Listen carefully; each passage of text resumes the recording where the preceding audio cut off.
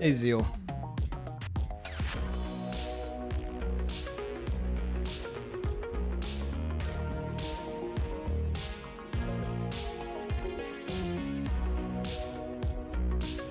So it's just me and you today. Zeal, this is gonna be us in like 10 years, dude. Just me and you. Everyone else is gonna be gone. You're gonna be like, why am I still here?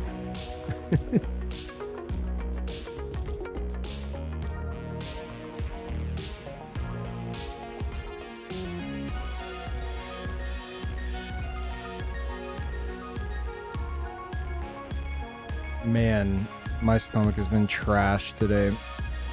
More so than usual. Oh my god.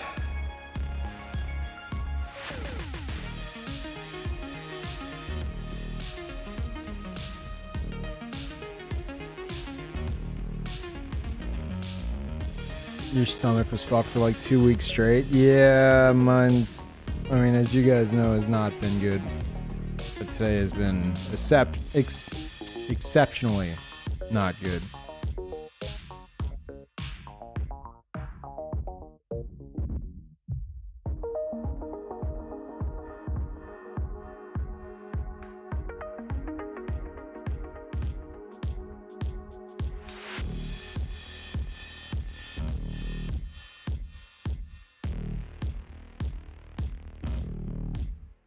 Boy, are you gonna sit down on my lap? Oh, you're gone. Okay.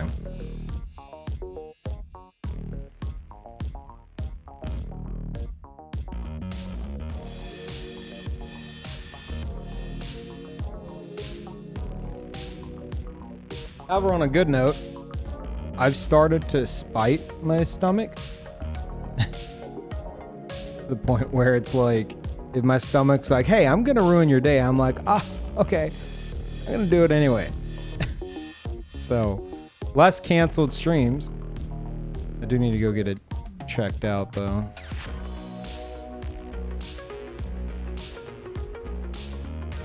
Ugh.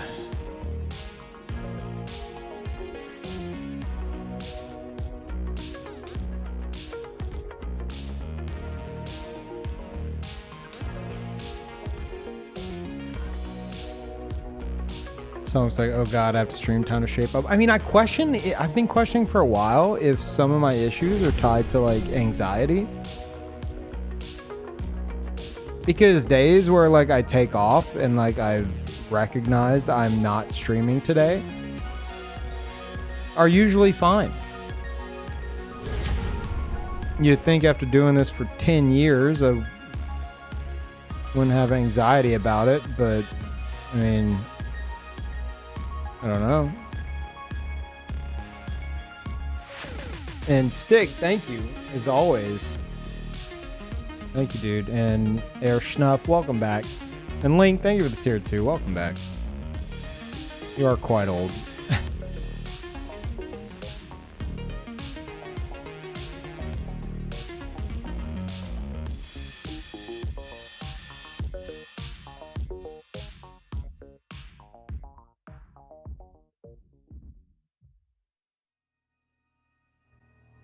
Part of it is mental, like how your need to poop increases as you drive closer to home. Yeah, maybe.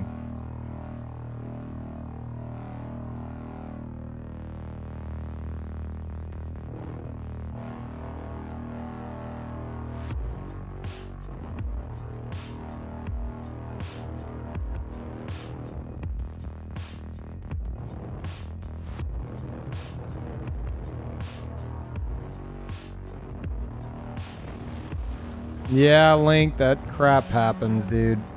In fact, who was it, Brandon? Yeah, I think Brandon's sub to me got cut off like this month. Someone actually gifted Brandon a sub. And I was like, how'd that happen? And I called him out on it, like, how dare you? Because it's Brandon. He's like, I didn't do it. I was like, oh. So Twitch is still canceling subs without telling people. That's cool. Anxiety doesn't care about age or length of doing something, really. Yeah. Yeah. I'm gonna schedule an appointment tomorrow to go get looked at.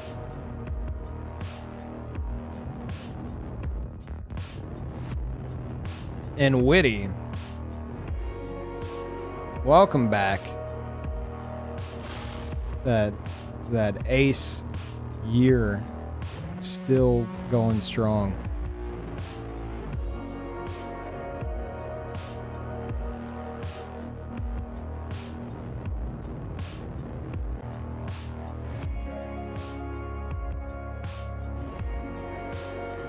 Hit the Floor is the best Katana Zero song? Let's see about that. God, there's so many songs in this soundtrack. There we go. Oh. It's Electrohead. It's by DJ Electrohead. Is that a joke or is there actually a DJ Electrohead that they just put in the game? Oh yeah, yep.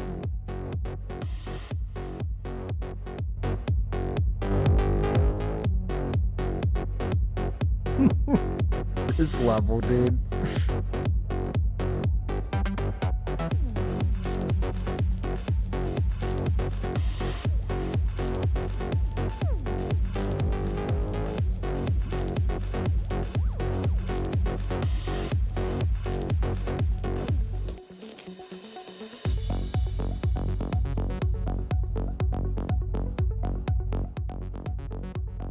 God damn, such a good game, dude.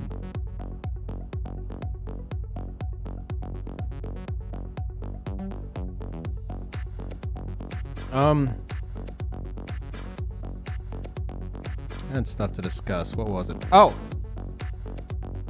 There's a few of y'all here, right? Just a few of you guys here, so I'll let you in on a little secret. I think tomorrow, pretty sure. Not sure of the exact time, I'm gonna have to check. Is anyone aware of what the play date is?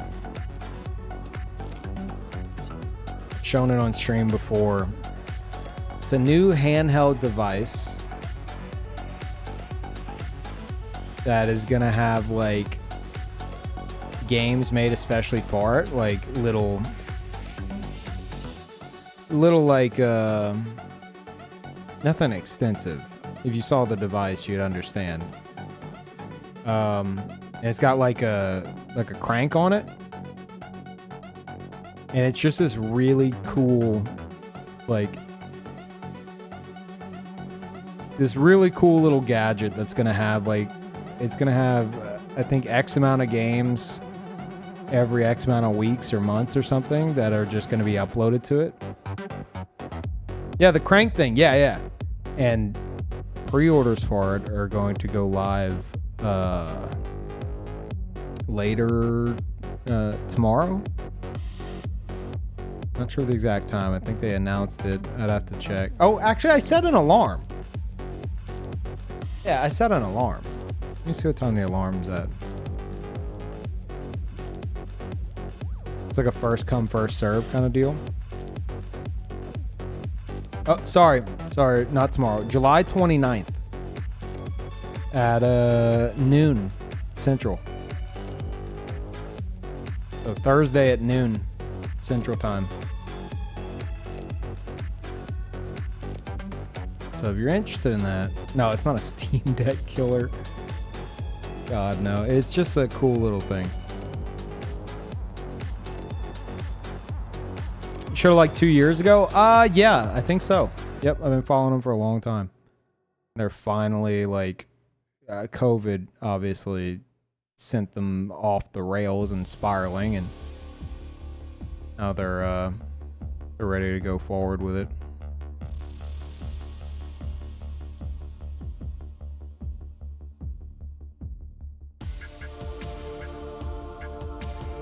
Third shift friendly stream schedule. No, it's not me. It's my stomach.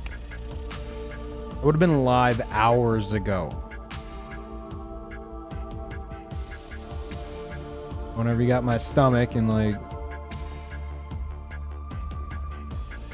you know, things aren't going too well. And then afterwards you're like, let me just lay down for a bit. And then, you know, in and out of the bathroom. You might as well be in a time warp. Time just flies by. Ugh.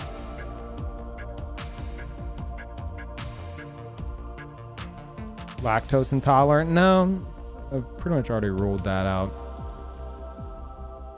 I question if it's like IBS or something. I gotta go get it checked out.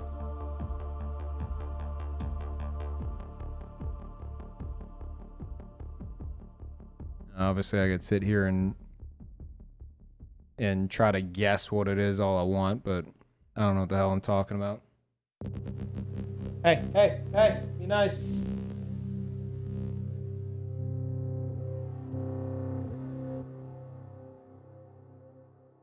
Cyborg colon? I hope so. Hey. Carl. Carl, be nice to her. She came running to me. Like attacking her. Hey! No. Go. Go. She's hiding behind me. You okay?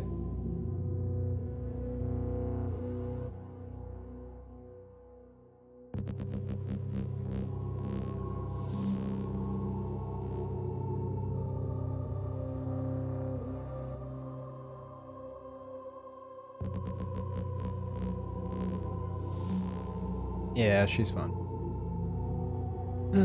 You'd totally get cybernetics? Oh, me too.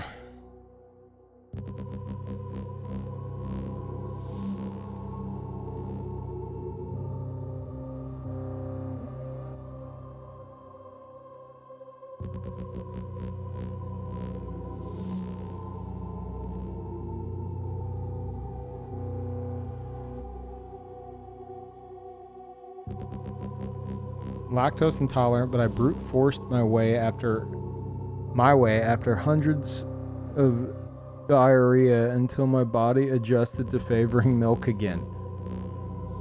That sounds extremely healthy. I don't know that that's how that works, but I mean, hey, if you're feeling better, then well done.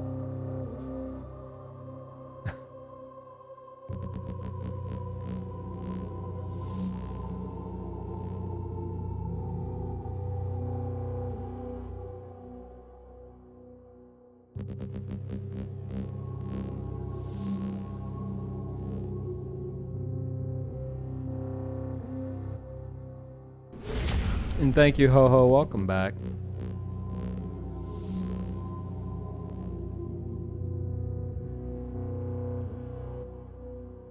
Oh, is this the final product?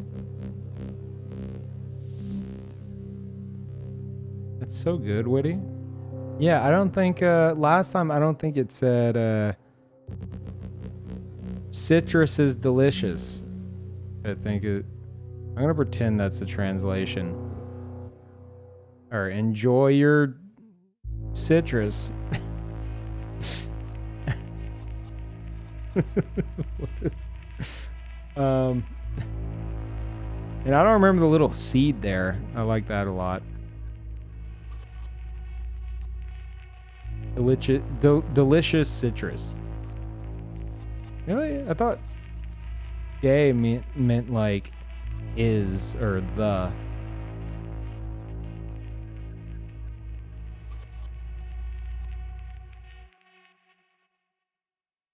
We're looking at Witty's embroidery.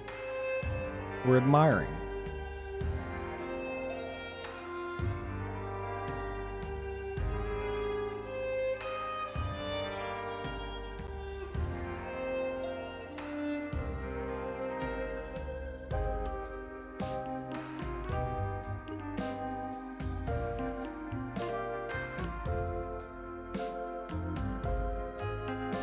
So glad you're nearing the end of Boshy. Not a great late night game to watch in bed. Oh, Red, have you been watching the final battle? Definitely not the best thing to watch in bed, especially if like you're in like a, you know, pitch black room aside from like the TV or monitor. I can only imagine the room is just flashing just like bright lights every few seconds.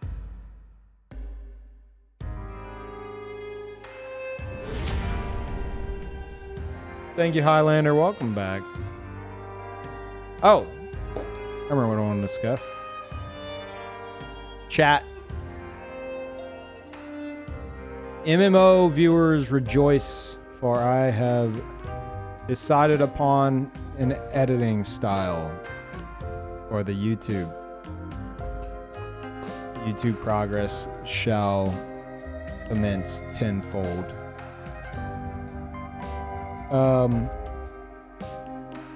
I've been racking my brain with how to do it, and Beeb's like, just do it. I'm like, that doesn't help. Just do it. Like, Beeb's whole strategy is like, just throw something together, see if you like it. And that's fair. That is fair. But I don't function like that. Like, I need to know what I want to do in advance. So I've decided the best way to go about it, or like, say like if I were to play like the New World beta, would be to use shadow play, which I need to look further into. It's like with NVIDIA cards, where basically past like 10 minutes of gameplay, you can pull back whenever you want and just get recordings like that. And then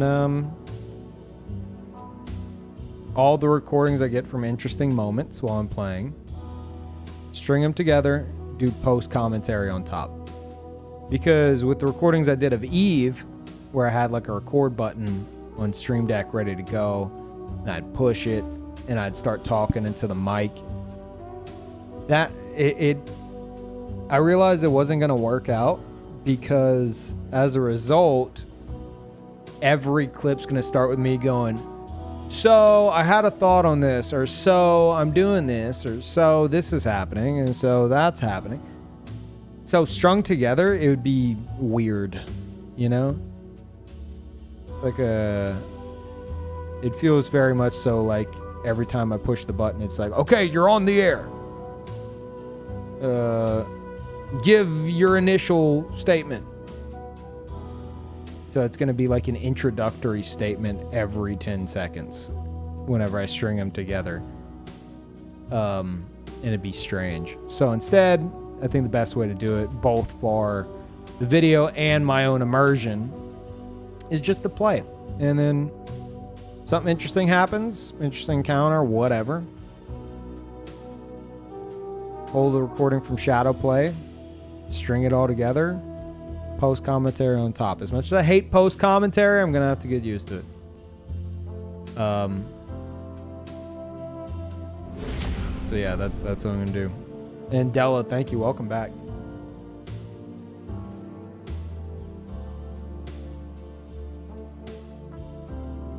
Alternatively, I was considering the idea of getting an actual streaming PC instead of my laptop that is gotta be on its last leg now.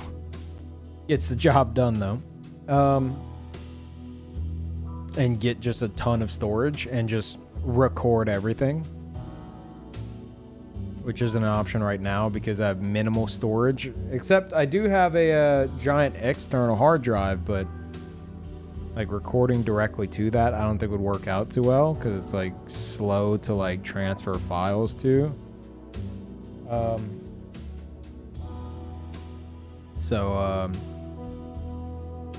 Yeah, I think this is the best bet for now.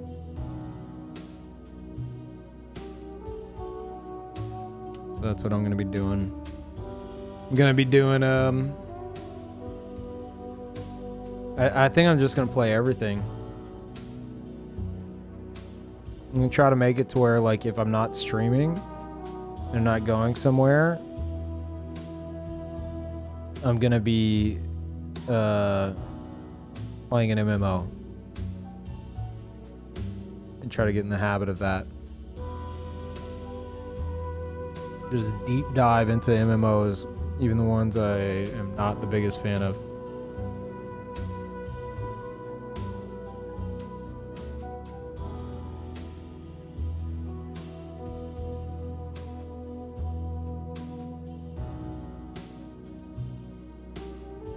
USB 3 external, and OBS can record directly to that while stream is running with no speed issues. Really? USB 3? I don't know if that's what mine is. I bought it recently, you know, with the DMCA scare and everything, but I mean, I've tried to transfer files to and from it, and it takes a bit.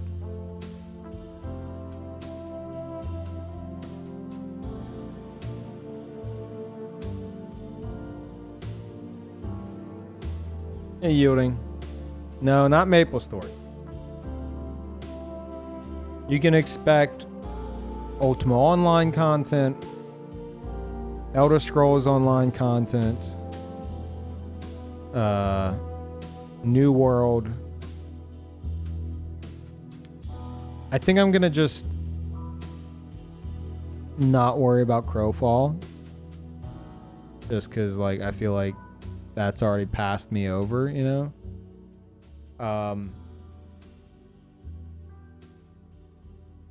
think those are the three I'm going to focus on. And then eventually I'll get that Eve video going.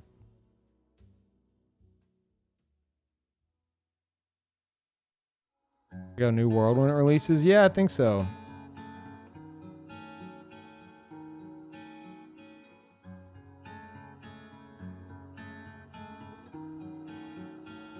Does anyone know if that dregs that I was involved in for Crowfall, did that ever end? How'd Cody's Guild do in it? Or is it still going? The thing was like a month long.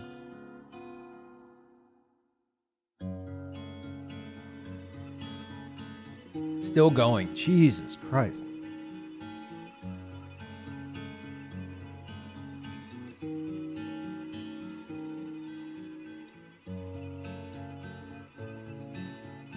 Is Cody still big on it? Like, I mean, like, is he still enjoying it? Executioner's gonna get third. I mean, hey, that's good.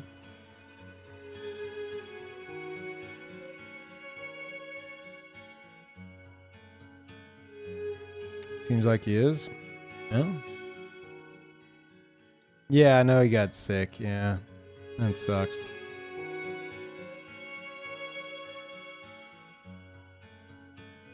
Yeah, man. I don't know. More and more, it still just feels more like a game mode than an MMO to me. I think that's my biggest take on it.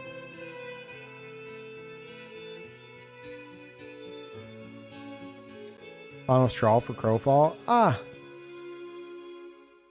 That. Feels more like a game mode than like an actual like full-scale MMO. Social interaction capabilities, like in-game, could use some work.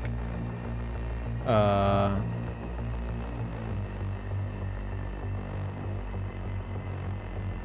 mean, I have other issues, but overall, like, I'm not saying it's bad. If it's your thing, it's absolutely your thing, you know? The combat was probably the best part of it. The abilities are really cool. Some of the best, if not the best, abilities I've ever seen, especially in an MMO. Really unique stuff.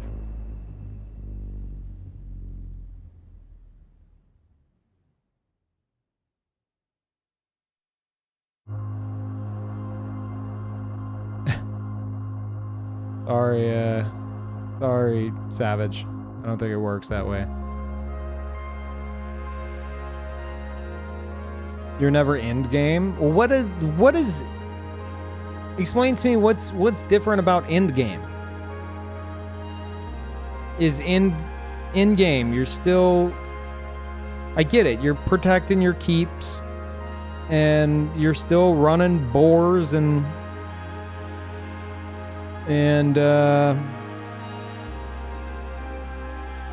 doing sieges. Like that's the gameplay loop, right? Taking over territories, collecting resources, sieging other players. You have good crafters and gatherers. Oh, I get that. Absolutely get that. In-game is vessels and eternal kingdoms. The rest of the game is to get that done. I disagree entirely. Let me turn this down a bit. Like, yes, that is what you would imagine is the end game, but Eternal Kingdoms are a shell of what they should be, especially for what is considered launch. That was another issue I had that I felt like I didn't need to bring up. But yeah, Eternal Kingdoms are a massive disappointment at the moment because I've seen some that have like multiple castles and tons of housing and everything you could imagine, you know, everything that's available at the moment. And it's like there's nothing interactable in the houses. The castle itself, I don't think has one interactable thing in it. You can't even sit in the chair, like the throne. So it's just this giant, it's like a giant play set for RP. And like, that's it. You can have vendors, one per house, which means you need 5 billion houses if it's going to be a vendor city or a vendor kingdom. And every house looks the exact same and has nothing interactable inside and no reason to go inside.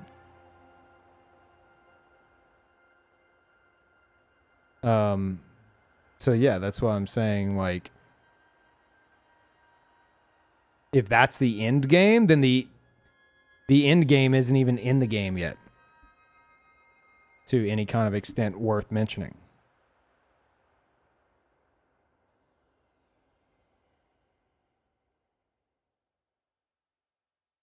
They're just unoptimized shopping centers at the moment. Right. And for a game that just quote unquote launched, especially if that's considered the end game, that's pretty weak, you know? Like, it still feels very early access. It's like the core of the game is solid, which is like dregs and all that. Like, that feels solid enough. But Eternal Kingdoms and everything are just like shells of their potential, which is why, like, I'm interested in the future of it, but right now, not really.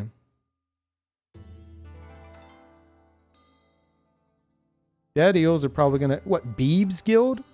We're gonna finish in the top 20% of drags. And like 4 of us active at all in there? Really? And that's another thing I was worried about with dregs. I know there are gonna be different like time frames for dregs, but with dregs, at least the first one being like a month, how many guilds are gonna just be like, all right, well, we're not winning this, so we quit, you know? And then you're just gonna have like a handful of mass Zerg groups that are probably continuously dwindling in number, and one of them's gonna Zerg out the others.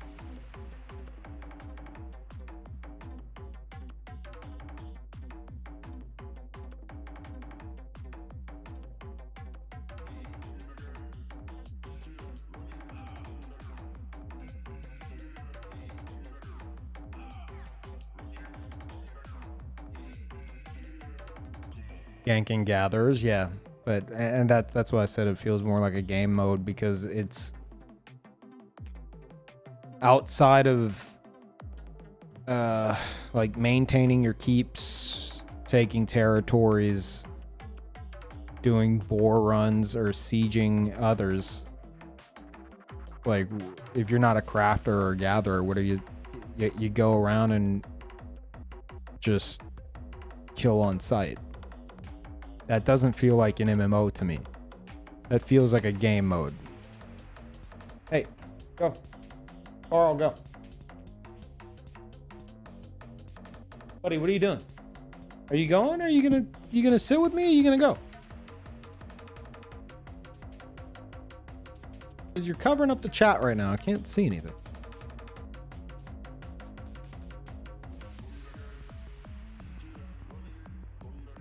Yeah, it feels like something like Planet Side. That's what it feels like. Yeah, or Planet Side 2 is that's an MMO, right? But it feels like a game mode. At least what I played of it. That might not be the best comparison. I don't know.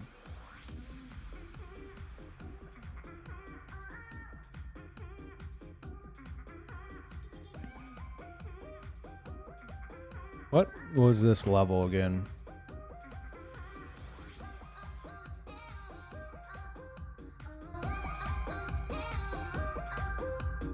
Oh, right.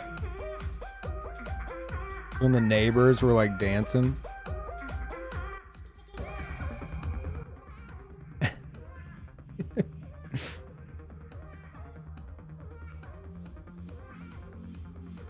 You gonna live long enough to improve?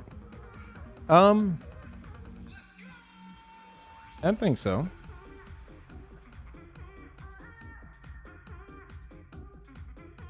I'm just curious to know like how long Cody's interest will stay with it. 'Cause I just have a strong feeling that that gameplay loop's gonna get old pretty quick.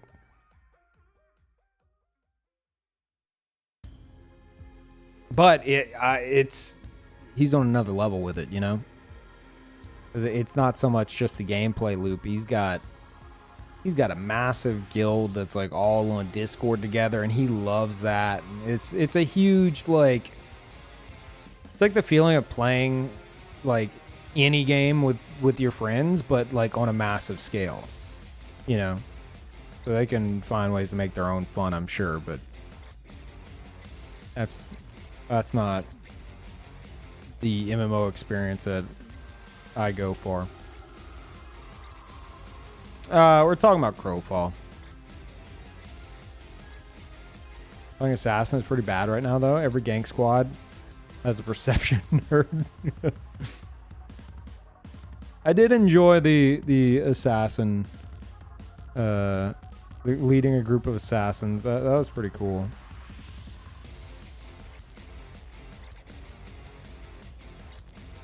He doesn't like his community. That's not true. Peeve needs immersion in an MMO. And immersion, for me, can't exist being on a massive Discord call. And if I'm not micromanaging things or expected to micromanage things myself over voice chat, I'm constantly having to jump between different channels of like to keep track of what everyone's. That's not immersive to me. I can't get immersed in that. That's overwhelming to me. But I mean, some of you guys grew up on WoW, and a lot of you guys did, and that's probably what you're used to for like raids and stuff. I'm not. And thank you, Mixtape. Welcome back, and thank you, Saint. Appreciate the bits. Thank you. How weird is it today? How weird is it today will be the last day Peeve plays Boshy? Yeah, totally. Stomach willing, dude. Ugh. Rare circle for New World to be good. Yeah. I don't know. I've seen what looks to be like end game New World on some streams, and aesthetically it looks very interesting, but to me it's just, I look at it and I'm like, this appears on the surface to be your run-of-the-mill modern MMO formula that I usually rant about. My goal is to experience it myself. But yeah.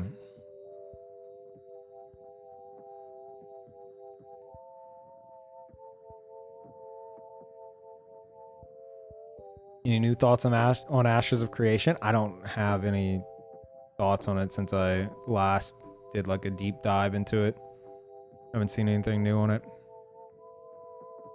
Isn't there supposed to be like an alpha or beta or something this month? Or August?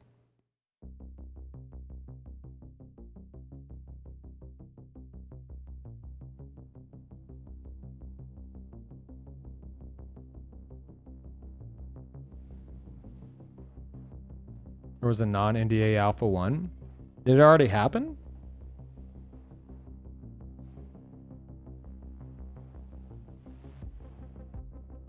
Happened? Damn.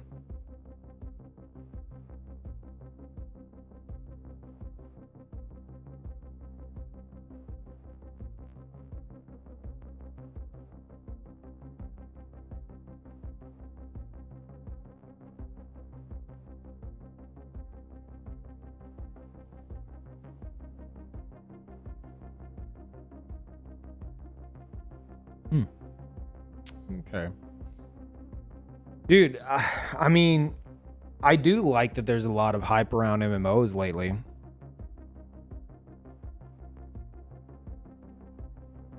Everyone a few years ago just like, MMOs are dead, dude. MMOs are dead. And now it's like, they're definitely not dead. In terms of like population and interest. But as for ingenuity,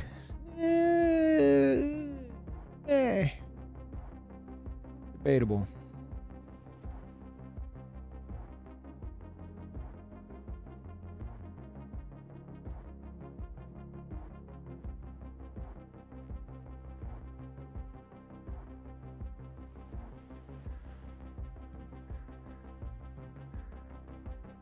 Yeah, I think that's what's gonna be happening with the MMO channel.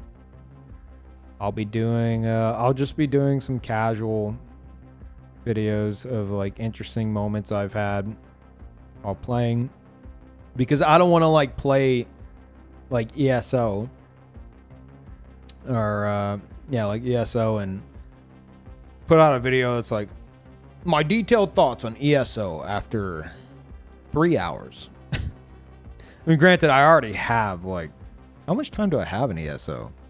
At least like 60 hours.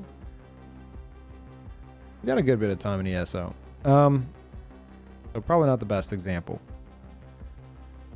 I mean, that's one reason why I don't want to put out a Crowfall video. Because I didn't even stick it out for an entire season of Dregs, even though that entire season of Dregs was literally an entire month. So I got a feel for the gameplay loop, and it wasn't my thing. So to put out a video on that, though, I don't know if that's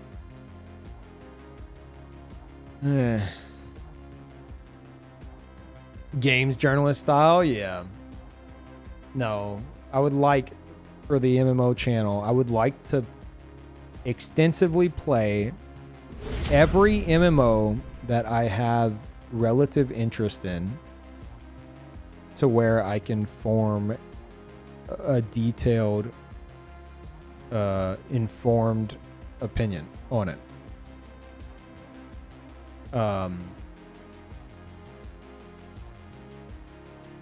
So, you know, unless it's something like New World beta, in which case it's a beta, right? But then again, like, you can get to end game in the beta, right?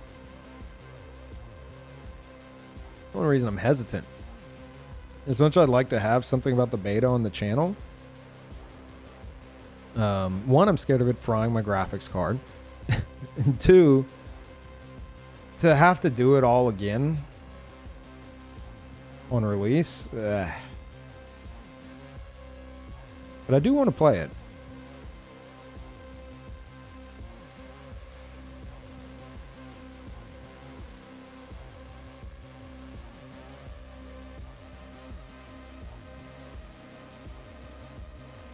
Yeah, thank you, Zote.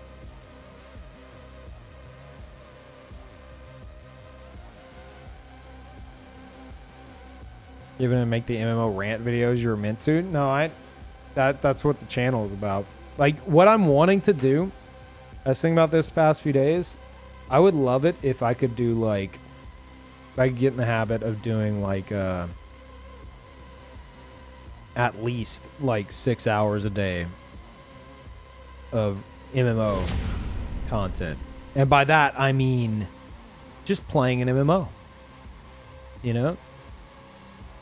And just gathering whatever clips that I find interesting with like shadow play. So if something interesting happens, I think shadow play records like 10 minutes. Something interesting happens, I can go back on that and pull it from there. And then do post commentary over a bunch of clips strung together. So literally at this point, it's just play forehead.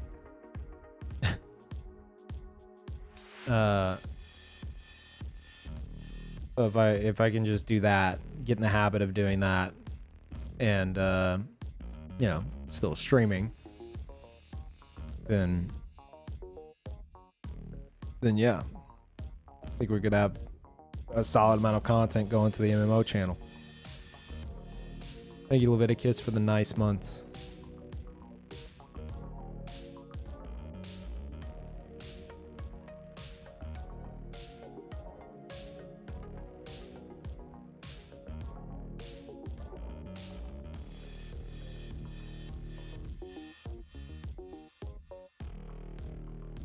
Rant Clips channels. Not all devs out there watch Twitch streams. Then someone will get motivated to make the game Peeve wants to play. No, Mars. I already have that. That's what I'm talking about.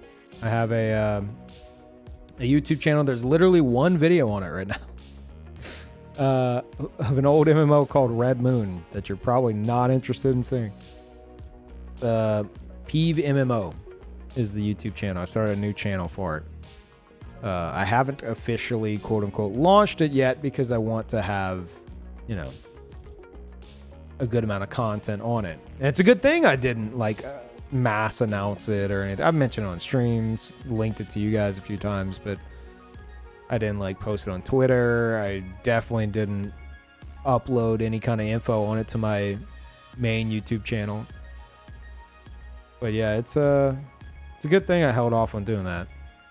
Because right now there's just one video. I kind of got, what'd you call, like, not writer's block, creator's block, I guess. Couldn't figure out how to go about, like, doing the videos. But I think I have something simple and lost inspiration. Dude, I've been ranting about MMOs to you guys for a decade now. I haven't lost inspiration. I just didn't know how to go about it. How to even start something like that.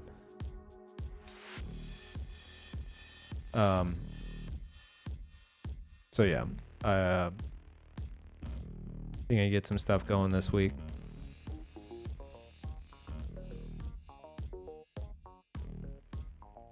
Oh, nice. Nice. Oh god, I don't have contacts in leave. Yeah, it's an awesome fight.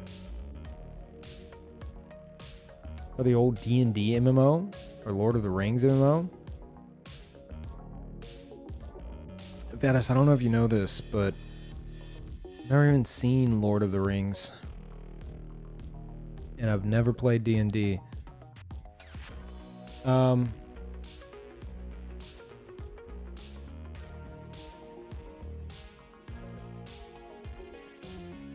Yeah. Sorry, chat. Many of you know that because I've said it a few times at this point.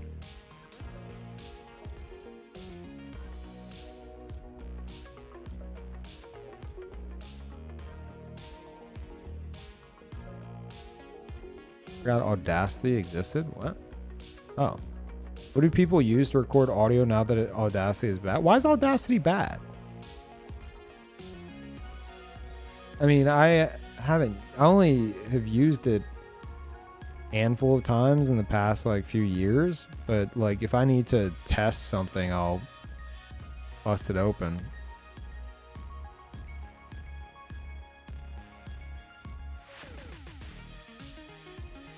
I don't know about like actual recording, but just to, you know, hear playback.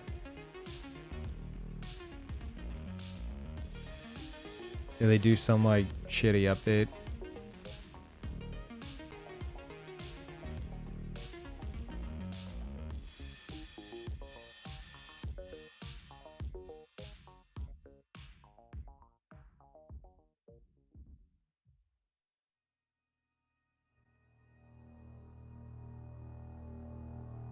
You got bought up, and then didn't they get bought up, and then in their toss state they collect data and can/will use that data however they please? Oh.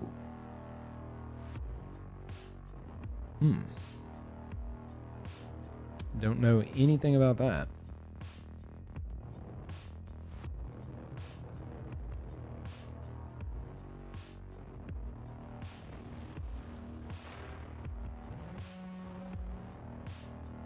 Audacity is being called spyware after privacy policy update. Wow.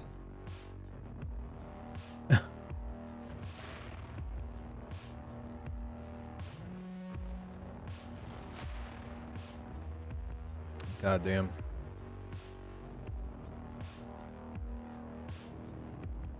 And Pete, we bought an ice cream truck. What we call flavor Pevert sorbet.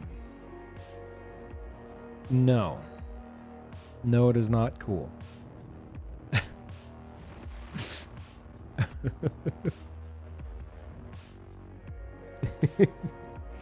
If you actually bought an ice cream truck, though, that's awesome. Congratulations. That's very interesting. But absolutely not. And yes, you also want to make it yellow. Lemon flavor. I'm going to just stop you there.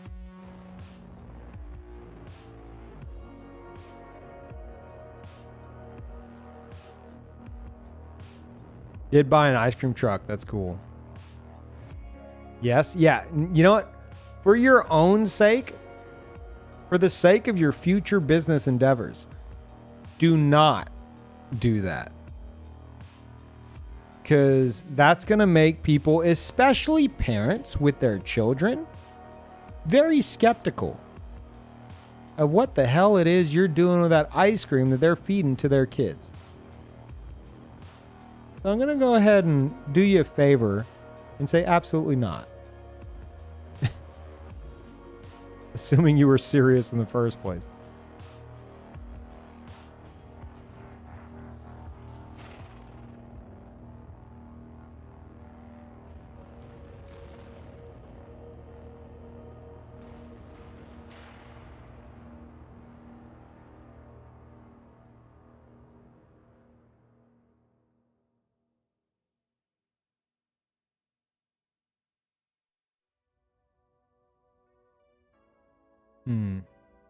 What'd you call your Ben and Jerry's ice cream flavor?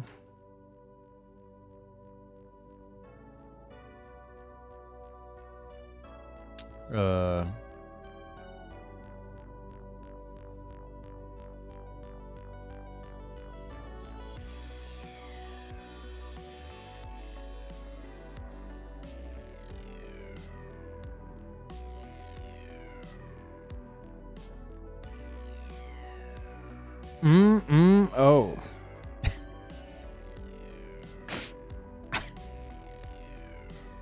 I hate myself.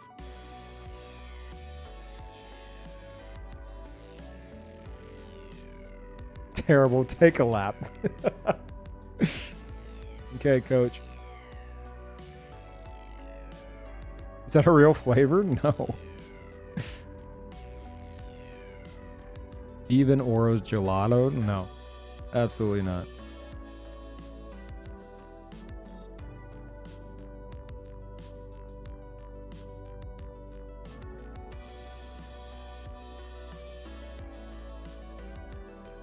Okay. I think we need to jump in All right.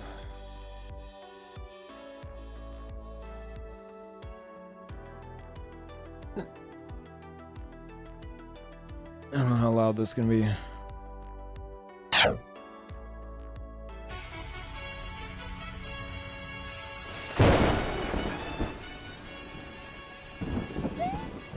Goddamn camping noobs! It's Boshy time!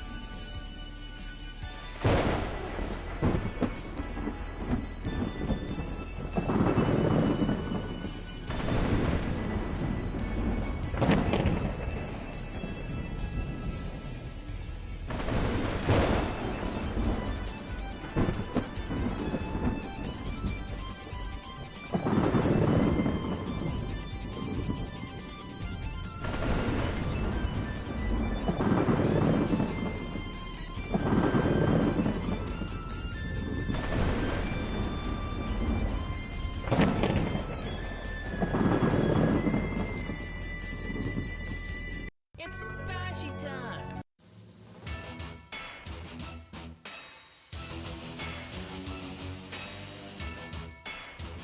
It's Boshy time!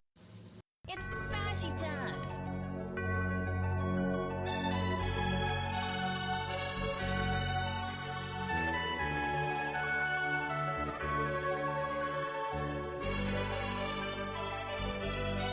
Oh boy.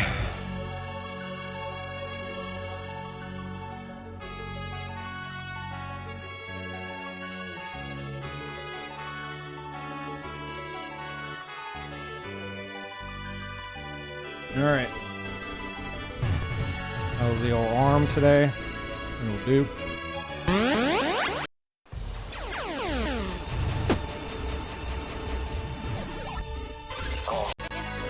Gotta remember the fight now.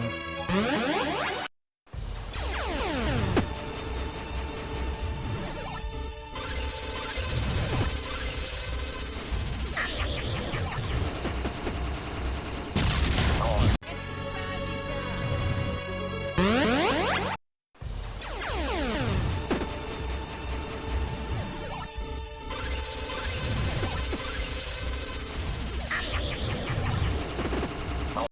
Ah.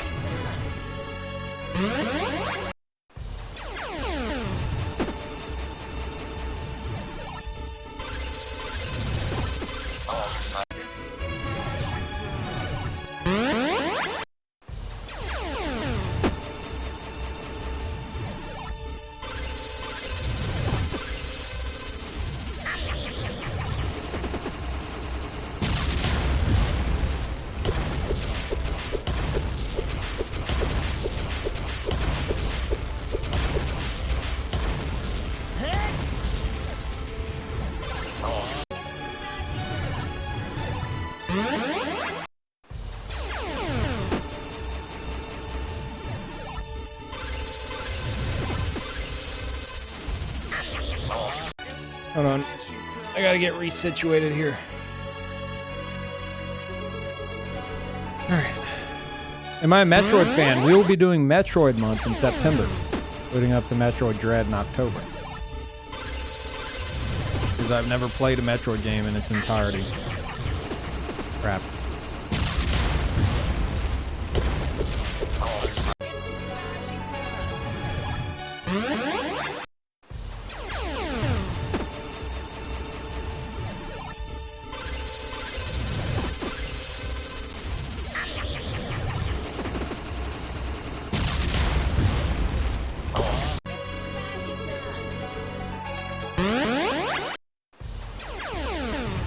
Which games in particular? Definitely all the 2D ones. What the hell was that?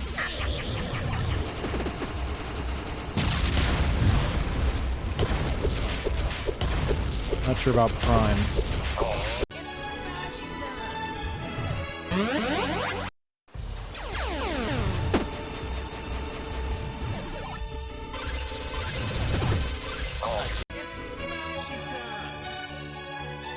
AM2R.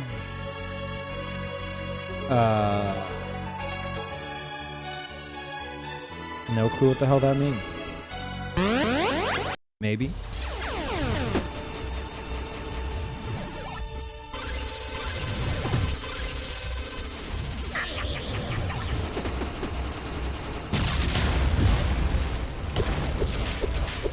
Fan remake of Metroid 2? Not unless it's like the complete, like, community accepted version of it, you know?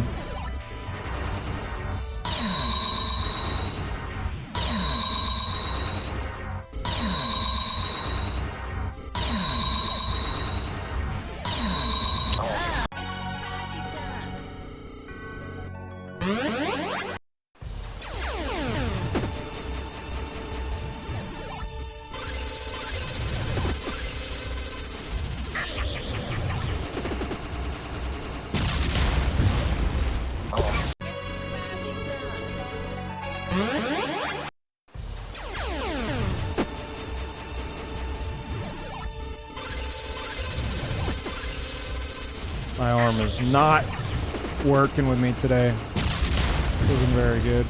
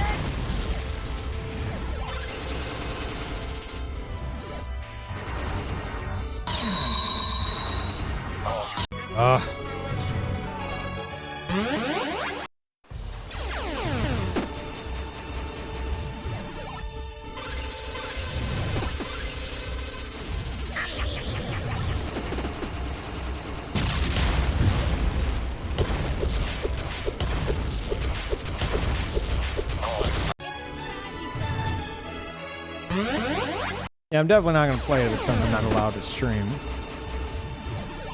If it's something Twitch took, or not Twitch, Nintendo took down for copyright, guarantee you I am not putting it on this stream. Are you kidding me? Are you crazy?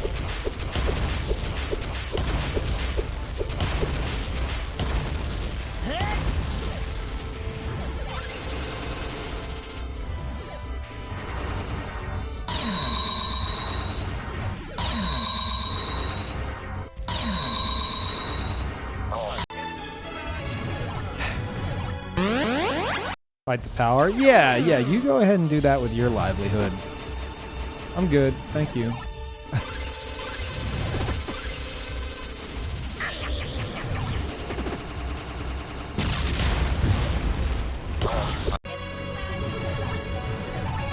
Like, hey, you know you're gonna get banned for this and nothing's gonna come of it. Do it anyway. No. Alright.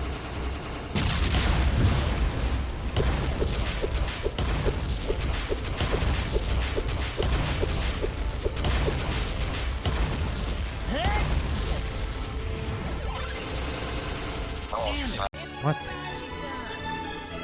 Do it for the infamy. No, it'd be stupidity. Everyone would be like, wow, that was extremely stupid. He knew he'd get banned. Nothing has changed. Was this just for attention? What a dumb idea. Now he doesn't have a channel anymore.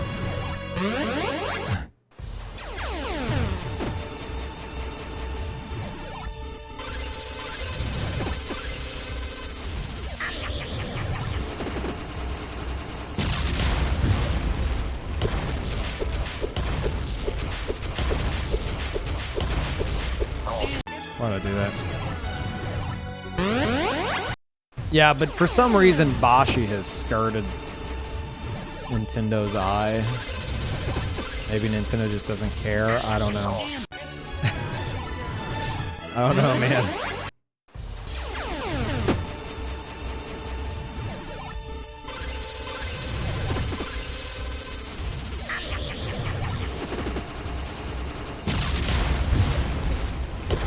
But if Boshy was something that Nintendo like DMCA'd,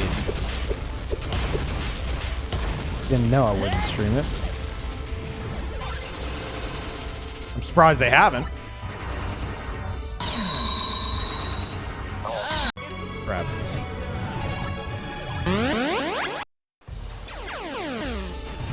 Boshy's free and falls under parity? Right, but I've also seen games that are free and fall under parity that Nintendo went after.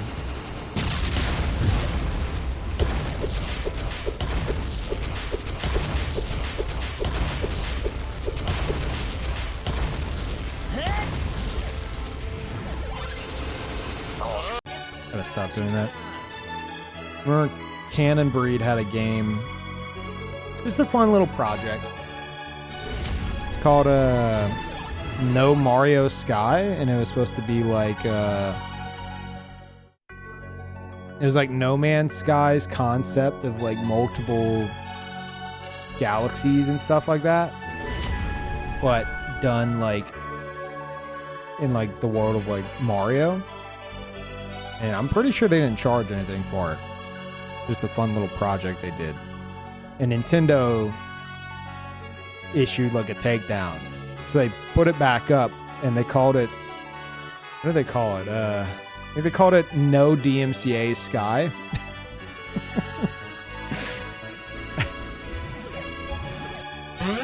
Oh, god damn it. Thank you, Rocket. Welcome back. And thank you, Ned. Welcome back. Yeah, you can still play it, I'm pretty sure. But yeah, it's No DMCA Sky now.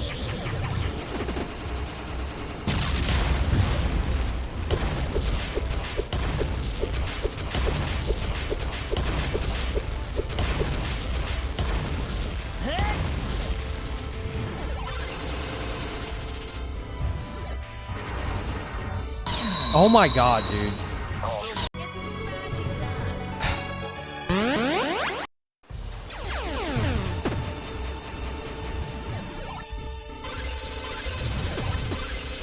Oh god, my shooting speed right now.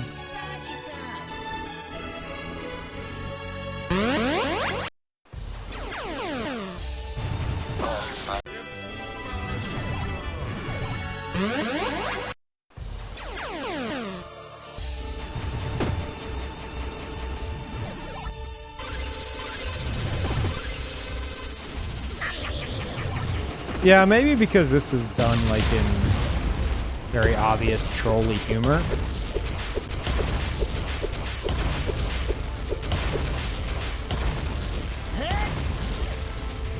So it's like very obviously parody.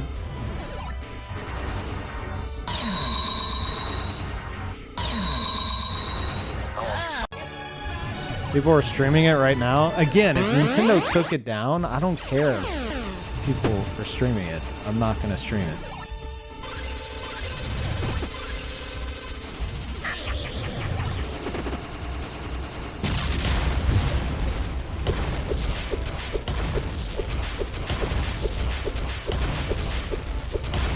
I mean, it'd be a weird thing for them to suddenly go after, you know? I'm sure I'd be fine, but still. It's not worth the risk for like for something like that.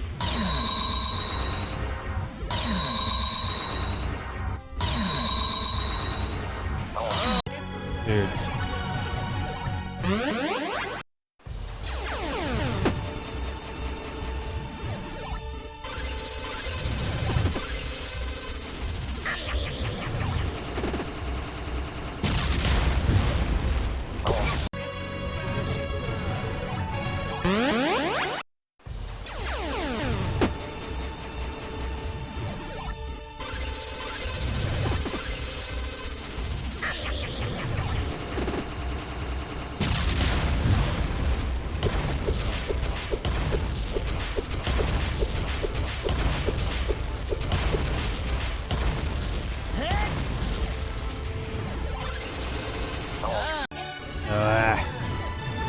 Hey, Dale.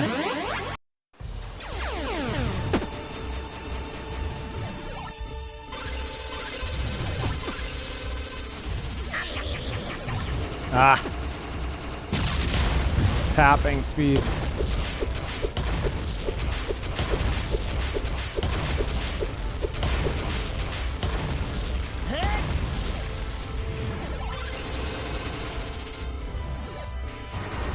Do not appear on the platform, you asshole. Oh my god.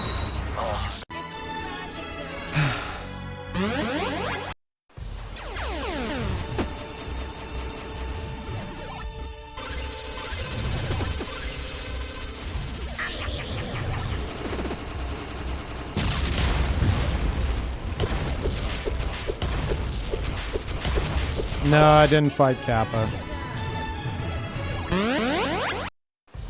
I did things organically. Like whatever I came across. Came across Cheetahman. Definitely killed Cheetahman. Didn't come across Kappa though.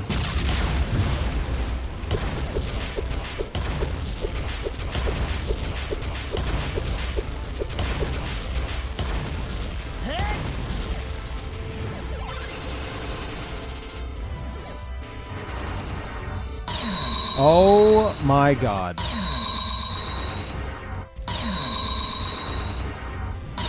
Dude. What is this RNG, man?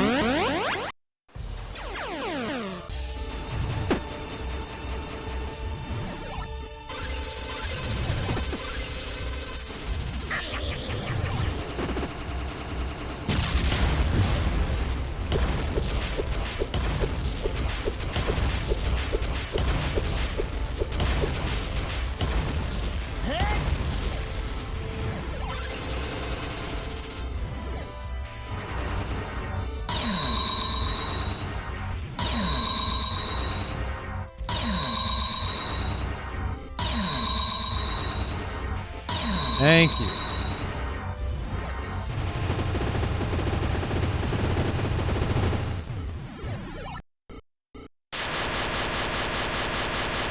Ugh.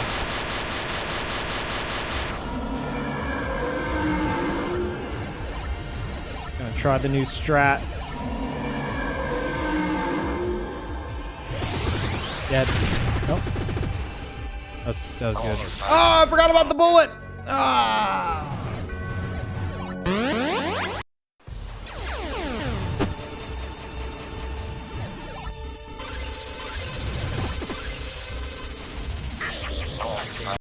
Like slow-mo death? Yeah, I didn't see it. Just focused on the orbs.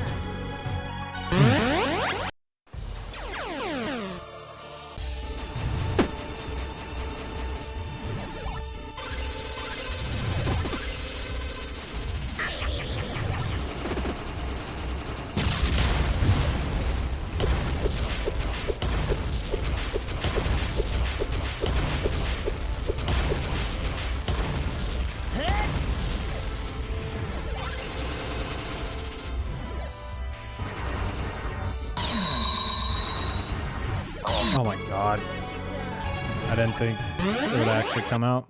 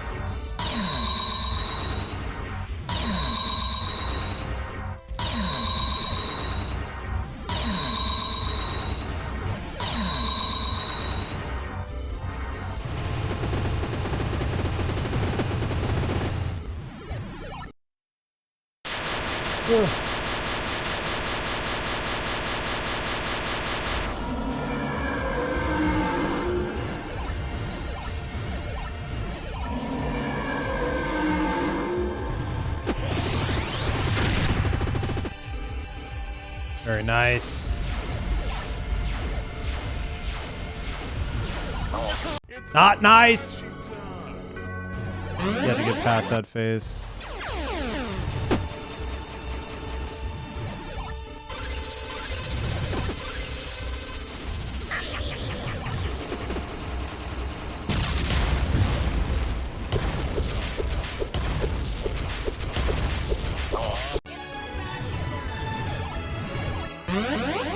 Yeah, if I get one blast at him, it's like one solid shot at him, it's over.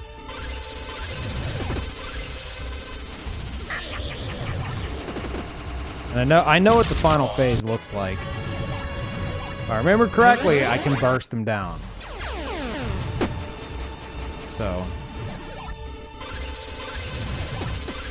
Crap. Oh my god, what is this DPS?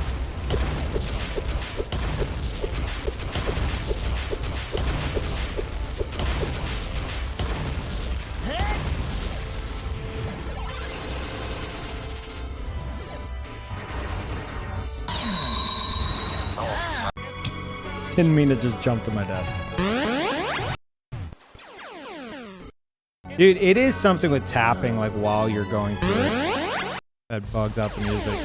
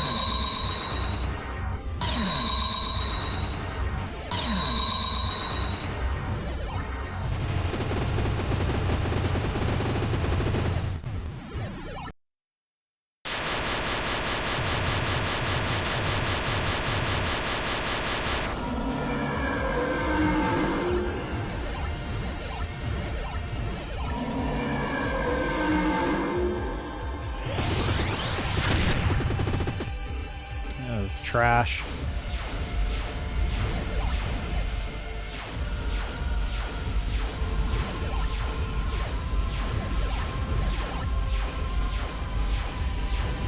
Damn it!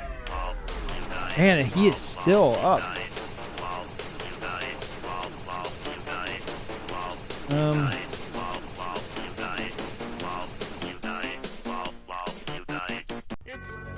Okay.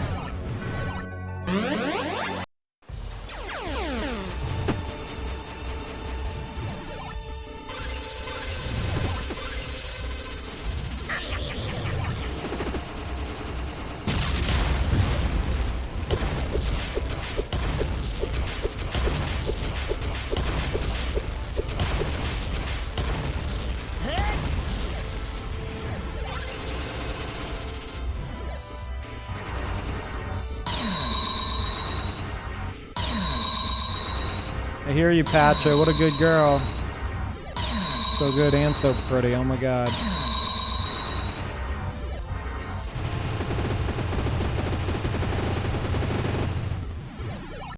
Good girl.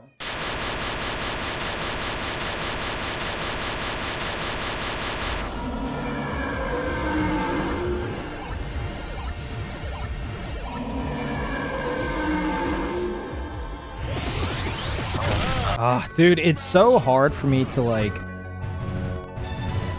I need to. It doesn't sound hard, but like tapping the shoot button while jumping with left bumper. My brain is just like, nope, I'm not gonna do that.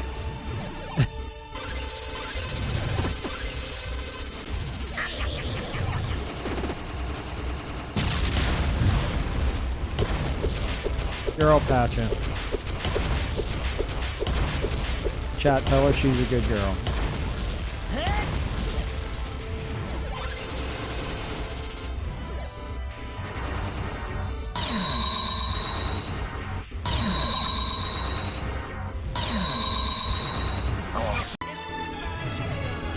Or else, yes. Coming to beating Jazzman's number of attempts on this boss. I don't even know what his number is. I'm not that worried about it. L is insane.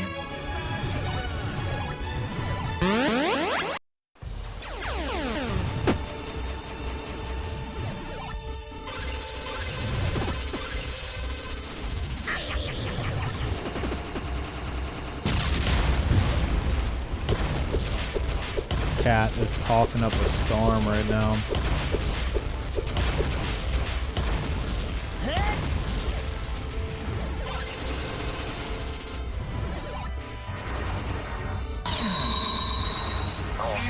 Ugh.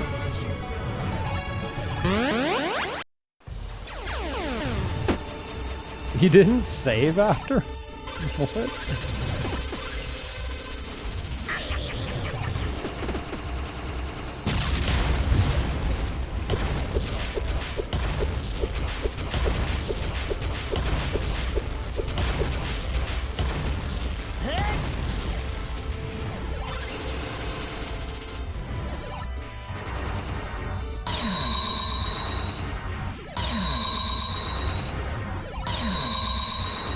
I hear you, Patcha.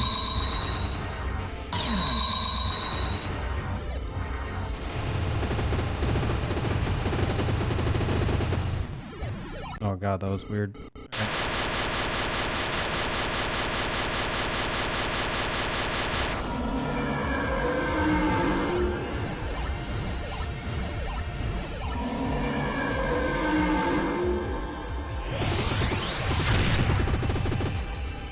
Crap. Crap! Good girl.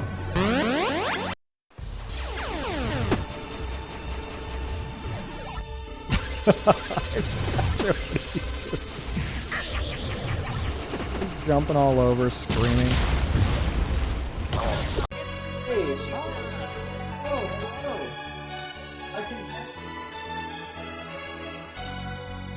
Wanna jump up? You wanna sit in my lap? No? No? Okay. Lost the jazz, man. Yeah.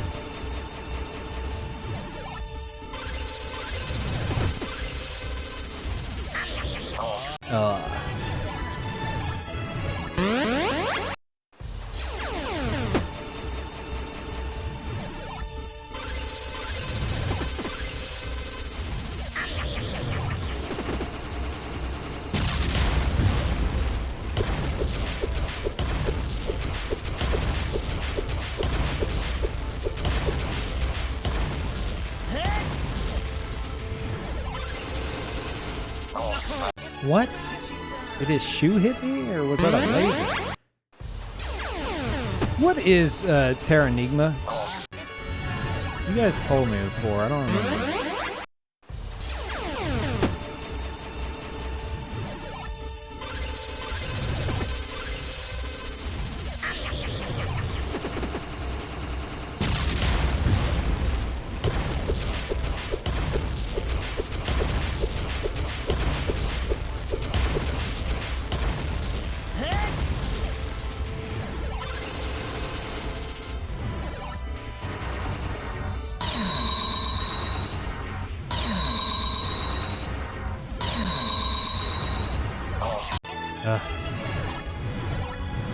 Wish Man replayed this. I want to see his reaction getting fisted by himself.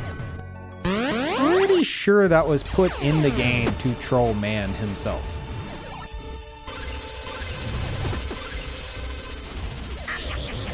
I mean, if not, he's well aware of its existence, but I'm pretty sure it was in there for his playthrough before anyone else.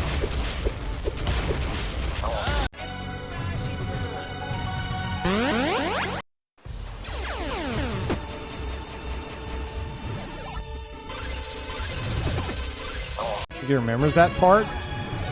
The part about him being put into the game? I think so. I'd imagine so, yeah.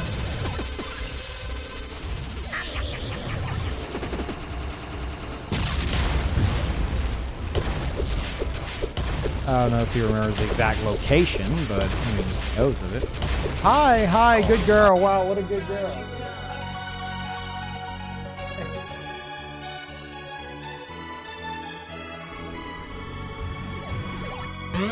Hey, Mike.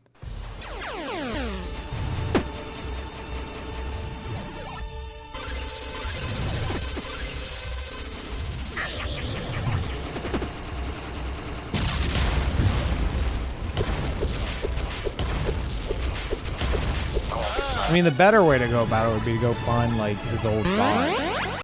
I don't know if he deleted all his VODs or not. Or if it's on YouTube somewhere.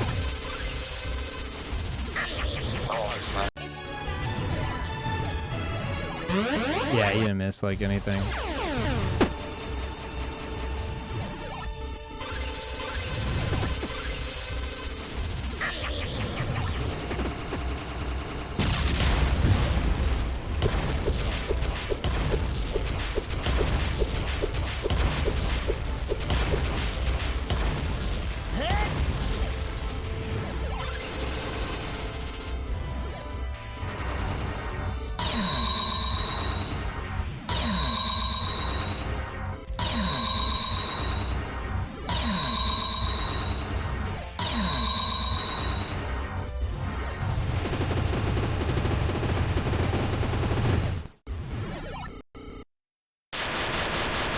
I wonder if I could skip this. Nope.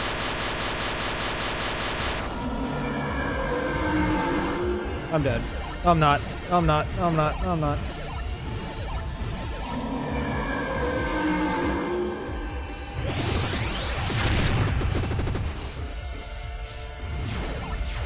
Why? Why? Of all the places to go.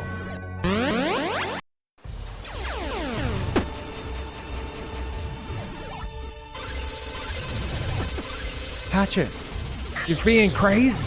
What's up? What's up? Hey. Hey, what's up?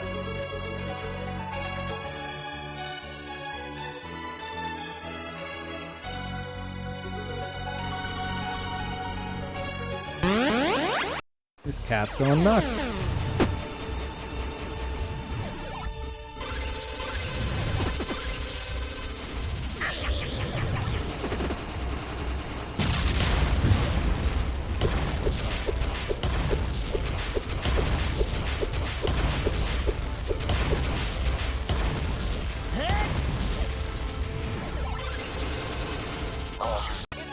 God damn it.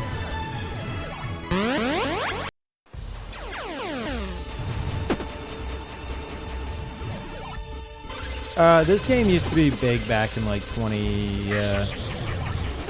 on Twitch between 2010 and 2015.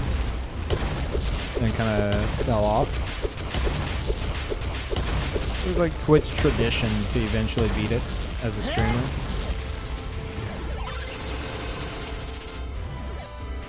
Not so much anymore, though.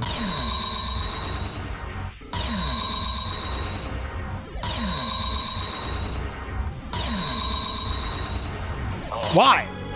Ugh. I'll have to go use the bathroom, chat.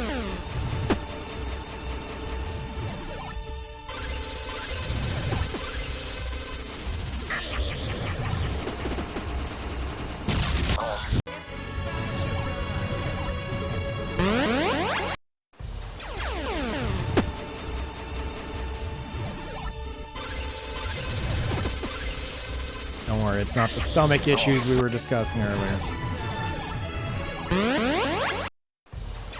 Oh, the Booba streamer beat me too? I don't know. For some of them have. Crap. Thanks, Red.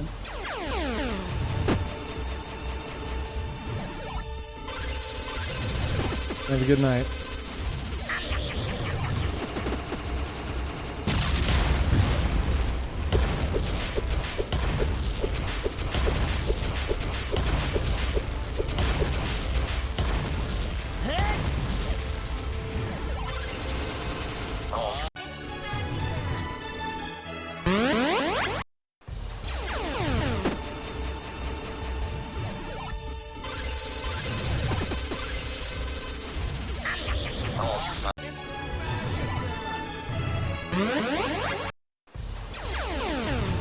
I didn't consider. I wonder how many people get Wings of E because they think like, oh, the art looks cute. This looks like a nice, cute little game.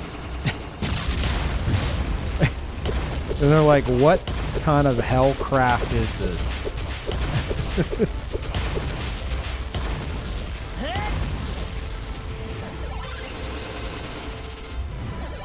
Who doesn't know Wings of V is another game made by Solgren. Oh my god.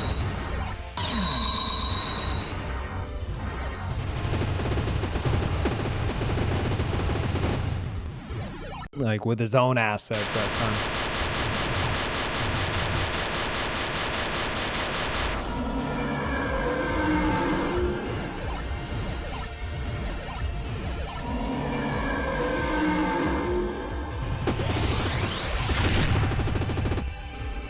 Nice, nice, very nice.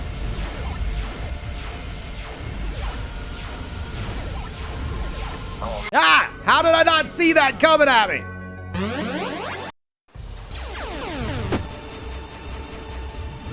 Really gotta pee, it's motivation.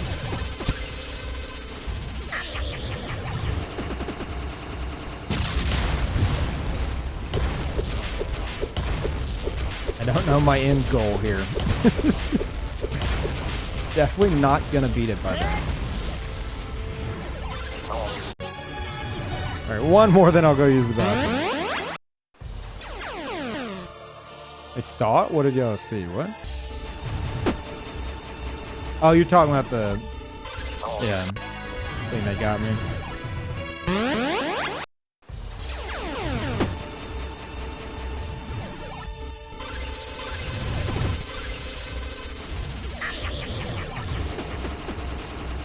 Terrible.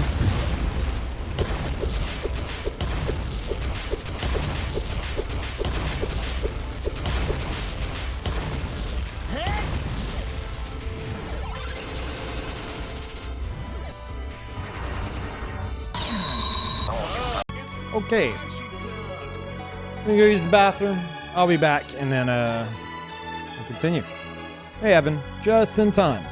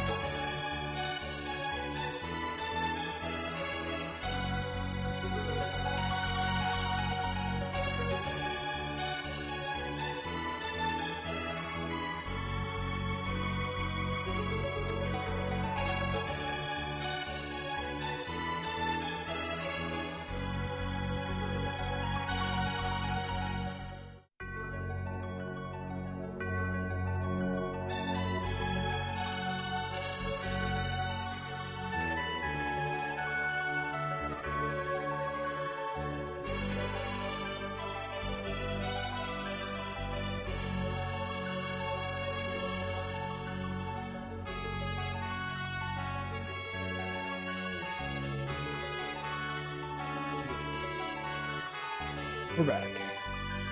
Ugh.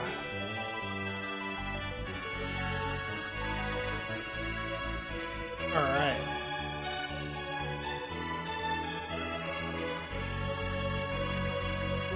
Talking about Sekiro. I'm tempted to do a second playthrough of it. Only done the one, and I don't remember very much of it.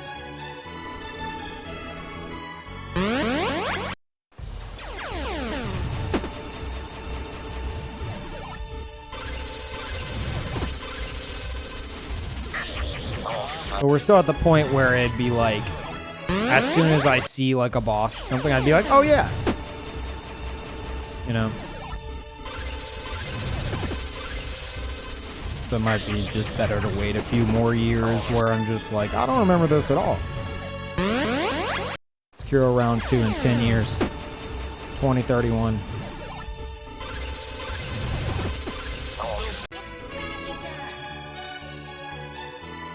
Preemptively ban Totalist. I'd preemptively ban a lot of you guys after that playthrough.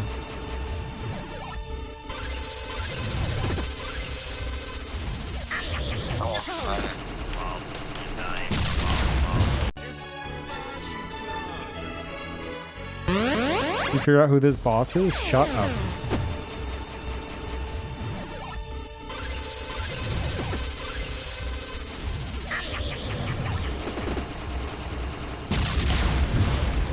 It's like the downside of streaming. Not just the potential spoiling. Hold on. But like, if your playthrough takes like a bad turn from like getting upset over stuff like that, and viewers like, oh dude, I want to go back and watch that playthrough. It's just like, I'm like salty the whole time. And, Also, Stink Piss. Thank you for gifting a sub to Bane. Welcome back, Bane. Sorry, I missed that.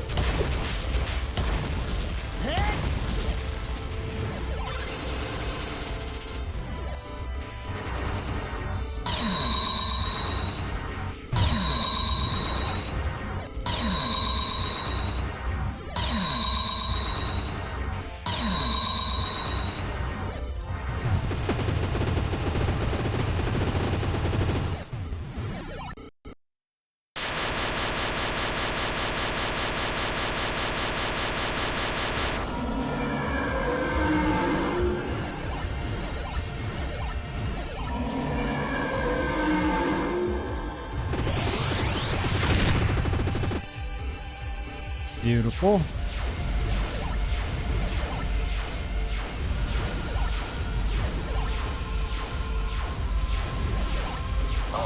Ah, God.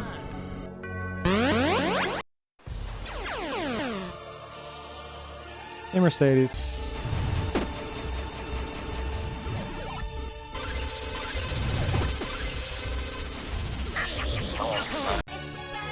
You did give some good insight into what not to do, namely buying an Xbox with a credit card. Wait, what? During the playthrough? Yeah, I've said that a few times.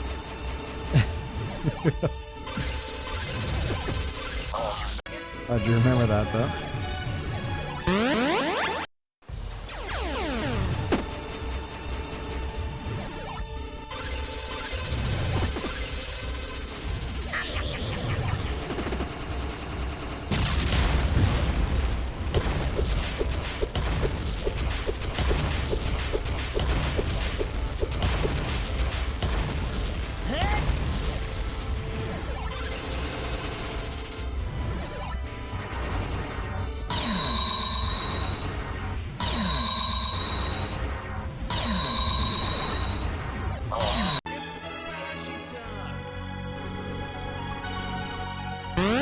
Yeah, cereal box fight.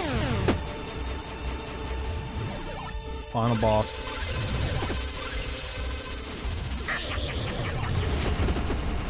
Thank you. Why? Why did I do that? Thank you, Arn. Welcome back. Oh, you know what? That reminds me.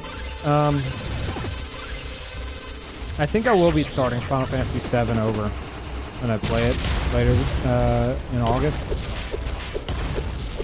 We'll start from scratch.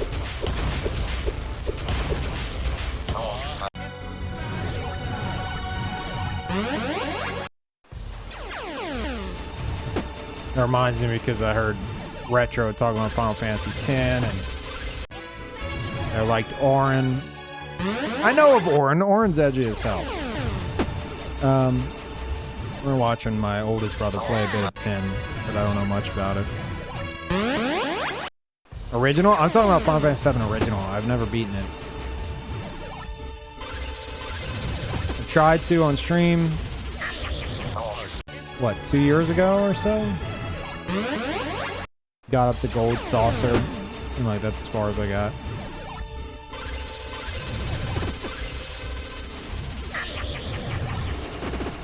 And I just don't remember enough to start from the same spot, I don't think.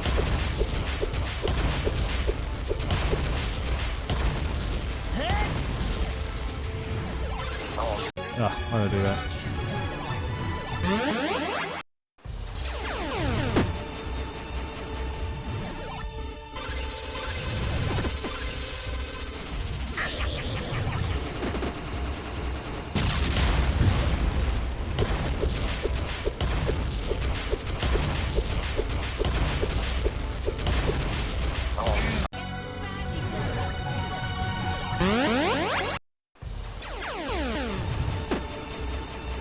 Oh wow, Flubus raid. Wow, thank you.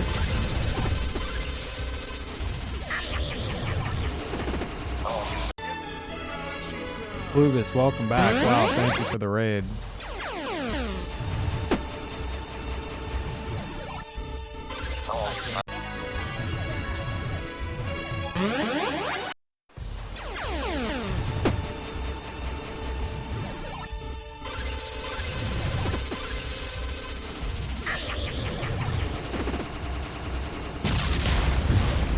Yeah, you're too generous.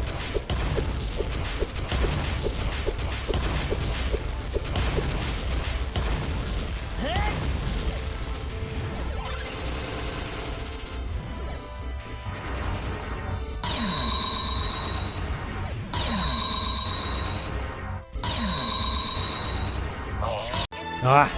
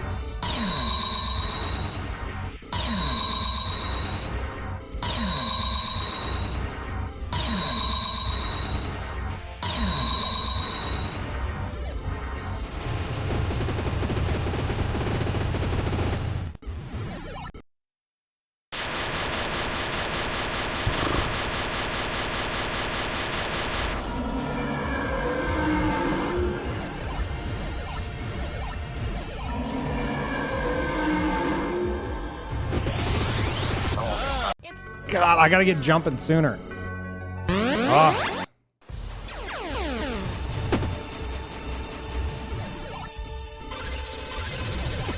I didn't say you could leave. Get back here. Talk about MMOs or something. I'm gonna be focused, so you guys gotta entertain yourselves.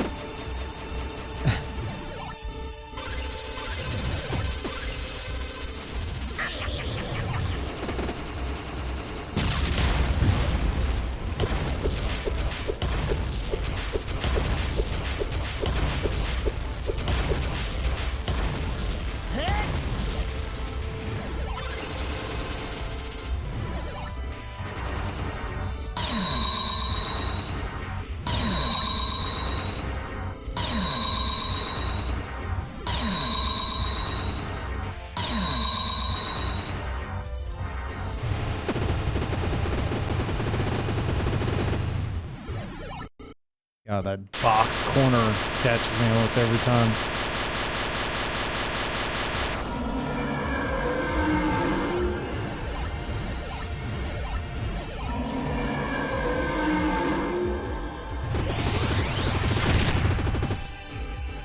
Nice, nice. Why did I hit that button? I didn't even mean to. My hand just like grazed the right bumper, which is reset. Crap. Going so well, too.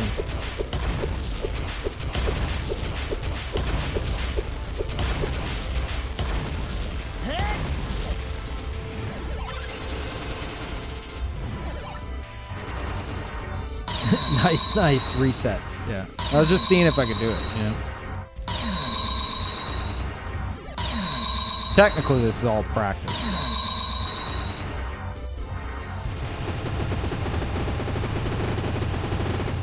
God damn.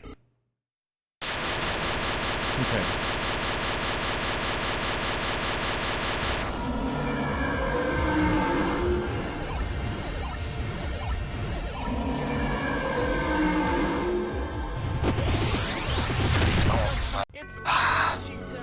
Dude, I don't know why it's so hard for me to double jump, like left bumper. Double jumping with left bumper while shooting with my right hand is so... It's like I'm not coordinated enough for it. It's bizarre.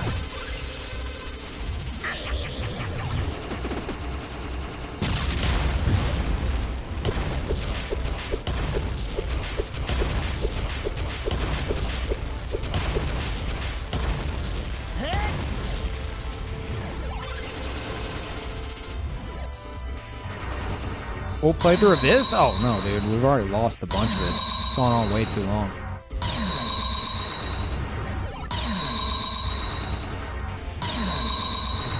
Oh crap.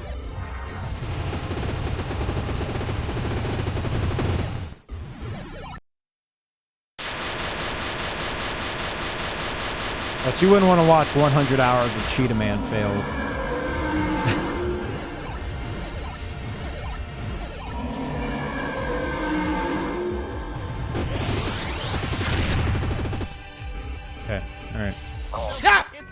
I saw it, but I thought maybe that's not the one that's gonna go off. Is like the ones coming up glow green as well. It's like less so. Get back here, chat. No. Here, I'll give you a topic.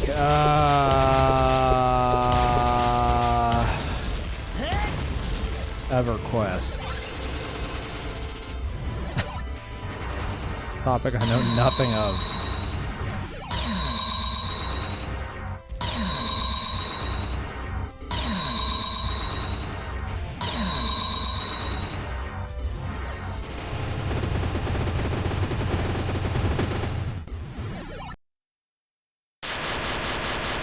Used to be a guide in EverQuest? What is that? Used to be a guide. Like you helped other players, or?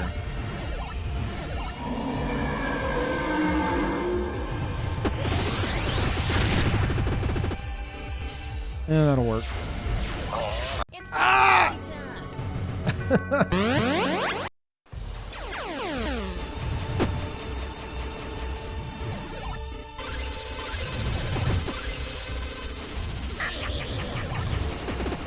For anyone who doesn't understand, I'm having to guide the lasers at him. So I have to kind of stand in front of them, otherwise they'll launch in a different direction.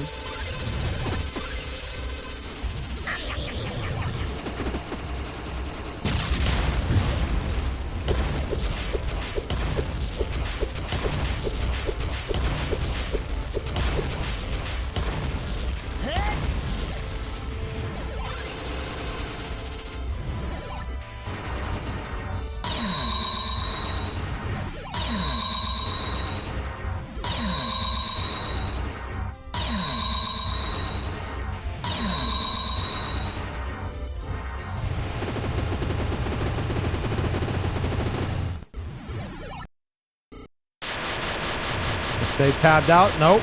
You're not allowed to tab out. Come back.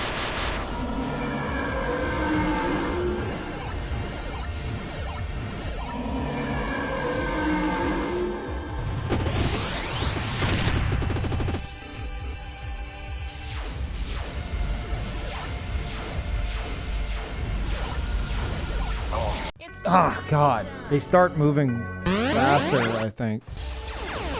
Maybe not, actually. I don't know. It feels like they do.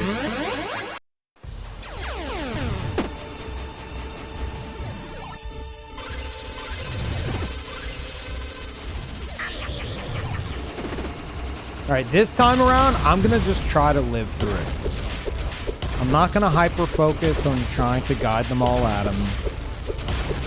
Survivability will be first and foremost.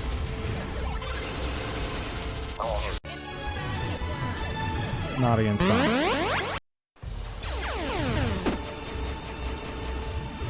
When MMOs had death penalties, I mean, like losing experience? Yeah, it was horrible.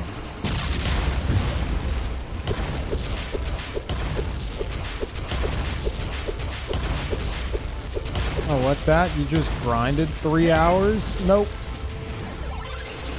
Not anymore.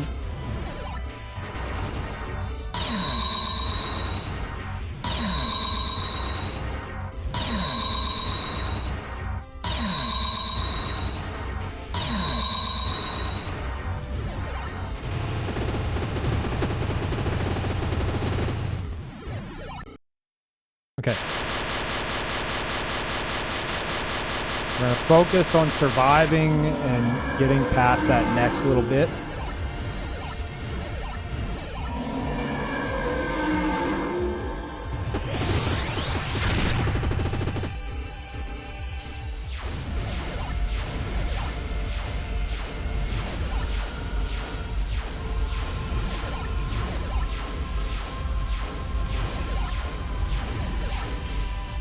Now this part I haven't survived yet.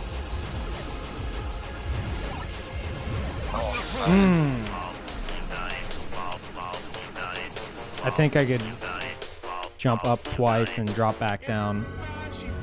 That's progress. It's technically progress.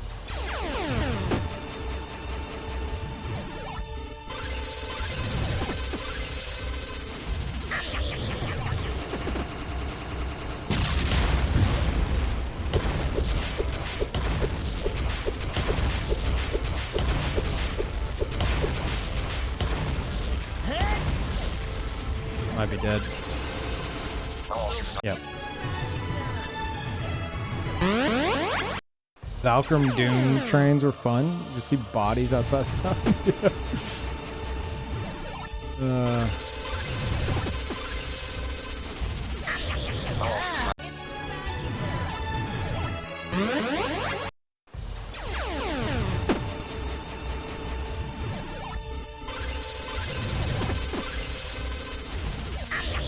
Still so upset there's not more of a focus on sandbox MMOs.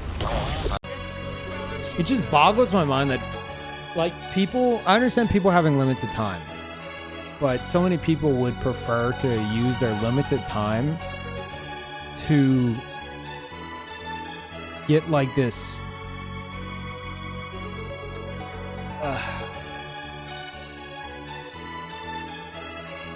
illusion of progression than actually like an experience and like actual experiences. If that makes any sense? I don't know. And just phoning in the rants at this point. It's like, oh yeah, no, I don't care. I only have so much time. I want to see numbers go up. Show me numbers getting higher.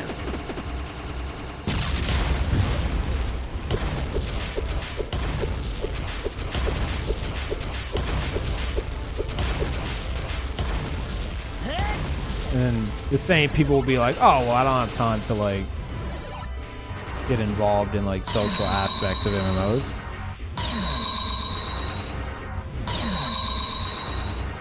I ain't got time for that.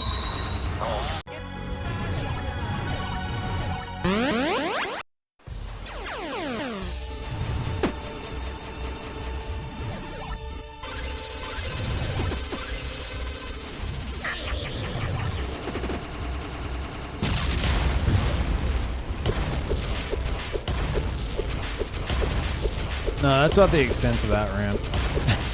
Not really a rant. Just an observation that came to mind. Ow. You know, with no number bloat, you want to start out small, not with 5,000 HP. Do it. Yes! Oh my god. Like, no, I'm not gonna rant. Oh god. It's so obnoxious. And WoW, isn't WoW the worst for that? Don't you have to install mods to like, or maybe you used to, I don't know. I haven't gotten to that point where it's like the numbers are so big that like you need mods to like divide them by 1,000 or something.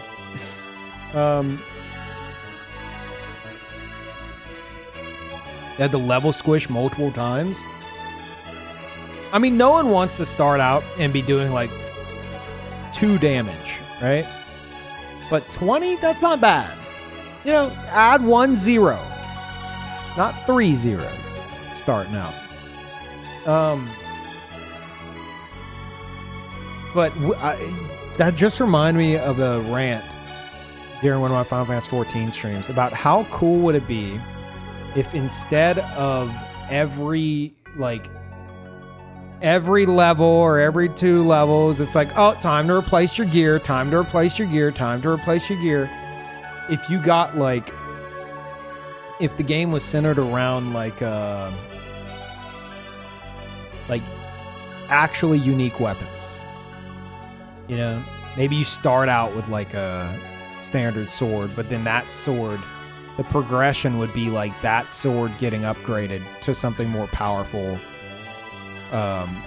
So it's this idea of that's your sword, right? And then maybe you can eventually replace it with like a super rare sword you come across instead of it just being tied to specific levels. It's like you're playing dress up for every level. And you have like a billion items that they all have to sound edgy. They can't not sound edgy. So like by level 60, you've got like the Omega Dagger of Oblivion Sending. But that's not like that good of an item in the grand scheme of things, because, you know, level 65, you get the Ultima Dagger of God defeating. Like, at some point, it's not that progression of like seeing these higher tier weapons and stuff. I don't know about y'all, but for me, it gets old real quick. Because you're like, oh, dude, I can't wait for that. And then you get that. And then, like, a few levels later, you're like, oh, well, this sucks. Time to replace it again. I'm sick of that, dude. That's theme parks, you know? I don't know. Cool story, Bob at Solgren waiting for Peeve to come fight. Shut up. Ultima Dagger of God defeating, yeah. But it's like not actually like the highest rank of weapon. Like have it to where like weapons with that name deserve that name, you know? Like But the progression system is you have to make the player feel like they're getting more and more and more and more powerful, and then weapons and armor and everything, it starts to suffer from that bloat because there's got to be something. You need that progression. So every few levels, the players got to change their equipment. They have to. And then, you know, because that's the progression, the numbers and the equipment. But I just think it'd be way cooler to have far less of that and have it be stuff that lasts far longer. And other forms of progression, like, I don't know, a sense of accomplishment that isn't tied to numbers going up. I guess that's just too much, right?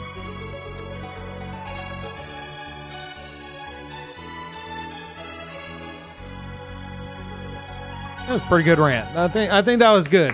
I think that was a good rant. Nice and solid. WoW tried with Legion weapons. You basically use the whole expansion. You just upgrade it over time. That sounds cool. Or they'd been outclassed as soon as that was over.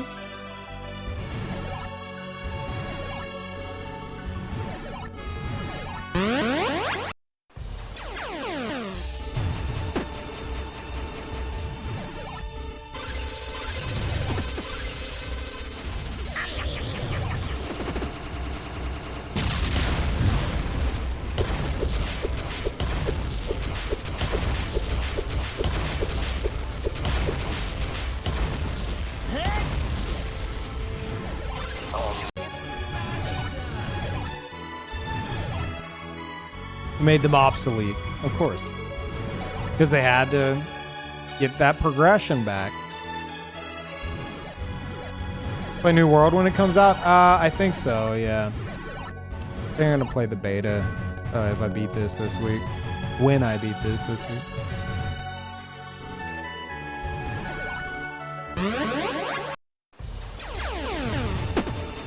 But yeah, make it... It would just... I think everyone would be on board.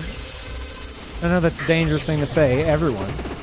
With your armor and weapons being more prominent. Not prominent. More meaningful. Because they're not. To the point to where a lot of people, like, starting out in theme park MMOs are told, oh, don't purchase anything. You'll just get them from quests. Don't purchase anything until, like, max level. You don't need to. It's like... it just makes getting there that much more boring and meaningless. You know? It doesn't feel like progression. It feels tedious.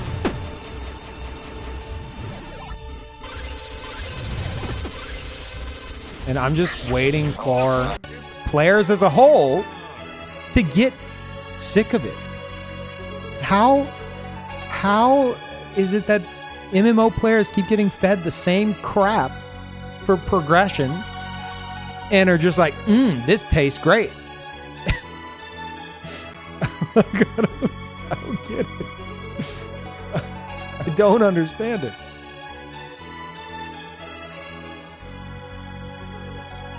Yum yum.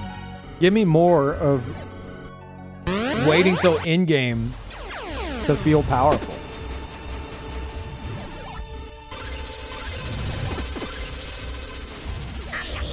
Or knowing I'm not powerful and having these weapons lied to me. You know? Especially if you're experiencing the content late. If you're like a newcomer and there's a quest item that's like, we're going to get the Omega Legendary Sword. And it's like, oh, dude, that sounds awesome. And then you're like, wait, I'm only level 50. It can't be that good.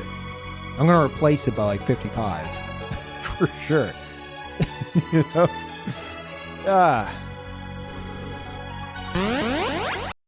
I'm not a fan of MMOs that are all about like reaching max level. I feel like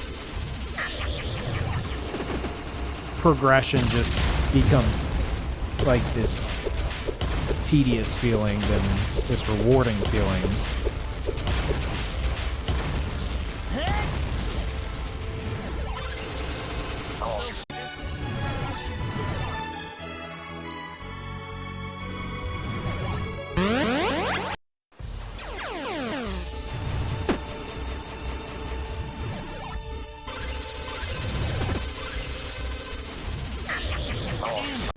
I'm trying so hard not to talk about Ultima Online's items.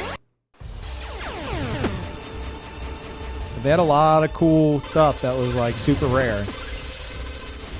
That anyone at any level, even, you know, there wasn't technical levels, it was skills, could use. And you got it, and you became significantly more powerful. It was really cool.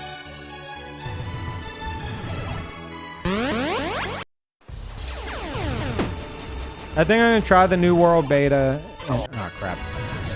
And I'll play it on release.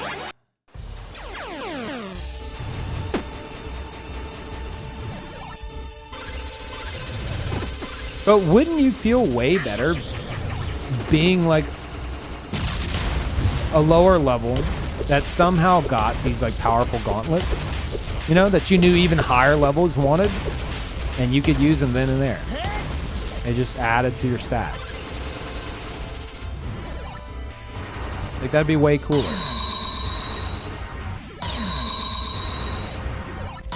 Oh my god. Piss off.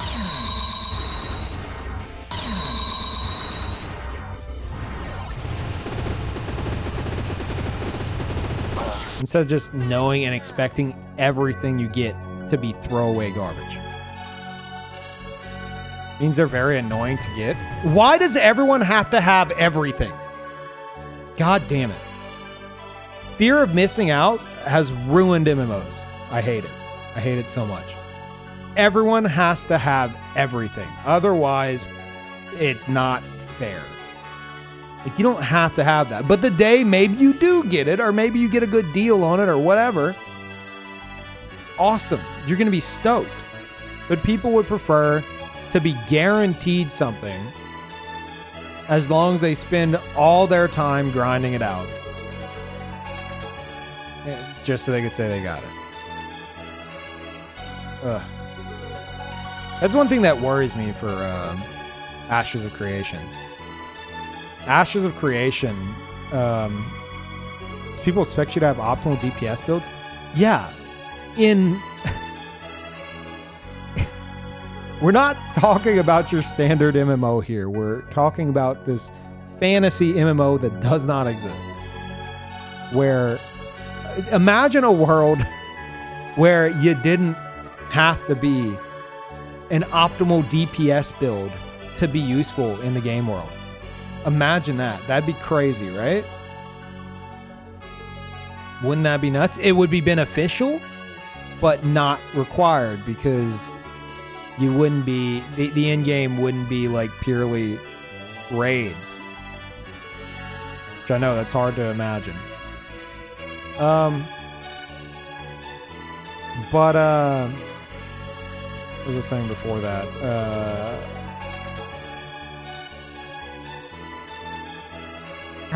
What was it? Optimal DPS builds. I'm the hero. God damn it. I had a point I was going to make. Oh, Ashes of Creation.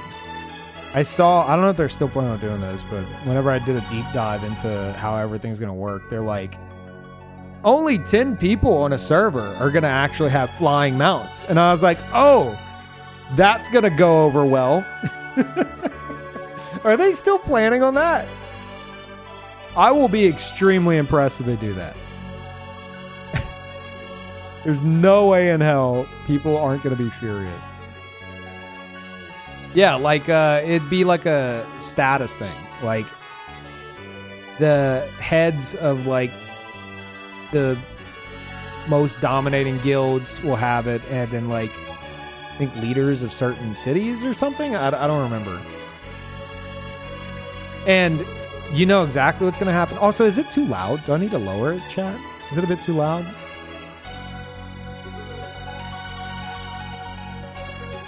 Sounds fine. Okay. No? All right. You know exactly what's going to happen. You're going to have the entire community freaking out. Like, well, I don't get to fly around. Why does so-and-so get a flying mountain? I don't get a flying mountain. But, like, why can't it just be where you're on the ground in the forest or whatever, and then you see like a shadow passing over you? You're like, what is that? And you look up and you see a very specific flying mount that you would recognize, right? Because there's only 10 of them. You'd be like, oh my God, that's so-and-so. Holy crap. I wonder where they're going, you know? Be able to spot them and be able to go to other people and be like, dude, I saw the such and such mount. Like, no way. It's like, it passed right over me. Why can't that be something people are excited about? No, it has to be me. It's got to be. That's why everyone's the hero in every MMO, and that's just never going to change. And it's pathetic. Like, everyone has to be. Like, it's like people want an MMO experience, but they want a single player focus. Where it's like, oh, yeah, no, I'm playing an MMO, but I'm the best, and I'm the hero of time. It's like, okay, we could lie to ourselves, I guess. Sure, why not? So that shatters that illusion. You know, if you're the greatest and you're the hero of everything, but you don't have a flying mount, no, that's not going to work. Oh, I was going to say that's not going to fly, but I held back. I can be pathetic IRL, Peeve. Let me be a hero, at least in an MMO. Dude, there are a billion other single-player games you could play to feel, and MMOs, to feel like a hero. We're talking about an MMO that, well, actually, Ashes might be kind of like that, but it's not so much that I want an MMO like that to exist. It's that I don't understand the mentality behind, like, obviously the majority of players being against an experience like that. And then on the same note, they're like, oh, this is all the same crap. But they keep playing it. It's like, oh, this hasn't been good since 2010, but they keep playing it. And then they don't want anything different. I hate it. I hate it.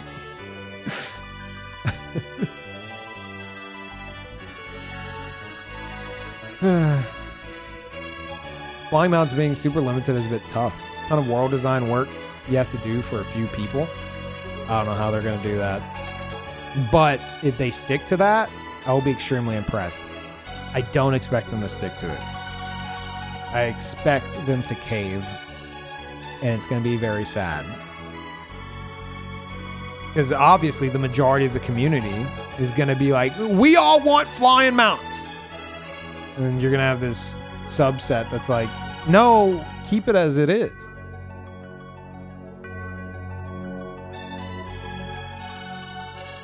Maybe flying mounts hold like 20 people each. I mean, even then, it's going to be essentially reserved for big guilds.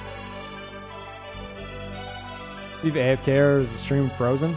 Link, you're muted.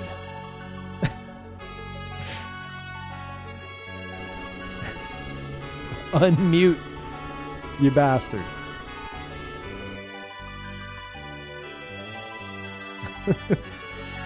Okay, Link's definitely muted.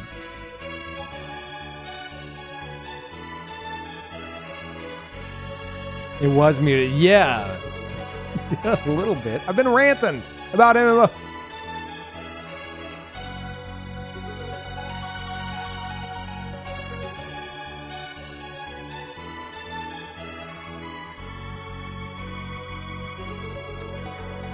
Repeat for Link? No. Way too long. It's up for normal people if only a few people had flying mounts.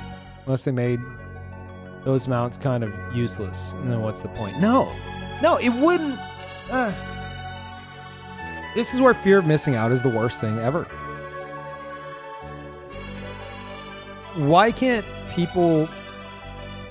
This is old MMO player shouts at Cloud, but why can't players be excited about the experience that they find themselves in, the situation they find themselves in, as opposed to their own personal, like, feelings of progression?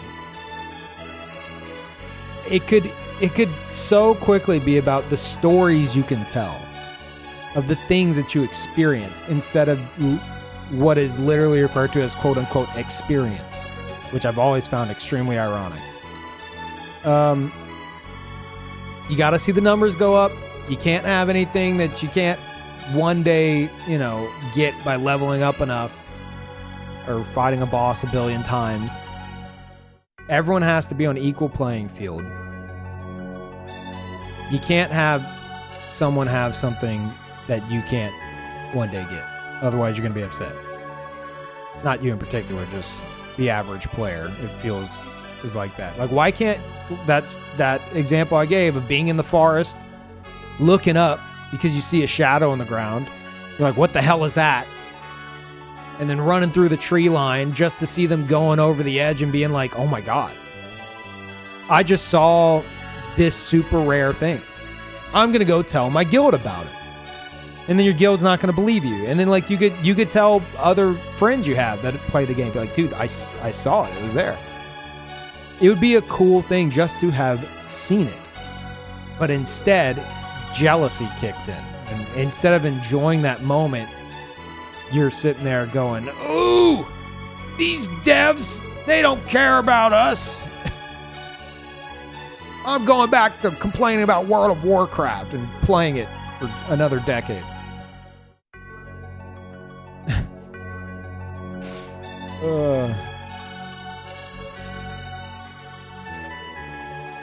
People just don't get that immersed in games usually, and that's sad.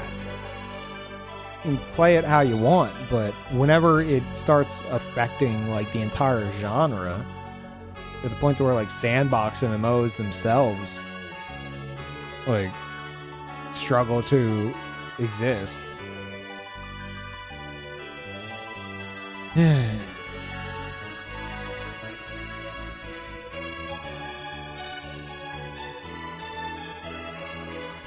I don't know. I can find appreciation in what someone else has, and having seen it with my own eyes, you know, and being able to tell the story of I saw it, as opposed to like I need it. Like just whenever every player is able to acquire everything and is told that they're all the best and they're all the champion, but don't talk to anyone else about it, it gets watered down. It turns into watered down, like, single player. And the story can be amazing. I'm not knocking, like, Final Fantasy 14. I know Final Fantasy 14 story is amazing. It's supposed to be amazing. It better be amazing if I ever get through it. But the social aspect and the immersion starts to die, and the potential for more gets sucked out of it, because you can't have more because everyone has to be the same. And how do you do that? A leveling system, and everything level locked. Yeah. Incentivize new players who start late? Absolutely not. You think that decentivizes new players who start late than having new players be like, oh, by the way, enjoy grinding through potentially hundreds of hours of past content to play with your friends, or you can just buy something to skip it all, pay more money to not play the game. Like, that's... no. New players being able to come into that world and be like, I can experience anything myself at any moment. That's exciting. To know that exciting things can happen to you early on. I find that way more exciting as a new player than I don't really have anything to look forward to until level 50, when I look less stupid with the armor I'm wearing. Like, I don't get it.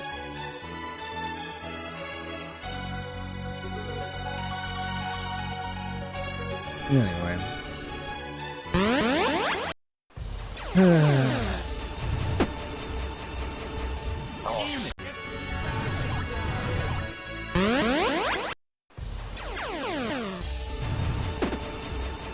Yeah, I've come to get an appreciation for RuneScape. I definitely need to play more of it.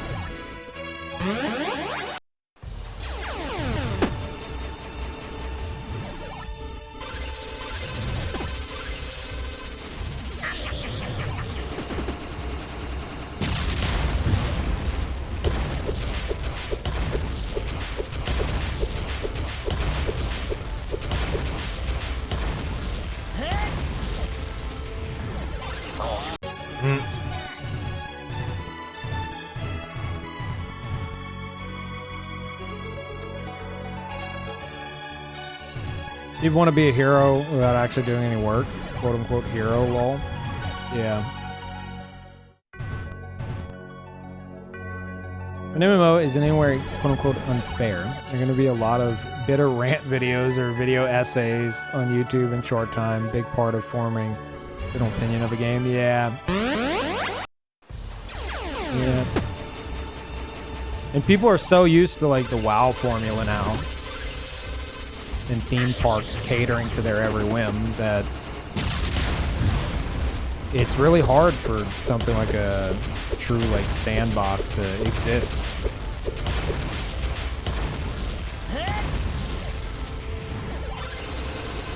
And be successful, that is.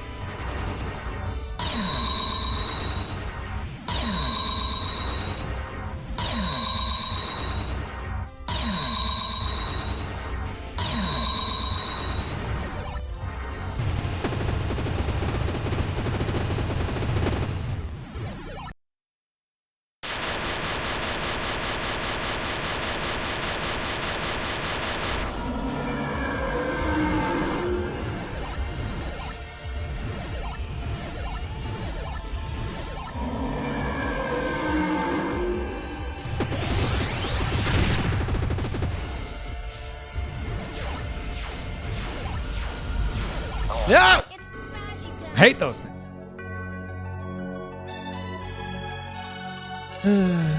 Eve was an actual master thief in UO through just playing the game and robbing people, not by getting to a certain level.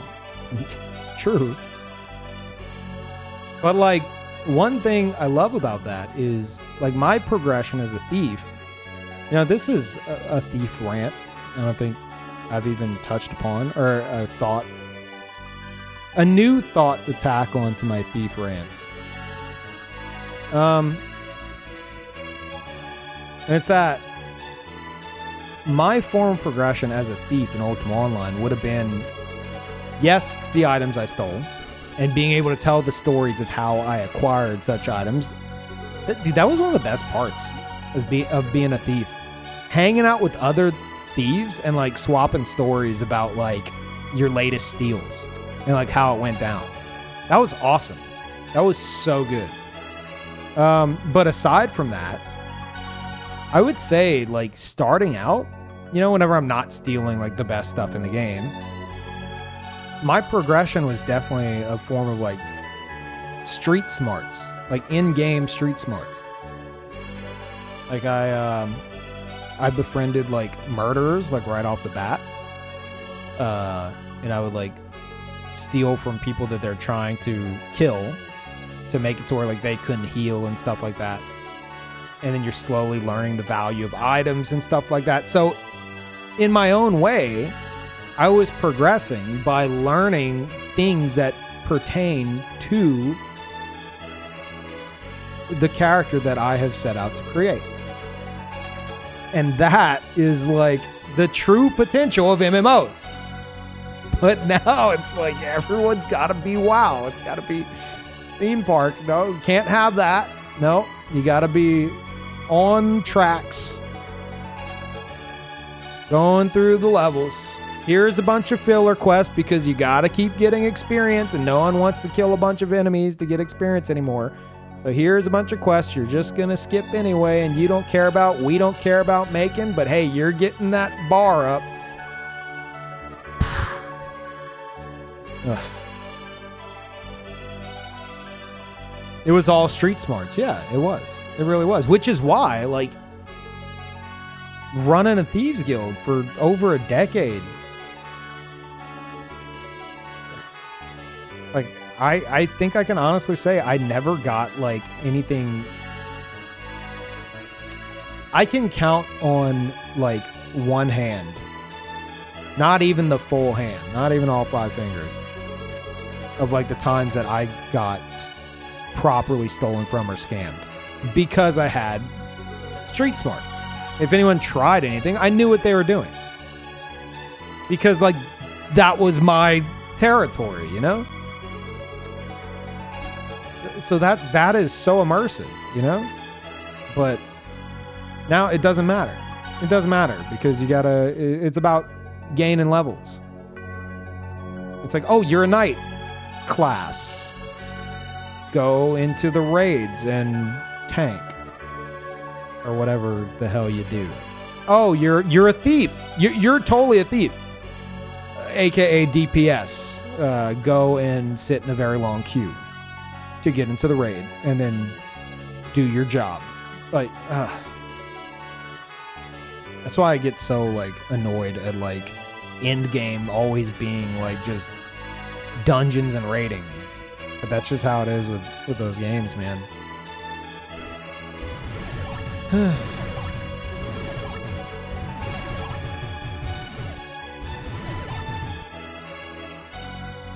That's why ESO is great. You can be whatever with whatever class.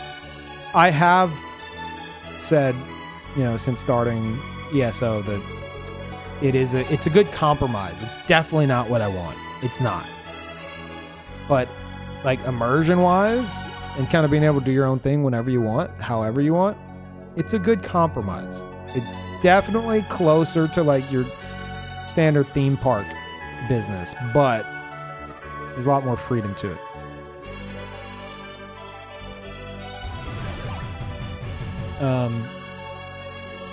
But yeah, go backstab something, Pete.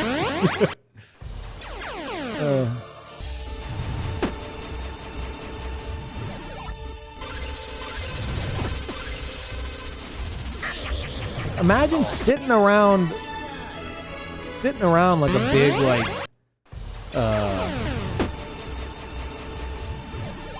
a thief guild house with other thieves talking about steals you've just done,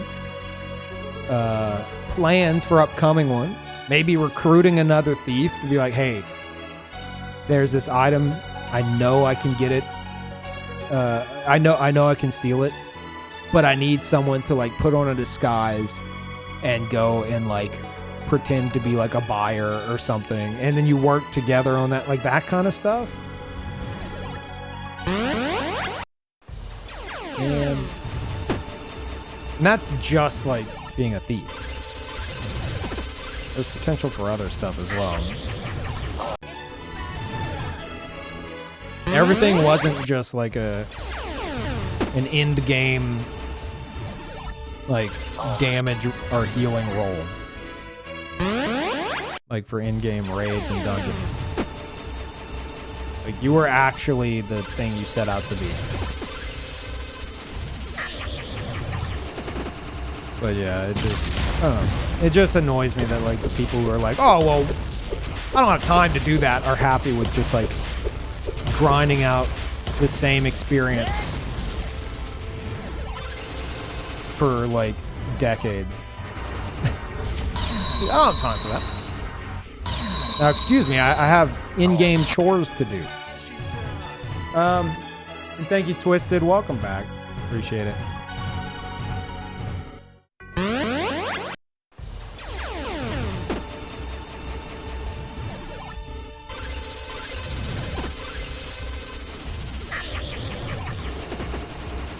And I think both can exist.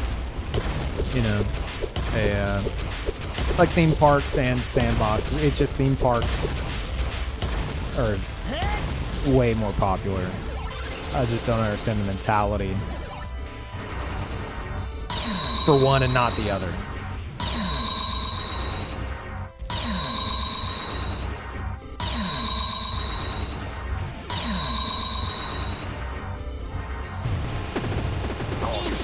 I didn't even jump.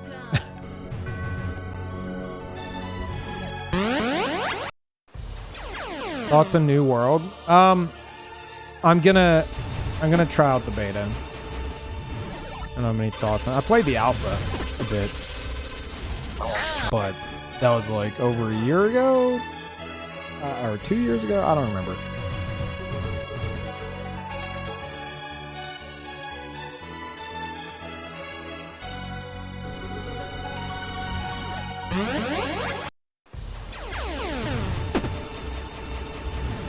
Crap.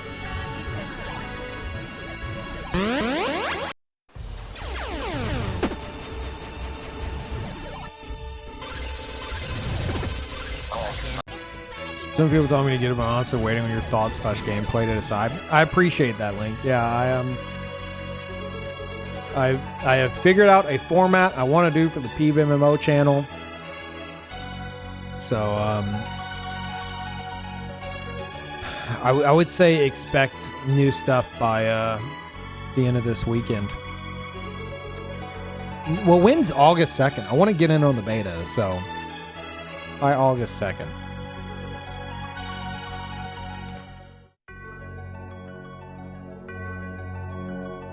Monday? There you go, perfect. I always bring up the thieves. What did knights and wizards do in Ultima? That's a good question. What do those dorks do? I mean, obviously, you could still do... you could still do, like, your standard... Ultima had, like, PvE content with dungeons and stuff like that. And essentially raids. And then they had people PvPing everywhere. Like, being a thief was a very immersive experience. But playing as, like, a knight character... I mean, you're gonna just be fighting stuff, right? Same with mages. Yeah, the thief was like a very social class.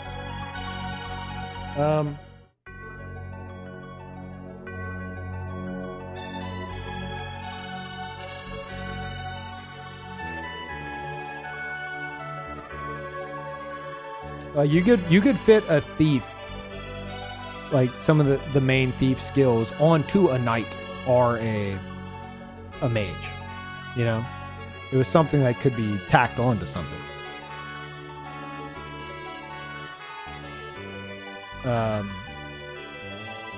I can't think of any examples of like knight or wizards essentially doing something very unique in a similar sense to like the thief. Weren't mages very creative in terms of spell usage and such? Oh, dude, the spells you could use as a mage, there were 64 spells that mages could use pretty much right off the bat. You just had to have like enough in your skill stat, which people they'd knock out their build in like a matter of like days, you know, whether macroing it or whatever, just get it done. And you had 64 spells at your disposal. A lot of them, you know, very interesting. I always loved the necromancer class. Like necromancers, you never had to worry about having a mount, because a necromancer could kill a horse, which would be all there. You would always find a horse wandering somewhere. You could kill a horse and then resurrect its corpse into like a skeletal steed and hop on it. Anyone else that's not a necromancer, they would have to like have taming and like tame the horse. But a necromancer could just kill it and revive it as a skeleton.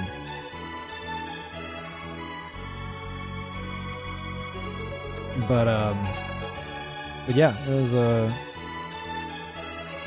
I could go on forever about all the skills and stuff they had. One of my favorite skills was I think it was Bushido. Like a specific skill for the Bushido class. And it was it might have been ninjutsu. I think it was Bushido. It had it was called Death Strike. And you would attack, you'd be fighting somebody, right? Saying PvP. And you know they're getting low on health and they're about to run. You hit them with Death Strike, and for the next like 5 seconds, the amount of distance that they traveled from where you initially hit them with it would increase the amount of damage done. So if they would try to run away from you, they would just run, and it was like what's it called in Kill Bill? The 5-point something mega heart explodey attack. I think that was the name of it. It was like that, because you hit them with it, and if they move, they're taking damage. If they run, they're dead. It was really cool. They had a ton of really interesting abilities. Boshy scam, shut up. 3-point palm exploding heart technique. Yeah, that was close. And they nerfed that? I think they did, yeah. But it's so good to use on someone that would always like run away at low health. You get them low, you hit them with it, and they would like try to run, and they would realize that they can't, and they would stop in their tracks, and then they would have to fight you. You know, you could potentially finish them off. Oh god, so good.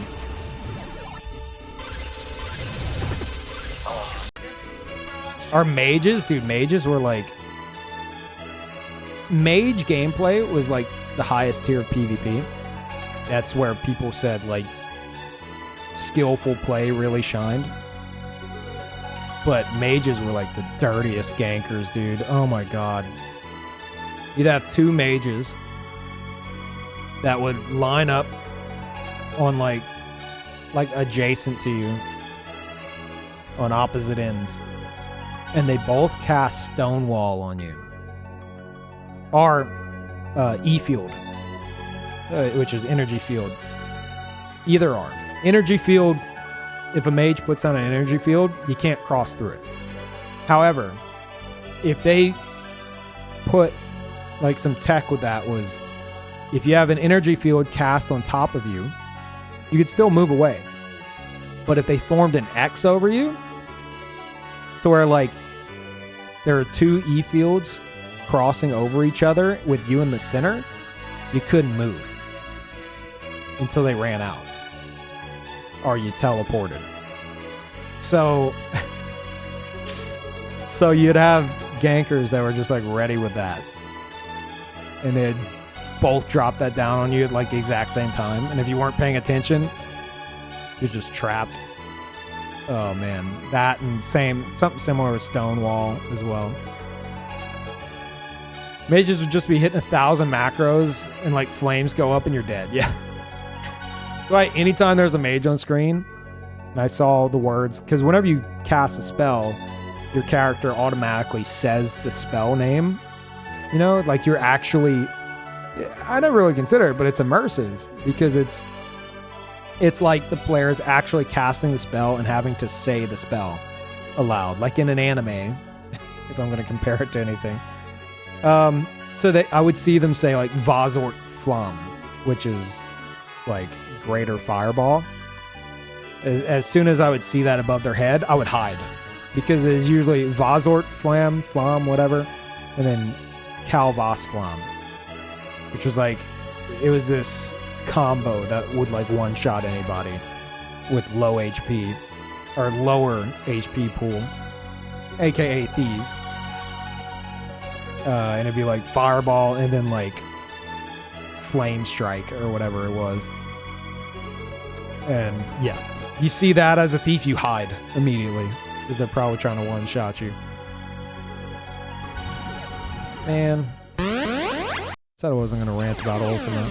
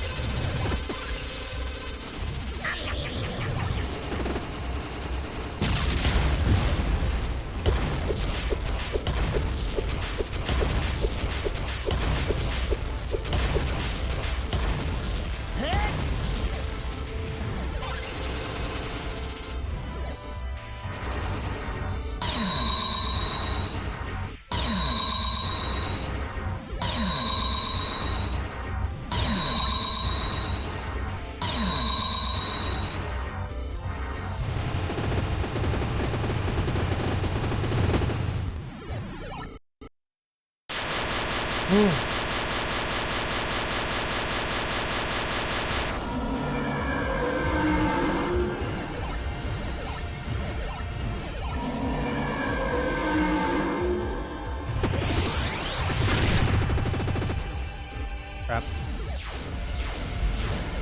Just trying to live! Damn it.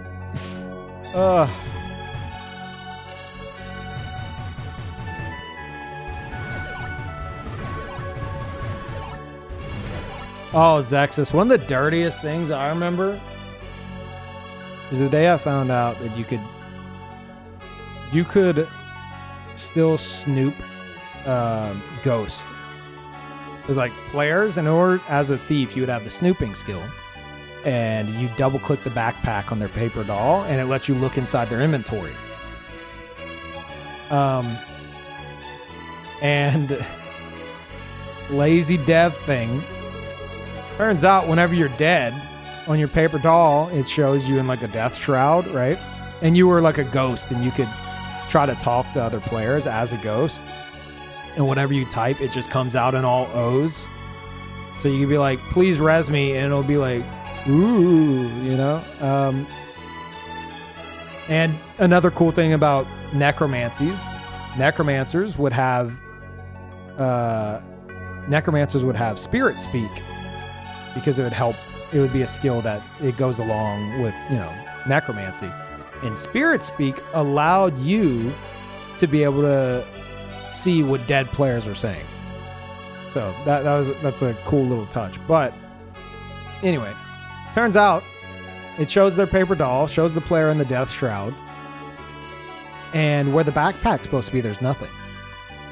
Turns out the devs just like blacked out the backpack. It was still there. So you could still double click that location and look in the inventory of someone who's dead. And I remember multiple times finding people who were PvPing and snooping them and seeing that they didn't have insurance, right? Like, which insurance, without getting into great detail, was like, you insured your items with gold, and it was like, if you die, you keep it. But sometimes people would forget to auto-insure. So, as a thief, you find someone who forgot auto-insurance, which is super rare, especially these days. They made it even easier to do. But back then, it was, you know, a bit more of a pain in the ass. I would find someone that forgot to auto-insure, and then I'd be like, oh, follow me, I'll help you get a res. Come on, I think there's a healer this way. Help them get a res, and then the moment they come back to life, steal whatever the item was I was after. I wouldn't try to kill them because at the time, I think I was a thief with like no combat abilities, so I knew they'd instantly heal up. So I would steal like their most valuable item, run away.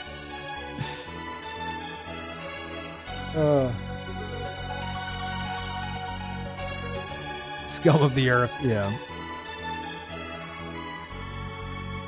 Passive heal? Like regen? Wait, what? Oh, you're talking about Spirit Speak. Yeah. Spirit Speak. Whenever a necromancer would use Spirit Speak, its intention was to heal you. So a necromancer uses Spirit Speak, they get healed. However, if they're around corpses of any kind and they use Spirit Speak, it sucks energy from the corpses around them and heals them even more. So, yeah, it was cool. Like the abilities in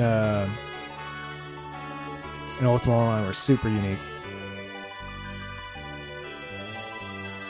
And then just on top of that, you could communicate with the dead.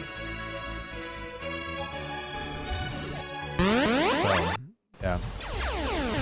That's why I compare every MMO to Ultima Online, because I haven't seen anything as unique since. And it's a shame.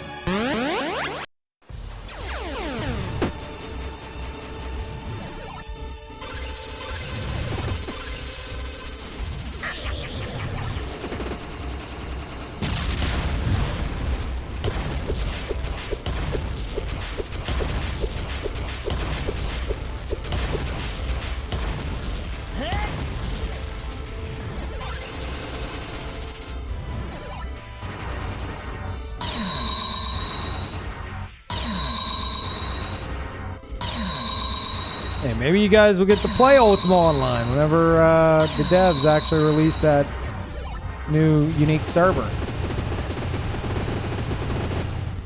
And again, I think they said there's not going to be necromancy or anything.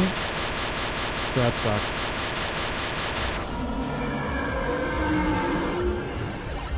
Combat usefulness for tracking? Well, where are you finding all these? Are you just talking like skills you remember that never got much use? Tracking, I mean, as a thief, I definitely used it. Like in the PvP zone, if there's someone I wanted to steal something from, I'd track them. You know, because then especially if I'm stealthing and I'm very slow moving, and I don't want them to know I'm sneaking up on them, tracking, as long as they didn't leave the zone or cross like a server line, they would stay tracked for a good while. I forgot how long exactly, like 5 minutes or something. And I would follow them. There's this big arrow pointing where they're going. You use tracking to detect hidden people? Well, if you manage to track them, which the higher they're hiding in stealth, the harder it is to track them. If you manage to track them and it's pointing at a spot where they're hiding, and you have detect hidden, which I also had, you could potentially reveal them. Also, mages had a reveal spell as well, but it doesn't really work on people like max stealth and hide. Detect hidden was more powerful.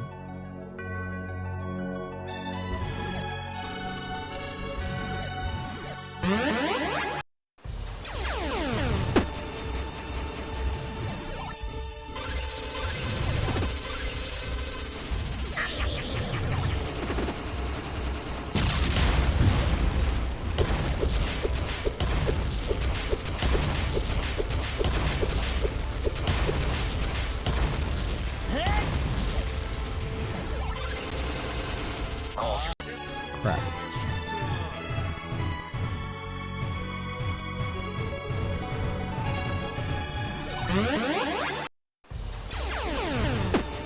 You host unlock. Come back.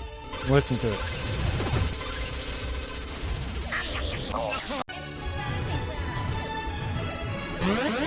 Yeah, I don't know how cartography worked. I know people really enjoyed maps. I don't remember how they were deciphered and stuff. Like treasure hunting and stuff like that. No clue.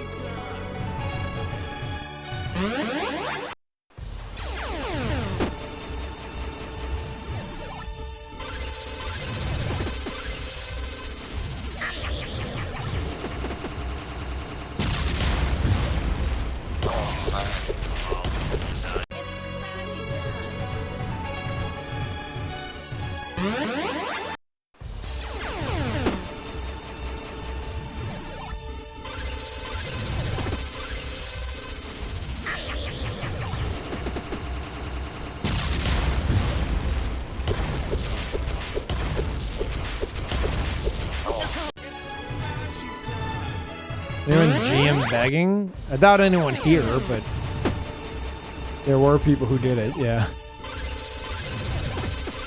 Yeah, they had a begging skill in Ultima Online. You would use it on NPCs and they'd be like, "Here, you pathetic wretch, taketh this small amount of gold." So you get gold from NPCs. It was so pointless. But a lot of people RP'd with it.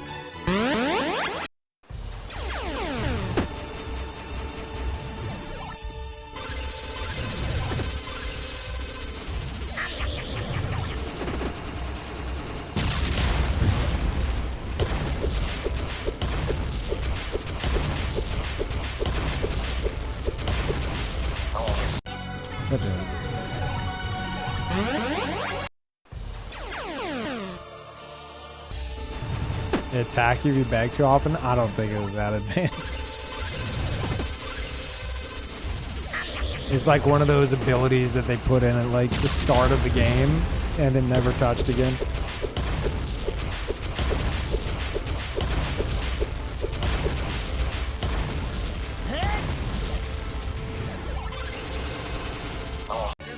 God.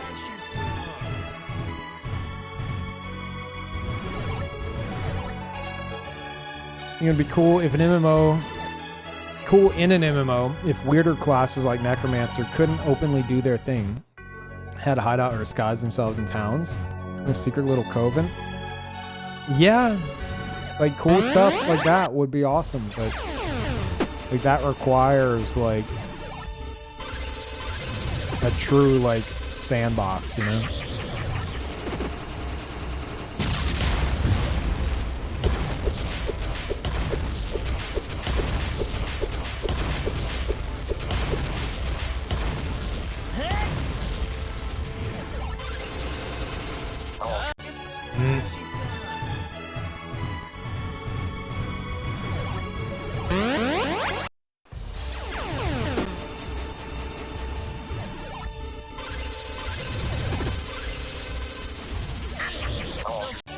Crap.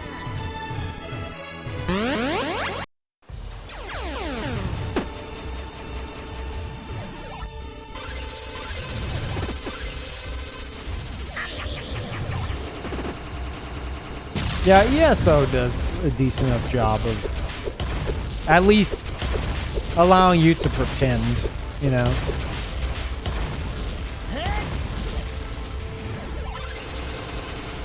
Like, I really like the Thief Guild. You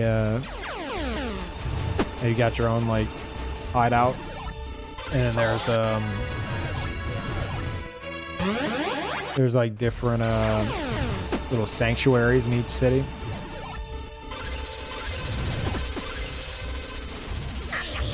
Crap. With like fences and stuff. Pretty cool. Granted, you're stealing from NPCs, but yeah.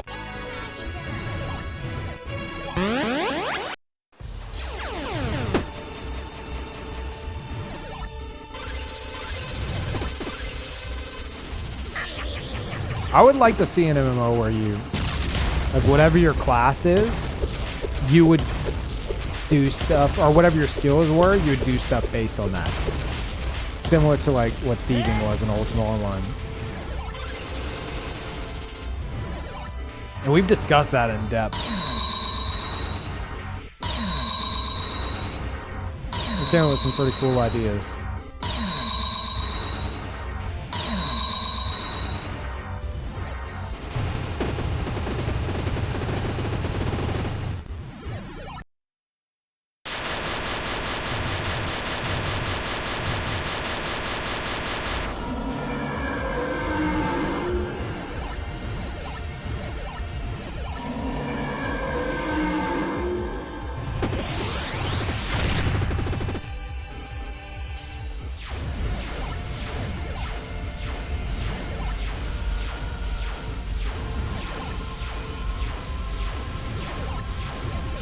God damn it, I knew that one was gonna be the one to kill me.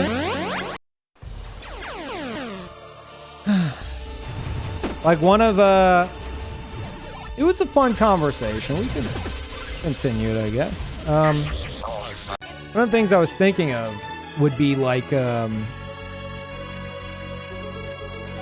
went into probably too much depth on the idea of like a dragoon class.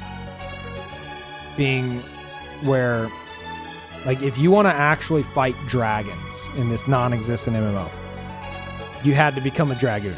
Like, dragoons would be the only ones that could properly take on dragons, and it would essentially be like a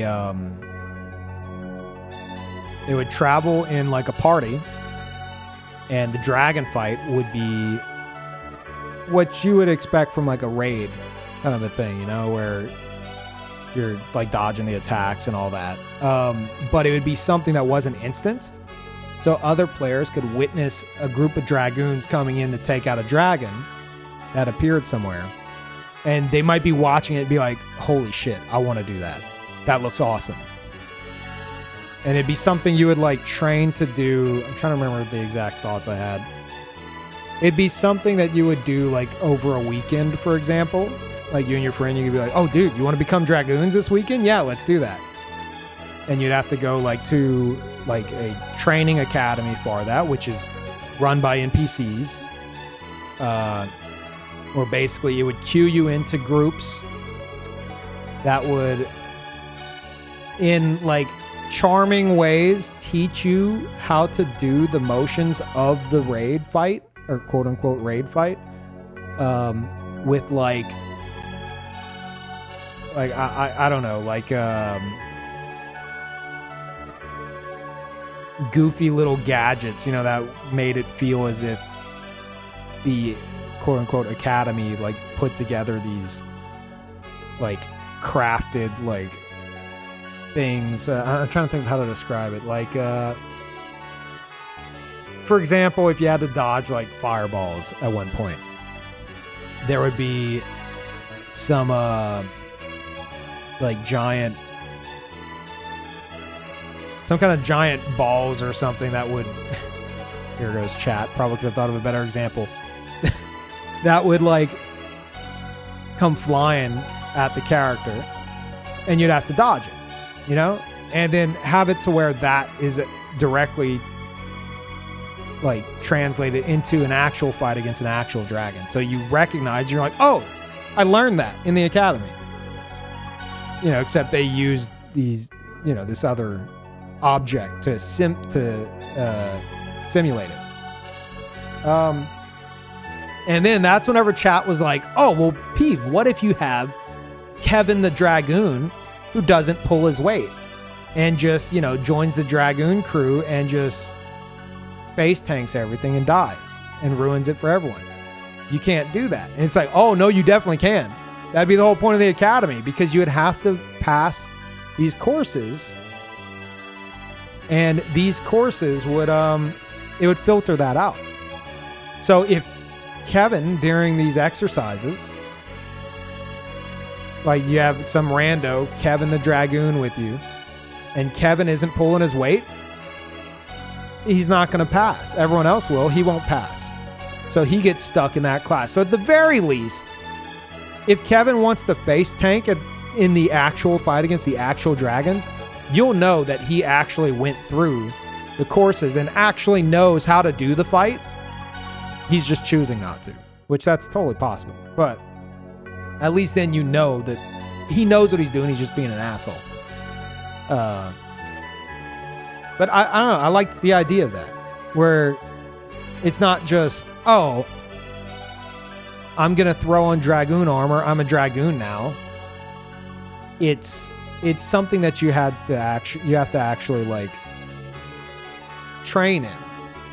You know, and the game could be facilitated in a way that would allow for that through like charming little courses or something that you could make a weekend out of it, right? And then you and your friends are Dragoons, and then you would get the call and it would cue you into like a group if you didn't have a full group, and you could actually go and fight dragons while other players watched you guys be all organized and actually doing this.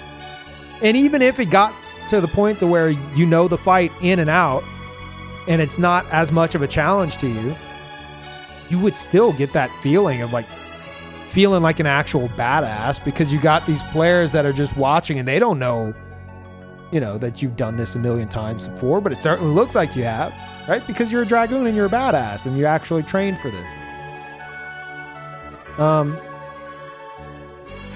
But yeah, I don't know. I was thinking of other roles and how other roles would work in a similar mentality. I thought about like monks could be cool in the sense of maybe they start in a different. This where people are like, they did it with pandas and WoW. I know. Monks start in like a completely different like end of the world than everyone else. And here's where it's different. Monk players wouldn't be able to equip any weapons. They'd be all about like unarmed, right? And the idea behind the monk class would be it's for players who want to be like badasses in PvP. So they would stay as long as they want in that area and just PvP with other players and actually train in fighting as a monk. And they could leave whenever they want. But some players might choose to stay there, or maybe return there one day and help train up new players and teach them tech and stuff like that. So whenever you actually come across a monk out in the real world, or the real game world, they're unarmed, but you know that they could beat your ass if they're good enough. But it'd be the idea of yes, they're unarmed, but like swords actually would cut in this imaginary non-existent MMO. Yes, very much Absolver. That yes, I'm absolutely thinking Absolver, an Absolver class, 1000%. I'm not even like gonna try to hide that. So have it to where a monk is very high risk, high reward. Where if they screw up against like some great sword user, they're gonna get their ass beat, chopped in half or something. But a really good monk could like outclass another player. But you have to be really, really good. I like things like that. Things that make you actually feel like you're in that role. Instead of just, oh, you're a ninja, you're DPS.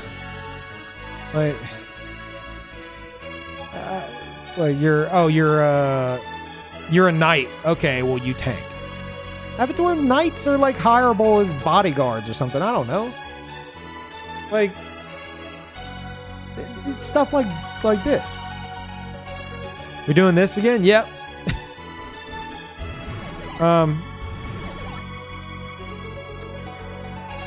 But yeah, whenever we had this conversation, I was playing ESO. I asked you guys, what do you think would be other cool classes, like things you could do with classes, things that make you actually feel like you're playing that class, you know, that you're actually that class, something that gives you this immersive, like this immersion that you're actually in that role, like similar to the thief in Ultima Online. Trying to recapture that for like all roles. A wizard who's all about collecting books and creating spells. That would be cool. I don't know how you say creating spells. I don't know. You mean like from scratch? I don't think that's necessarily possible, but sure, researching spells somehow. Big old nerd. Yeah, I can see that.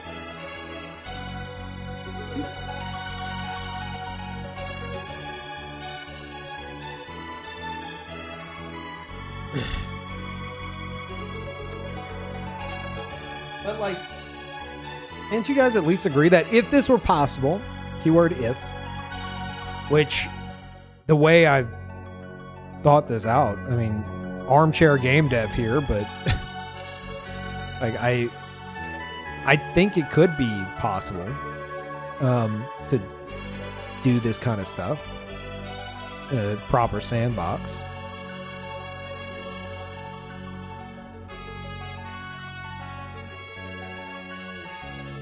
When you bankrolling this game, Peeve, I'd play it.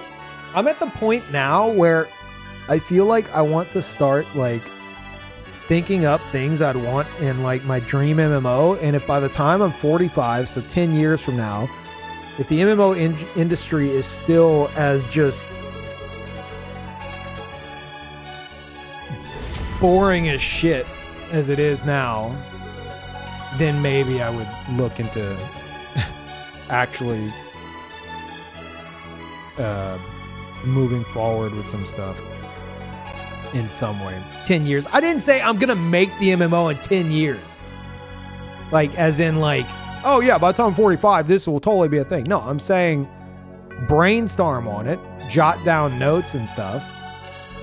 And if by the time I'm 45 years old, I'm still extremely disappointed in the MMO industry, I'll have some solid groundwork done on something that maybe could become a thing. Yeah, Chronicles of Illyria 2, exactly.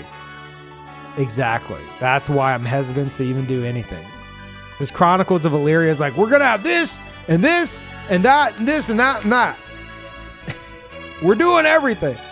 Chronicles of Illyria was like this big, like, I see it as Like what they were trying to do, I get, but it needed way more structure than they had planned. It was basically, we're gonna have a giant open world and we're gonna put these mechanics in it, but you could do that, but have it be more structured, you know? It's where it's not as reliant on like players like having to run everything themselves. Because there's a certain point where that's just not happening and becomes far too broad. Yeah, too much player freedom. I'm all about player freedom and like ingenuity, but there's a point where it's just kind of like, go play Rust. You know?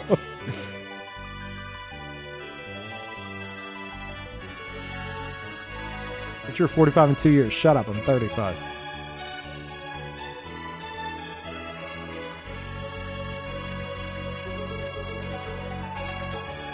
But yeah, I don't know. I like brainstorming and stuff. Maybe I'll start jotting down some notes. And then, you know, at that point, I'll be a multi-billionaire. And maybe I could just throw some money at it. Cover it myself. Right? Thank you, Loki. Welcome back. Appreciate it.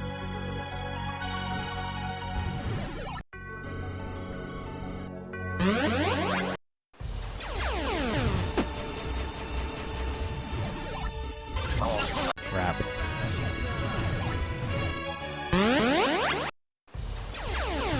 Yeah, I'd like to see a bard class that, and before you're like, oh, he's going to say a bard class that actually plays the instrument. No. A bard class that actually plays the instrument, but somehow, and I don't know if this is even possible, especially on PC, they can't like put in like a script to autoplay like songs, like popular pre-written songs. Have it be where it's something that you have to actually play. So whenever you hear a bard actually playing in the game, you know that's them actually playing it. I don't think that's really possible, but that would be cool. Because anytime I've seen something like that in the game, it's like, oh, that's cool. And then it's like, oh, they're just running a script. They're not actually playing this. Okay, well, this is just memes and obnoxious. Thank you, Gabs. Welcome back.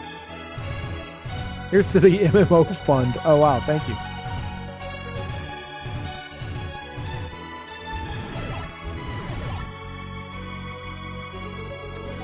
Just play Raid Shadow Legends to fund it. Yeah. Go ahead and hop on that.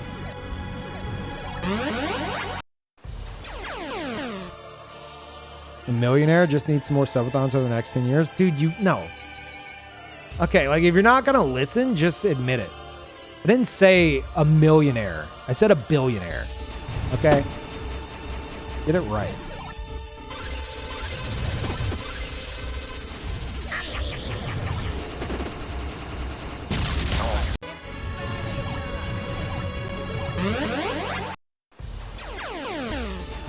Subathon every week, dude. Yeah, you know what? Maybe I would be a billionaire by then. Yeah. We'll do it.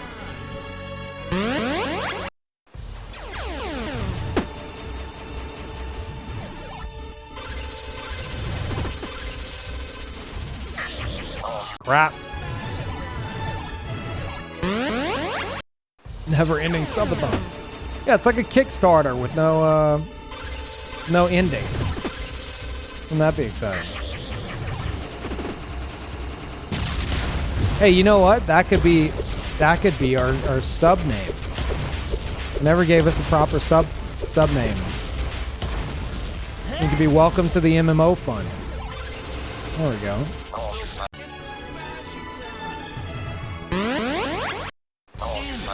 What the hell?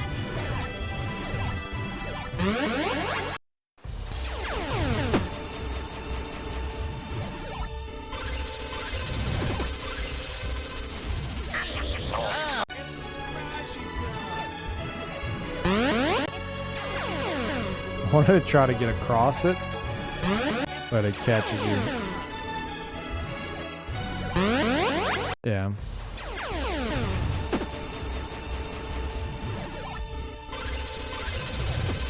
Chat, think of more roles. I love the monk role idea. I love the dragoon role. Wizards could actually be nerds that read books.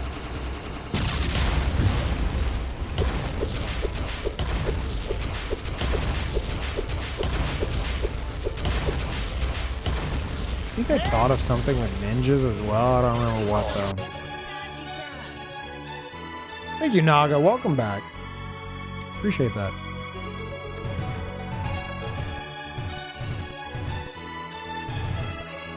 Knights can be pretentious assholes. Yes, yes. Oh, I remember something else I thought of that'd be cool. Kind of doesn't go against the other stuff, but it's on a different level. We started talking about like how would mechanics work in like raids and stuff. And I was saying how I would love to see like not necessarily what Final Fantasy 11 did where like you use a skill and then someone else uses a skill and it chains together, but have it to where like certain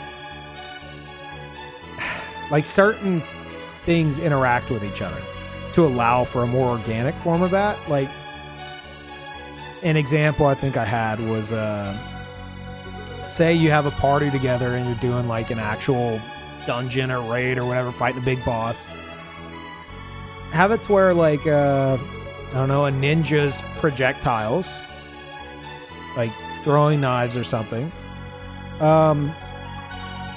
they're actually recognized as being metallic, you know, and they could throw them and like stick them into the monster, and then say like mage could cast like lightning at them, and it would cause them to like stun or something.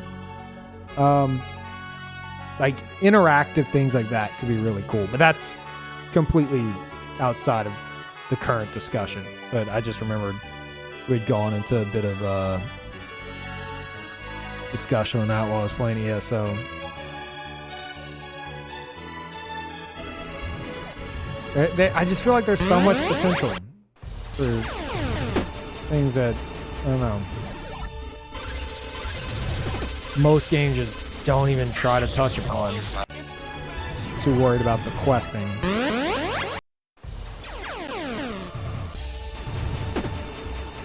Like a Dwarf Fortress thing? Does it? Isn't Dwarf Fortress like a game where you could essentially do anything? Why does it have to be that? Why can't it just be a mechanic? Just program it, forehead. I took a C++ class in college. I know what I'm talking about. I do not.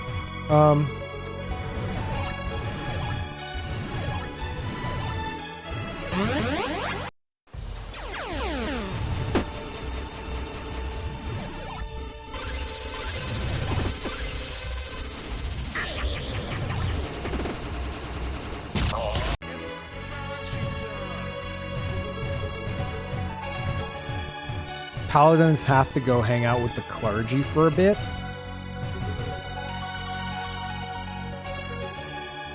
Oh, what if you could... Oh, man. Wait, what role would this be, chat? Would it be Paladins? What role could, like, have it to where... Like, Dragoons go and fight dragons, right? Obviously. But what role, what class would one of their primary objectives be to go help noobs that like call for help? Would that be Paladins? It'd probably be a Paladin, right? Could you imagine that? Like imagine like Blue Sentinels. Imagine Blue Sentinels, but in an MMO form where there's like text chat back and forth. Where a noob like puts out like the call to the Paladins Guild, like like I need assistance, right? And the paladin can just like beam in or whatever, you know, some big magic thing, and the noob's just like,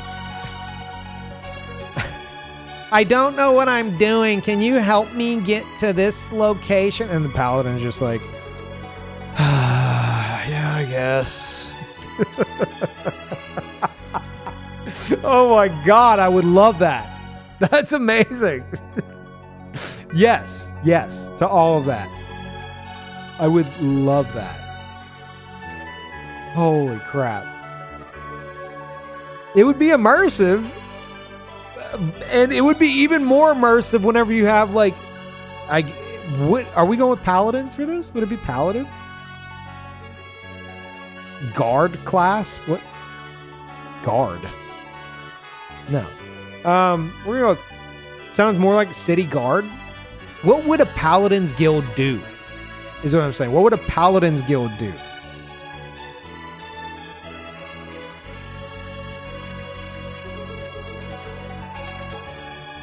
Smite evil.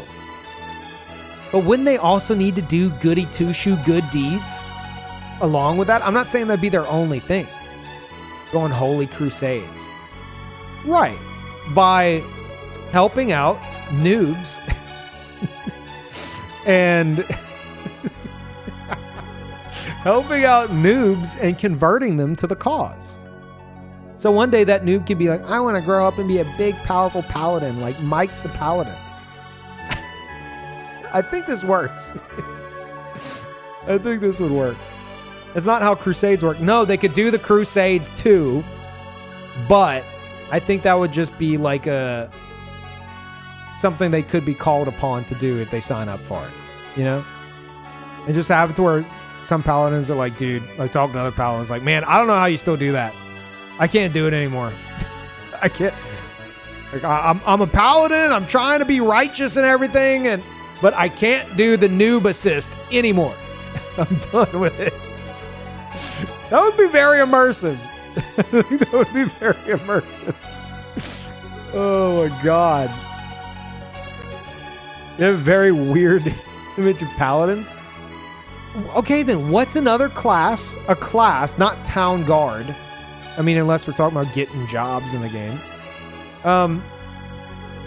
Like another class that would have that as like a small quest they could do. Like a side quest. That would be a side quest. Like a player-driven side quest. A knight? Yeah, I guess knights. Knight makes more sense. Fine, then a knight. Yeah. So that would be them essentially being a bodyguard to like a new player who actually could use it. But it would always turn into them like having to tutor. But you could have some cool experiences of walking along with them, showing them like the ropes of stuff, getting into like battles and trying to teach them stuff along the way. That would be awesome. It wouldn't be a requirement. Maybe require it like the first time. And then after that, it's just an optional side thing that you can sign up for to be called upon to do. If you choose. Yeah, it'd be awesome as a new player as well. As a new player, it's like big old knight buddy appears and like maybe the new player has like a menu that's like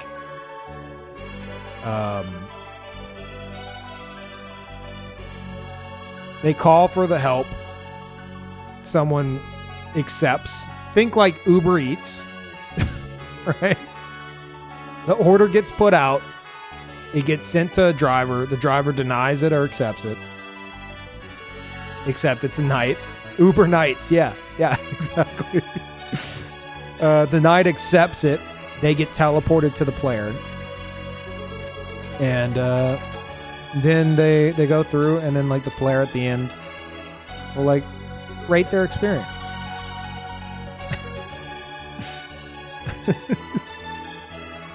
Oh my God. That'd be amazing. God damn it. I need this to exist. God, that would be so good. The stories that would come of that.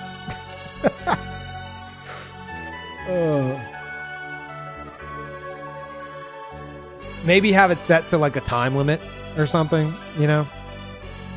That way the player is not like, I'm not going to give you...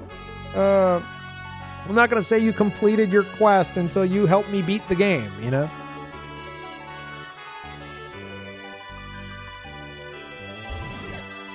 Here's your complimentary HP potion set. Please leave a 5-star rating. Oh, man.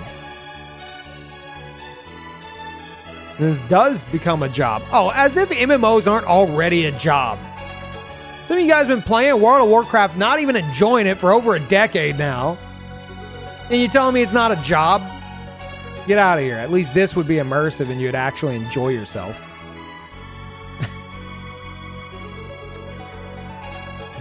Like, for real.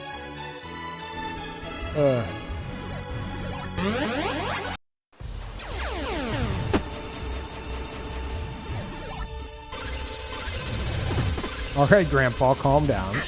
Shut up. I hear that so often. It's like, well, Peeve, I've only got so much time, so I have to dedicate all that to grinding out the same crap I've been grinding out for 10 years in World of Warcraft and complaining about World of Warcraft the entire time I do it.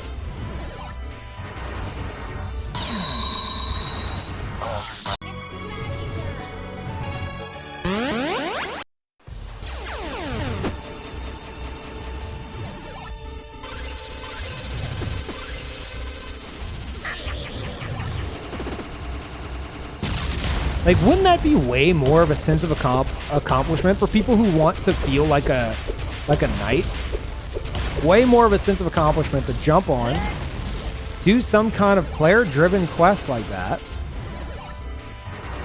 help a few noobs, and you would feel like you'd feel like a knight. You'd feel like you did a good deed or whatever. You goody two-shoes. See, I make fun of them, but I could think of cool quests for them.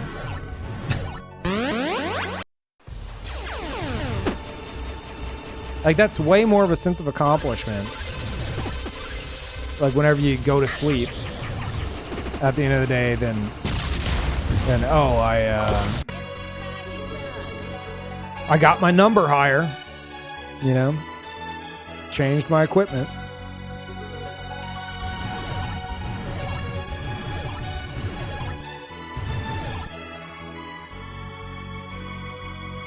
New players post bounties at the Adventurers Guild when they need help. Nah, it couldn't be like, it'd have to be something, as much as I'm all for, because you guys have heard my rant about convenience versus social interaction in MMOs.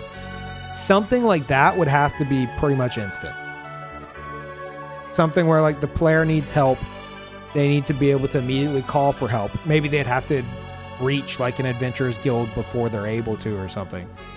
And then the knight would need to be able to answer that or deny that request immediately.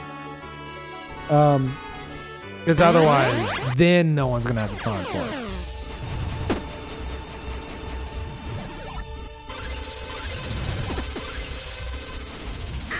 In theory, it fits, but in practice, people don't give a damn about others. And those people who don't give a damn about others will either be a knight and do the one required quest in the... Imagine being a new player that's wanting help and the knight you get just doesn't give a shit.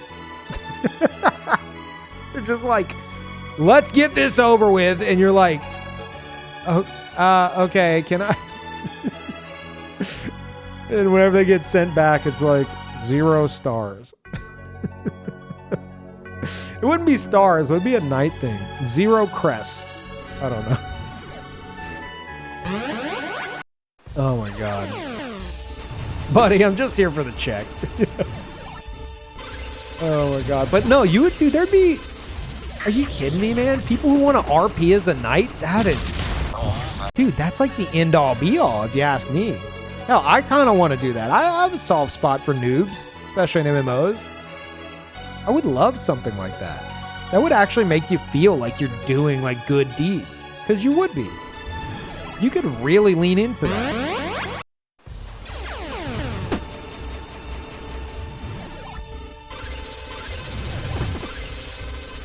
Be awesome.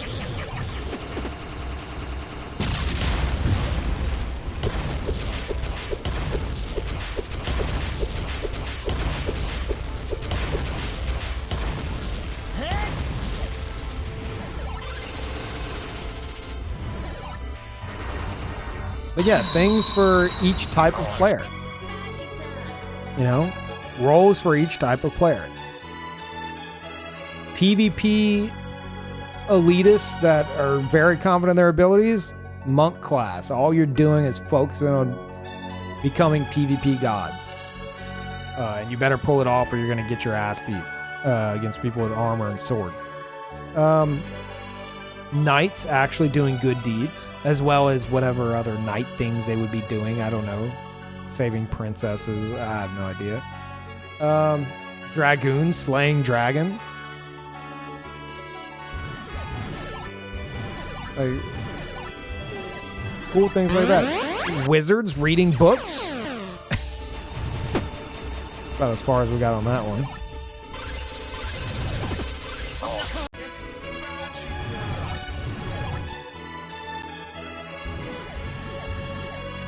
Did you put auction houses or have player bazaars where you have to browse each player's inventory to find goods? I don't know how I do that. Definitely not like an auction house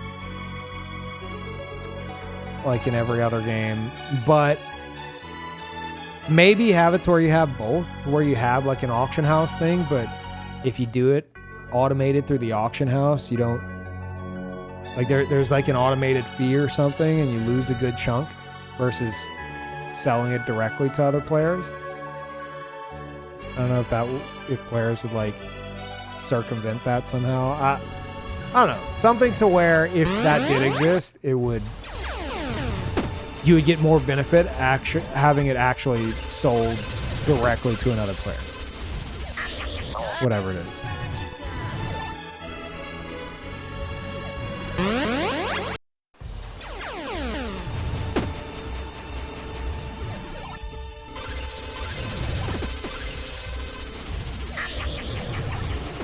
And then you could have players that you might be like, well, Pete, no one's got time to do that. So you're telling me that because I don't have time to do that, I'm not going to be able to get full price for anything? That's whenever you have the merchants come in, which are players that are all about being merchants and advertising themselves as merchants. And they'll sell your stuff for you.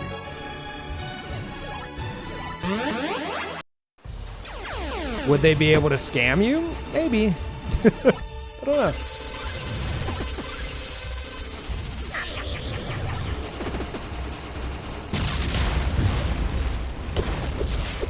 And then, like, say there's like a really reputable merchant player.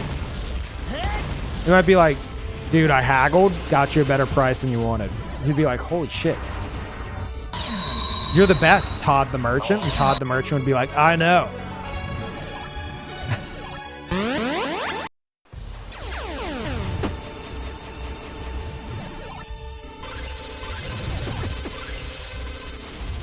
I know, I'm the Todd. Who think you talking to, bro?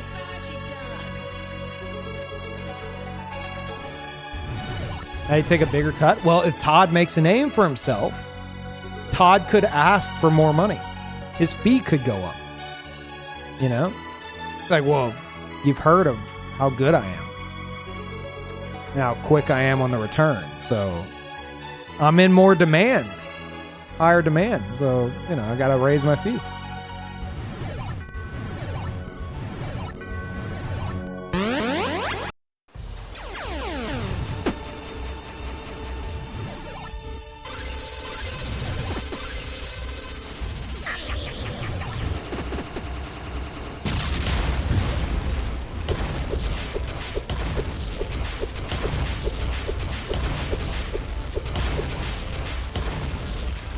Todd could form a merchant guild with other reputable merchants that he can guarantee won't scam you.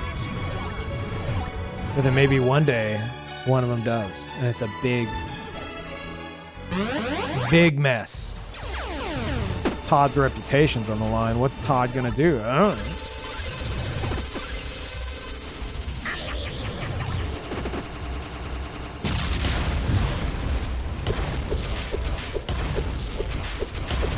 I don't know. I just like potential for that kind of stuff in MMOs. Like, it's all about that social aspect and like guiding players towards that. But no one really does that anymore.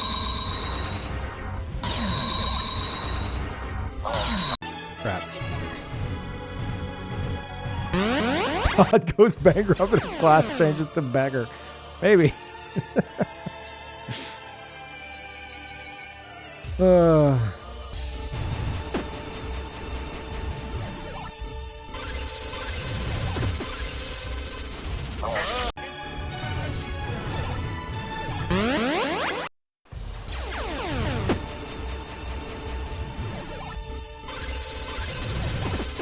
Yeah, I think that would be really cool. Have the automated auction house for people who just want the convenience, but then also have it to where, you know, if you don't use that, you know, you bypass the like automated fee. That's where the auction house takes like, I don't know, 30% or something, you know? Something sizable. To where it's like you can do it just to get it sold, but you would make more having it directly sold through someone like Todd, or sell it yourself.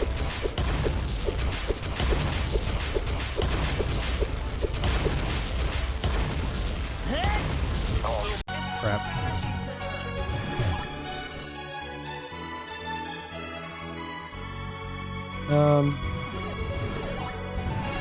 No, you're not allowed to mention it positively on the internet, but the MMO that will never be released already, already has IRL guilds to teach people how to be better bodyguards for merchant ships or miners.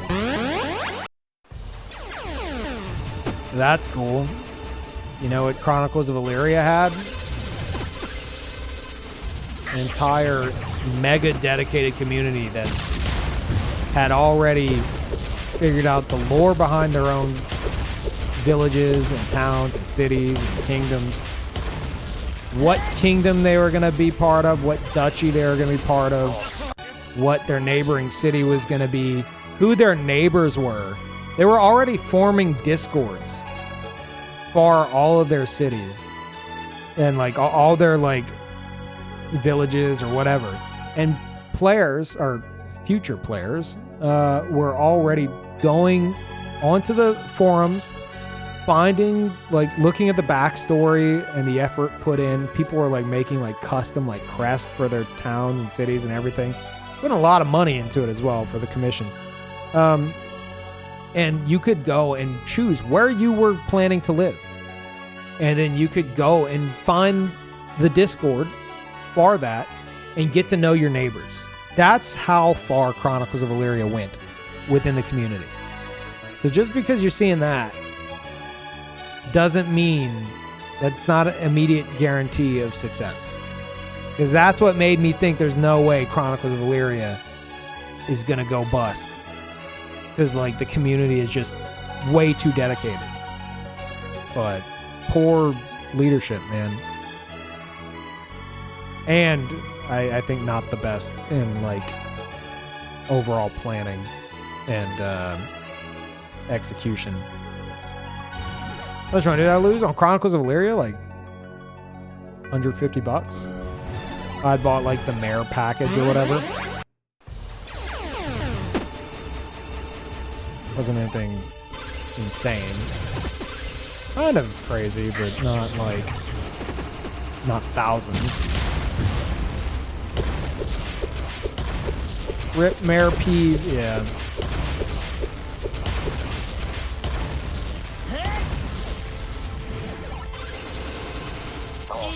Bastards. Poor leadership, is that the new term for scam? No, because it definitely wasn't a scam because they went bankrupt. It's a very poor scam, is what that is. No, it was just poorly executed.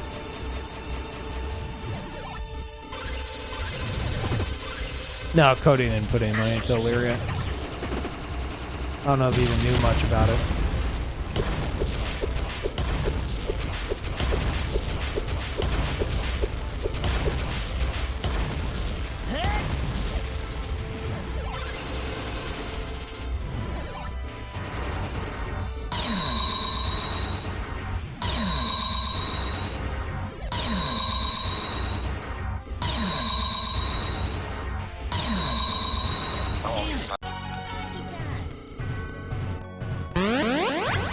I was part of one of those kingdoms. It was fun. Oh, like in the Discord and stuff.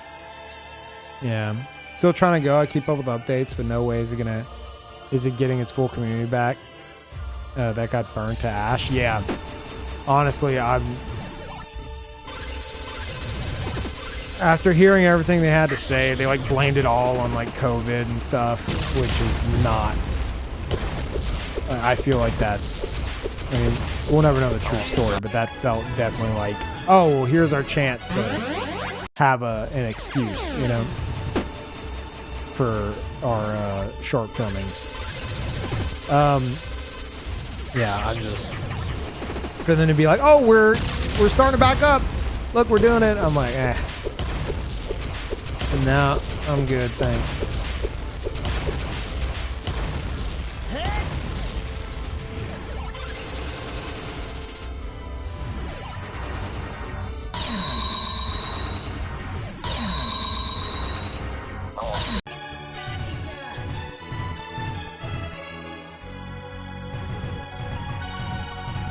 Real scam part is the lead dev who claims to be still working on it to avoid being sued. That's a big maybe. Yeah, you might be right on that. I don't think the intention going in was scam. I don't believe that is the case. But them being like, oh no, we're still doing it. Hold up. It's still totally doable. Yeah, maybe.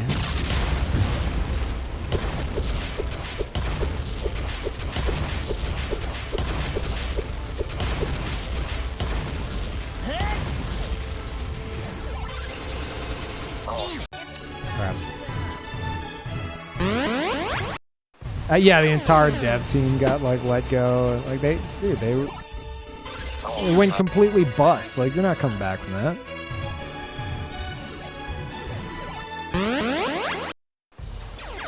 Ultimania, there's so much proof that it was not. It would be the world's worst scam. Like seriously. The only scam part is that this dude is still trying to put up the front that the game is still possible. That could be seen as a scam.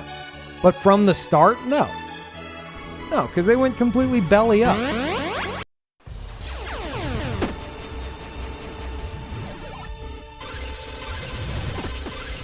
You could say it was mismanaged, and I'll absolutely agree. But I don't think this dude's like rolling in millions right now, you know?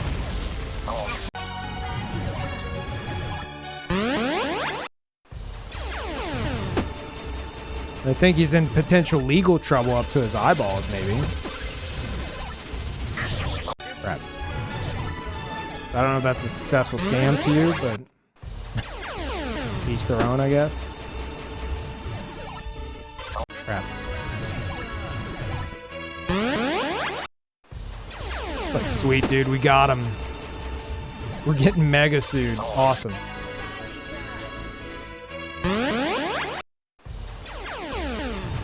Never said a successful scam. If it were a premeditated scam from the start, where the game was never going to get made in any sense, and they were just going to bank all the money, then this would not be the end result, is what I'm saying. Crap.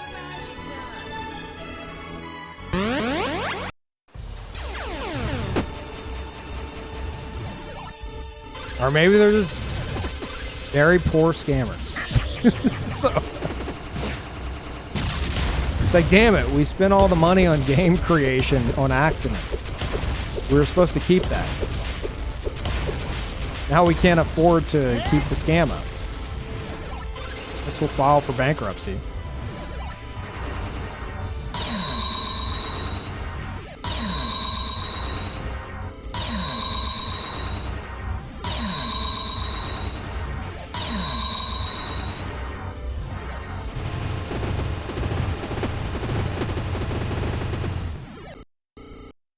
Oh my god, it did it.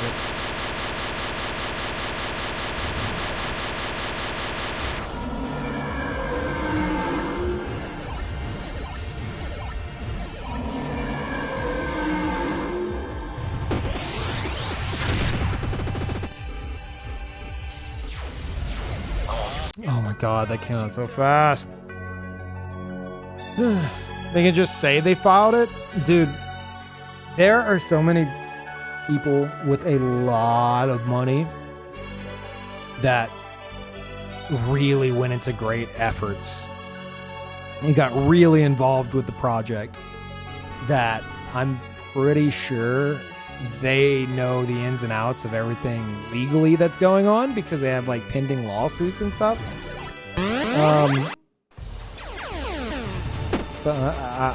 This is just from like much smaller tier backer that read the initial message and it's heard things here and there. But yeah, people have looked into this stuff, is what I'm saying, like extensively.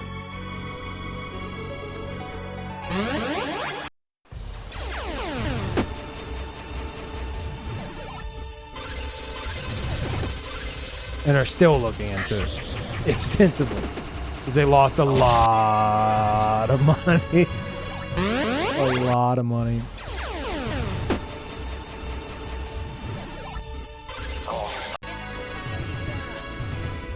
All right, later, Evan. Yeah, Chronicles of Illyria. Yeah.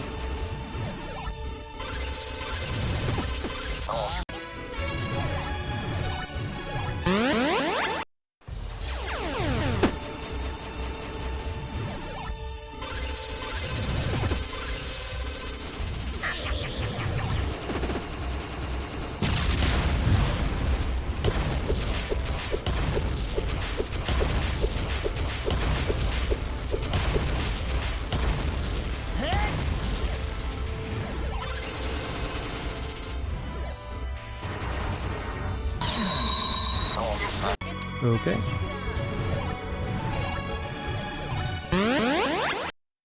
Oh, it is super shady. Yeah, absolutely. You don't have to give them the benefit of the doubt, but to me, it seems more obvious that they initially wanted to make it work, but it was just very poorly mishandled and just went belly up from mismanagement. That's the way I see it anyway. Same end result, except no, same end result.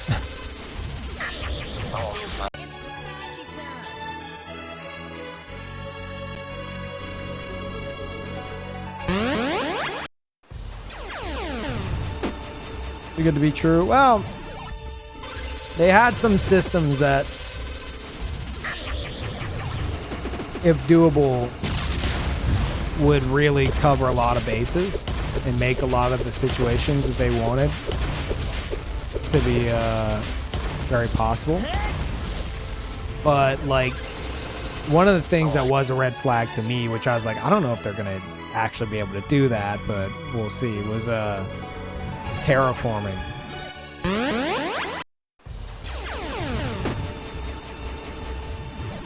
Like, that sounds like a tall order. Yeah, like terraforming into like, which would lead to like creating your own dungeon. Yeah, that's a pretty big order there.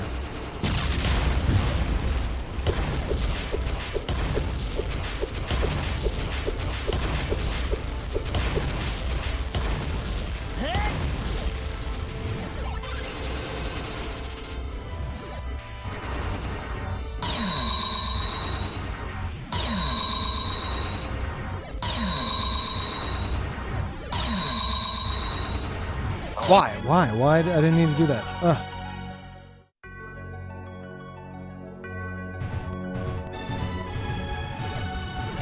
I mean, that's entirely possible. I don't know if we'll ever know the truth, but to me, it definitely seems more likely that, like there was, throughout it, it seemed like what they were going for was something they really wanted to do, but multiple times the like lead dev would like, he mismanaged a lot of stuff and like pissed off the community multiple times. It seems highly probable that it was just terrible management.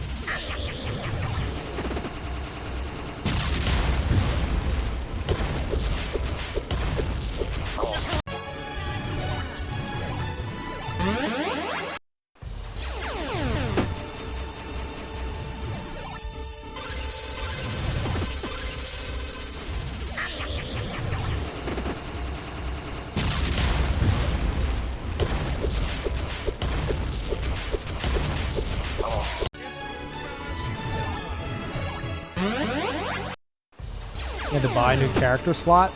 I actually kind of like that system.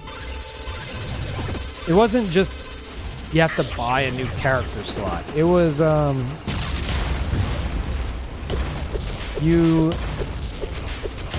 was it? Your lifespan was tied to like your game time, because they intended for all characters at some point to pass away, so your character could have like its story told. And like average lifespan was going to be like a year. So, like the more risk you took, like your lifespan could shorten. The more of like, say you're an asshole to other players and you murder a bunch of players regularly, you take on their penalties, and whenever you get killed, all that adds up and takes down from your lifespan. I don't know. I think it was very much so it could have been a good solution to like players that want to be just griefing assholes, you know, because then you're paying with your wallet at that point.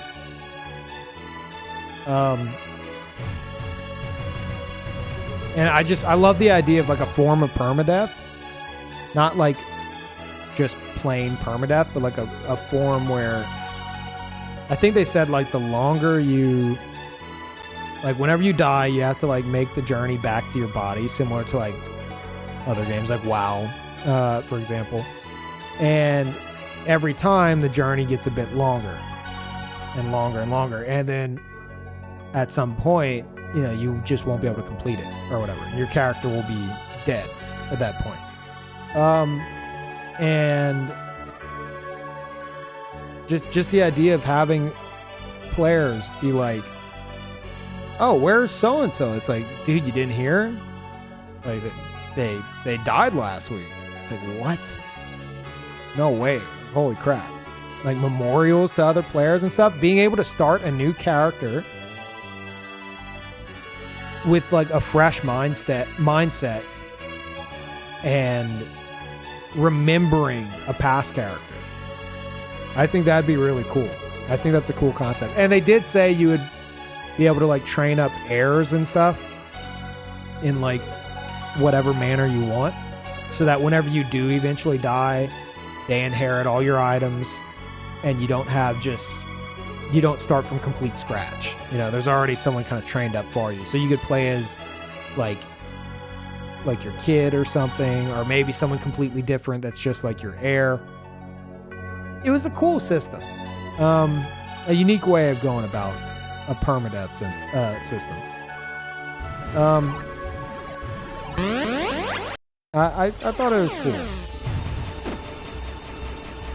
But obviously people hear like, oh, your game time is tied to your lifespan, and they're like, uh-oh.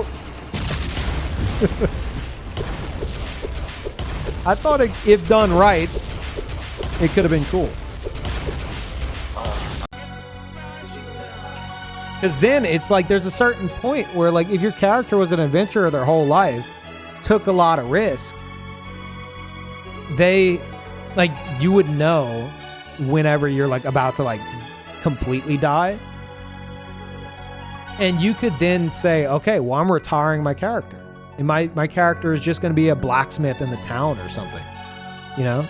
Because I'm pretty sure he's like one death away from like permadeath. So then you could just live out your blacksmith. I meant adventure, but now blacksmiths like the rest of their days in the town. And you could, you know, it's immersive that like, oh, well, he used to be an adventurer. Now he's retired and does like blacksmithing, you know, like that would be cool. I think that'd be really immersive and really cool. And then like a murderer, someone who's going around killing other players, they better be damn good at it, or else they're going to be shortening their lifespan tenfold. So they could become infamous that like you have this character that has been alive for like the better part of a year that is just a mass murderer, and they're just on top of their game, and you have to, in a way, respect it, you know? While most trolls and griefers and stuff would be, they wouldn't last that long. I think it was a cool way to do it.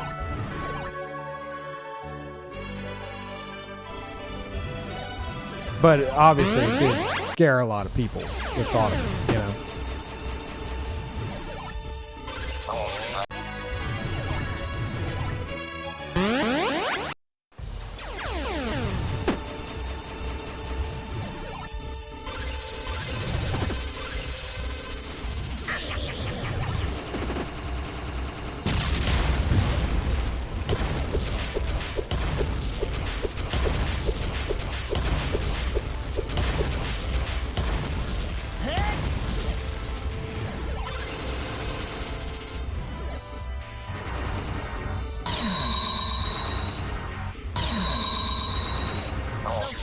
Oh, hate you. Yeah. Elder Scrolls memes. The time keep ticking if you had to work or sleep IRL. Because that would suck. I don't know exactly how they had it planned.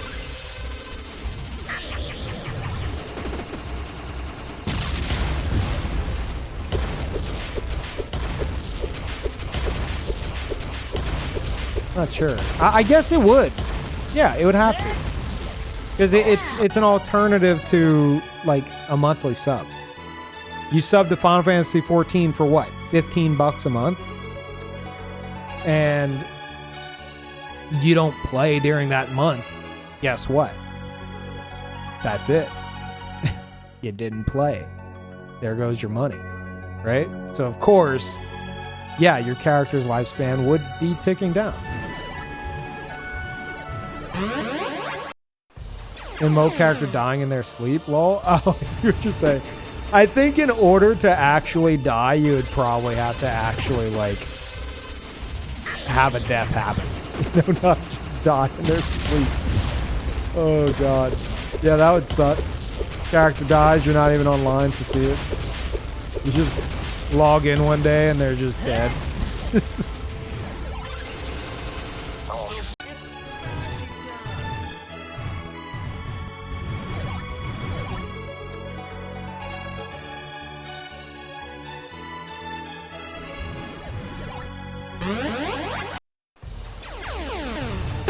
You log in, your character just has a heart attack.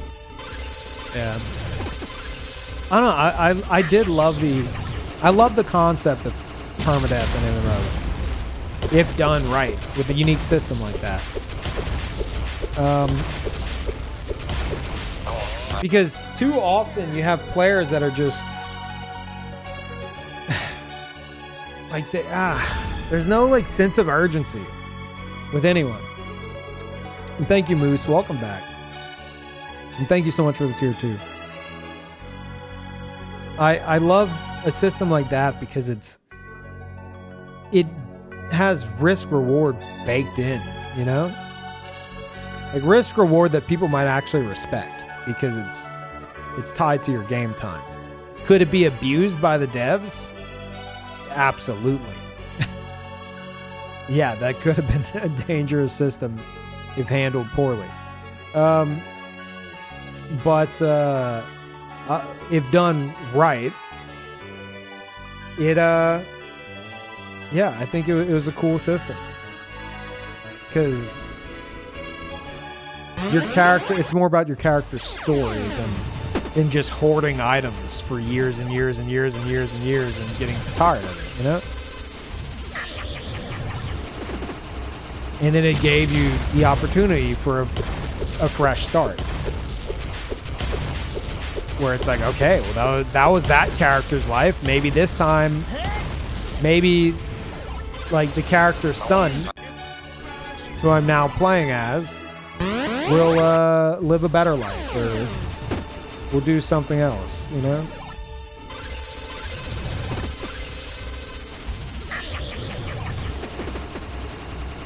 And it'd allow like tributes to be made to your character.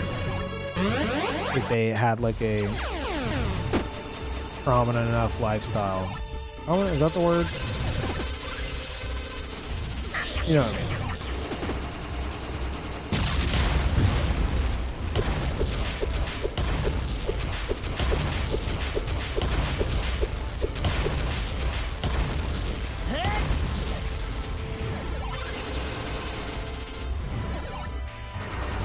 Assassin just goes around killing players that are asleep. I don't know for certain, but I'm pretty sure that wouldn't have been possible. What?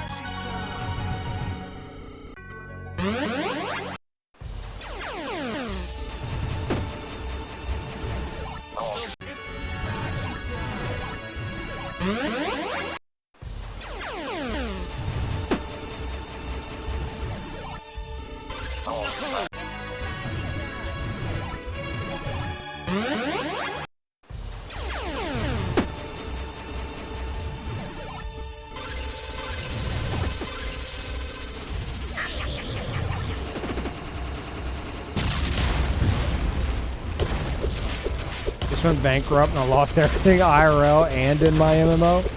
Are you talking about with a system like that? I mean, it's cheaper, at least what they had in mind would be cheaper than a monthly payment, which is the standard.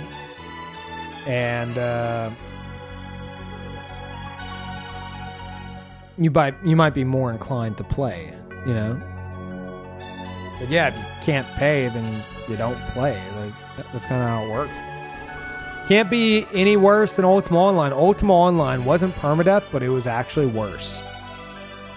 Ultima Online had the biggest like gacha subscription model. And I mean gachas and like, you know, it was the dirtiest. In Ultima Online, you could eventually, if you're paying monthly subscription, you could own a house. And then, you know, you're playing, you get your first house, it's small, but you're happy with it because you could store items in it and you could customize it and, you know, put things in it that are interactable and make it all cute or whatever. Then you get a bigger house one day. And then a bigger house and a bigger house and a bigger house. And then, who knows?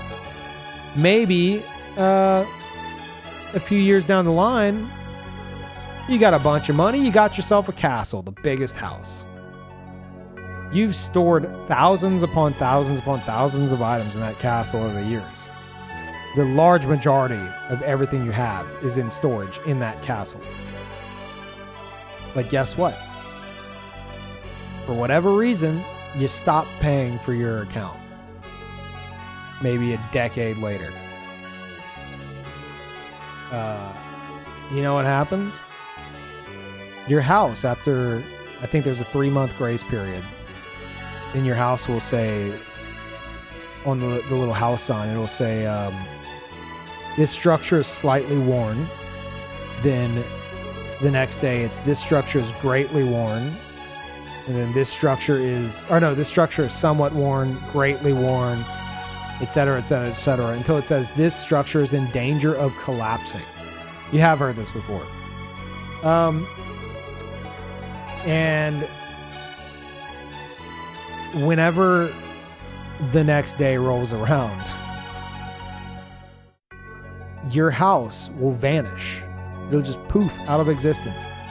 And all the items you had that you collected over like potentially a decade, I mean, the game's like over 20 years old, over 2 decades, laying out for the taking.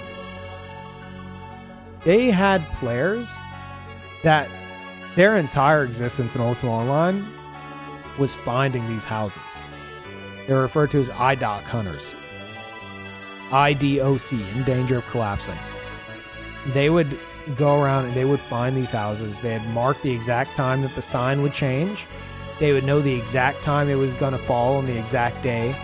And they would be there to pick it clean, place a new house in that location that they could then resell or do whatever they want with, and get every item off the ground. And then you might also have a situation where someone comes across this, they realize it, and then the day of it falling, if it's in the PvP zone, they'll promote it. They'll like open up a portal to it at like the main bank in the game and be like, we got an IDOC here. IDOC, everybody. Come get free loot.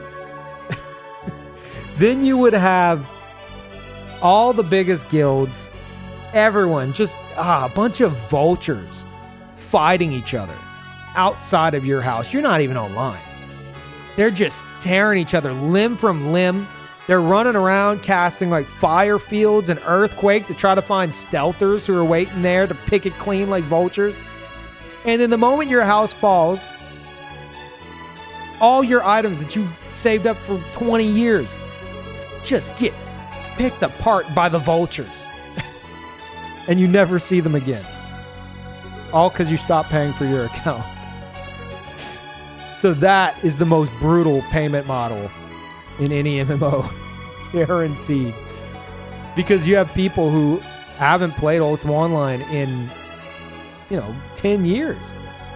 But guess what? How does Ultima Online still exist? You got so many accounts that still pay for their account, even though they haven't played in like 10 plus years. Because they're, maybe one day I'll go back. Maybe one day. I don't want to lose all that history. So they keep paying. And they never stop. And it's still like, I think it's like $13 a month, like $12.99, something like that. Yeah. I remember, this is a story I tell with that. I did an IDOC on stream one time. And there were people ripping each other like limb from limb. But right before it started, I befriended the guy who was the neighbor of whoever's house is falling. And I got access to his house. Like right before that. I forgot what bullshit I told him. But like, I think I was in disguise too. And like, I got access to his house. So whenever this all went down, I was hidden in the dude's house, safe, knowing he was going to loot stuff. And everyone's murdering each other outside. The house falls. This dude snags a chest with like hundreds of items. Runs into his house because no one else can go in it. No one has access. And he goes to drop the chest on the floor. And as soon as he dropped that chest on the floor, I was stealthing right there. I snagged it. So I had him go and do the dirty work for me. Meanwhile, outside, everyone's dying. Oh my God. Ultima Online was so good, dude. Oh.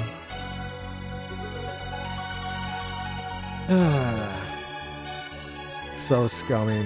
Dude, I pulled so much scummy shit. Oh, dude.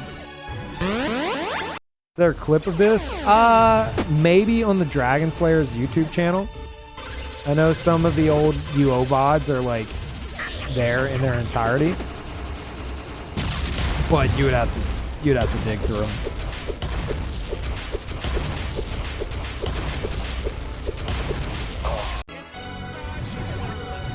Scummy, I call it genius. Didn't hear about the time that I tried to do a quest in Ultima Online? I've done like a handful of quests in Ultima. Like in my decade plus of playing. Like I can count them on like one hand. And one day I was like, they had like a unique quest that came out. I was like, you know what? I'm going to do it. I've never really done a quest in the decade I've played this game at the time.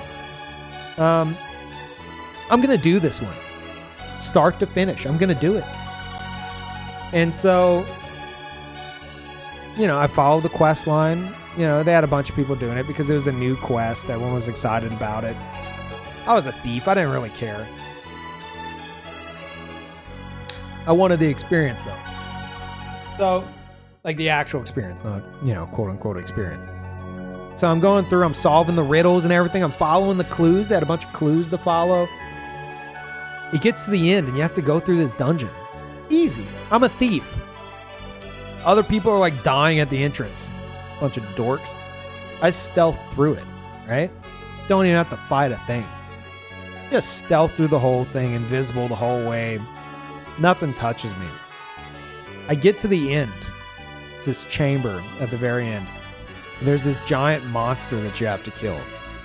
And there's a whole group of players fighting it. And I'm just like, oh, I'll just loot it when it dies. No, doesn't work. You have to deal a significant amount of damage to the monster in order to be able to loot it and get the unique item from the quest. So I can't even finish the quest. Like, are you kidding me? Because I was a thief. At the time, I didn't have any kind of combat skills or anything. It's like, I spent like an entire afternoon doing this. This was a lengthy quest. And I was like, you're telling me I can't actually complete it? The one quest I seek to do? And I'm like, okay. Guess I'll do it my way. Went back to town. And I started asking. I was like, hey, who's going to do the final leg of the quest? Some dude's like, me, I'm about to go do it right now. I'm like, dude, let's party up. Turns out, I found out that if you party up, you have a higher chance of getting the drop if you're in a party with someone. He's like, yeah, let's do it. Oh, God, I was so scummy. So, I don't know if I even need to tell the rest of the story. We go to the boss battle, and as soon as the fight starts, I hide. Cowardly thief, I hide, and I stealth beside the dude, and I open up his backpack, which is his inventory, and I'm just waiting for it because the quest item, you know, the reward would automatically appear in your backpack, like as soon as the boss died if you did enough damage. And so I'm sitting there and I'm waiting. Sure enough, the boss dies. It was like a robe or something. It appears in their backpack. I steal it. I steal it immediately. Oh no, it wasn't party. I think I got him to join a guild with me or something because it was in Trammel is in like the safe zone, so I needed to be able to steal from him. Something scummy like that. And he's like, I didn't get the item. And I'm like, that's weird. Huh. Bizarre. That was it. I did the quest. I did it. Oh, my God. And I kicked him out of the guild. Oh.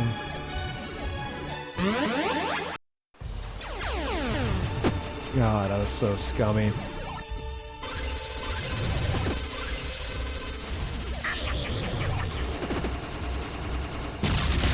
Hey, I tried to play nice.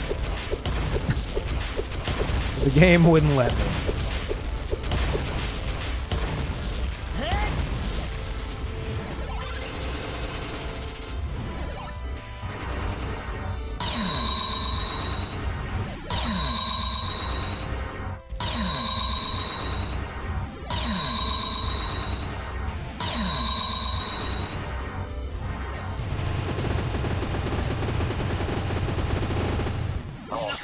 God damn it. Corner of the box.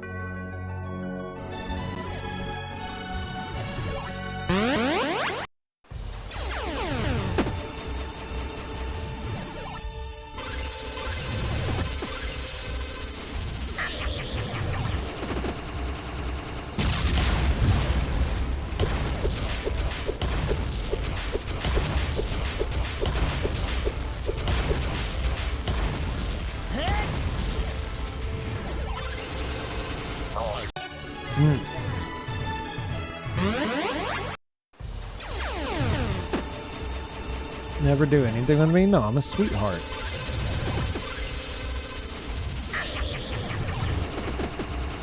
I just love that the creator of Ultima and Ultima Online, like whenever he made Ultima Online, he wanted the possibility of there to be like player villains, which is absolutely what I was. Oh man. You don't really have that anymore. Everyone's got to be nice and safe all the time. No risk. All reward.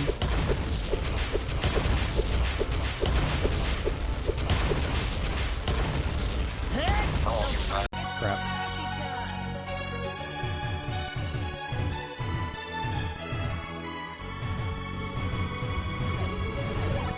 Run a villain, just the petty thief? Oh, you've heard my other stories. Wasn't just the petty thief.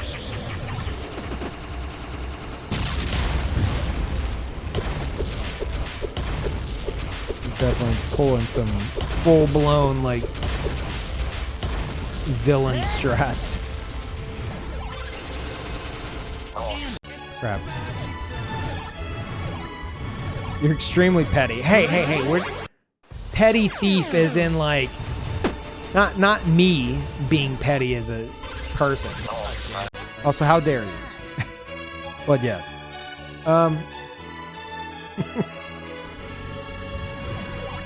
Teleport stuff was pretty villainy. I mean, dude, like, there's so much stuff.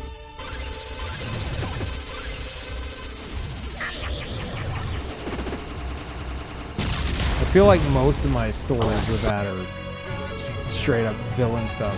Like the thief tax. The thief tax. That ain't petty thief. That is as scummy as it gets.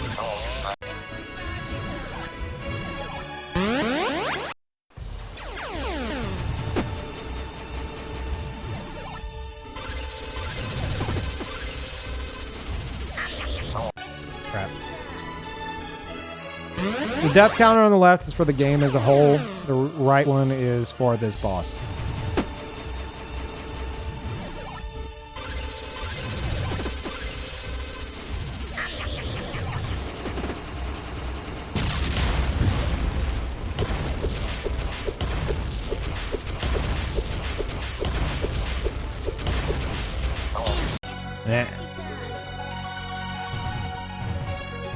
Doesn't petty thief imply you only steal low value things?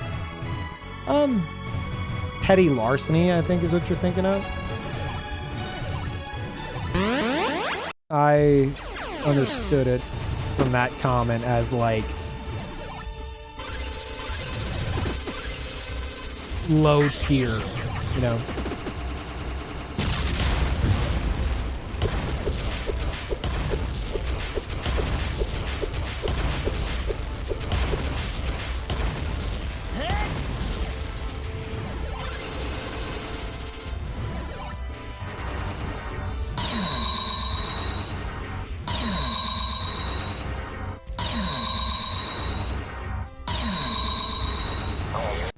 Always jump into... Yeah, lowly. It's not the case. I was the greatest thief in the game. You will not take that from me, chat. Alright. Few things I can brag about. Being the greatest thief in Ultima Online, and how quickly I can tap a button. That's it. That's all I got.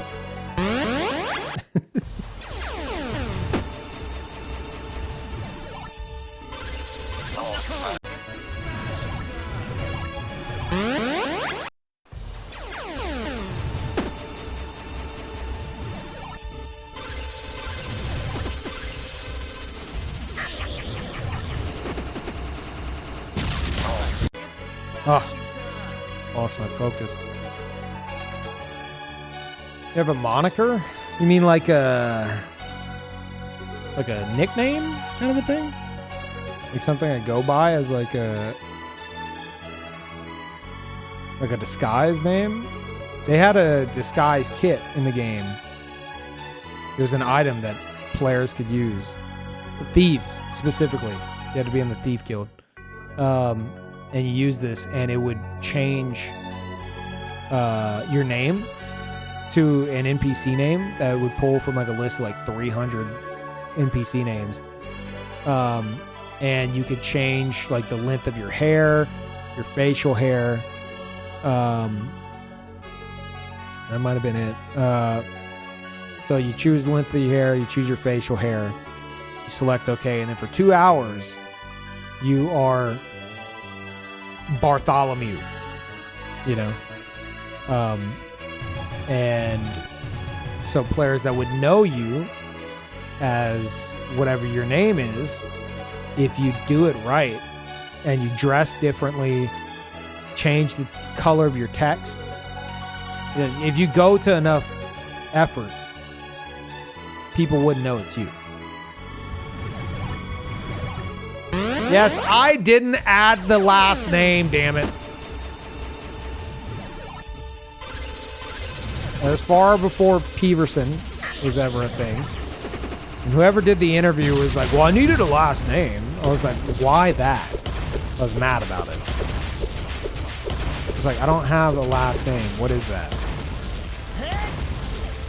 Pick on me about being called Shinobi all you want, but Shinobi-san was not a thing. Crap.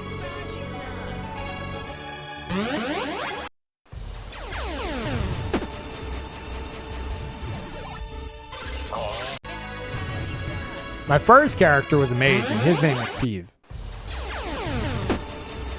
But when I made my second character, it was a thief, and I was like, I don't want it to also be named Peeve. I know. I just finished playing Shinobi on PlayStation 2. That's a great name. Yes, the guild's name, yes. You guys always do this. We've been through this a million times. Yes, I was a cringy, like, 12-year-old, right?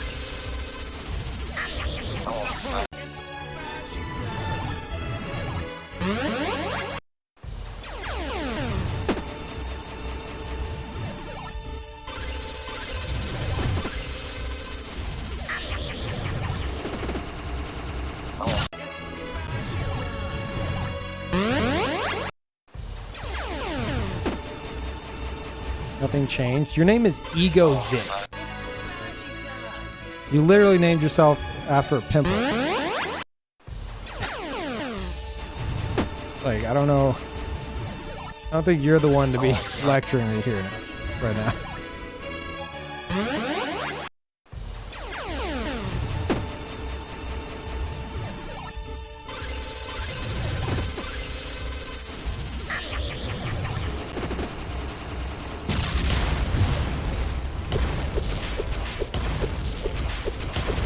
What the hell am I doing?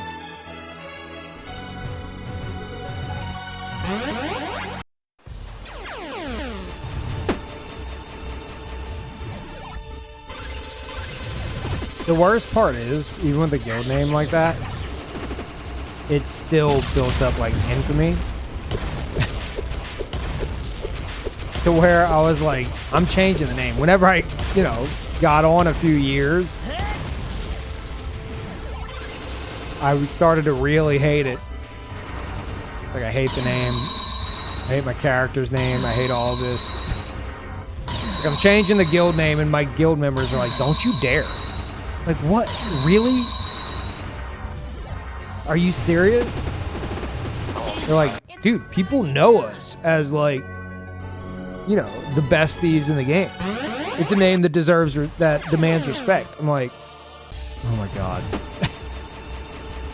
So, I started a second guild at that point, which I did other stuff with. Still kept the other guild.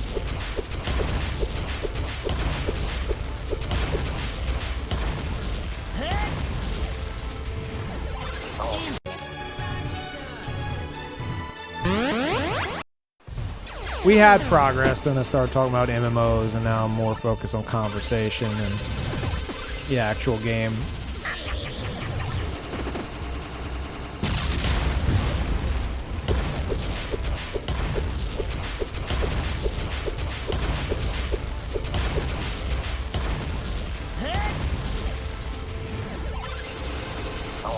Idiot.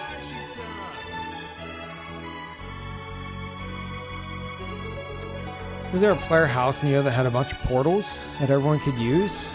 A bunch of portals.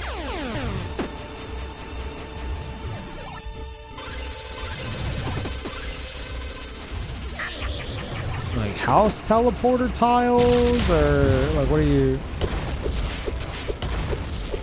If you mean just portals, no. But they had rune books. They had like rune libraries that would have a bunch of rune books with pretty much any location you can imagine in the game. So you could, if you're looking for something specific, you go there and teleport there. There are plenty that had like house teleporter tiles that take you to other houses.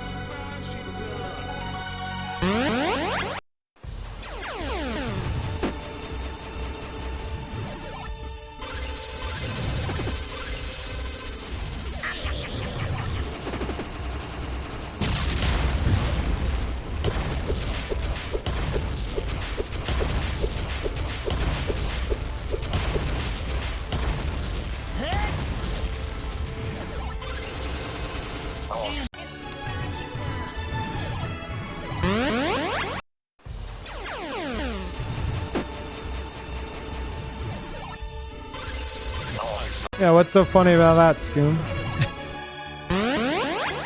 Not, like, that's not even related to me. The guy's name?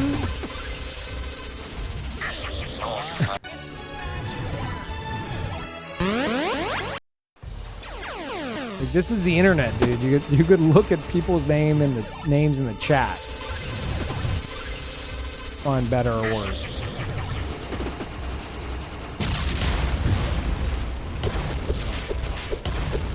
Names of the guilds? His guild was named Thief. I prefer that way more than what I had. I don't even want to say it.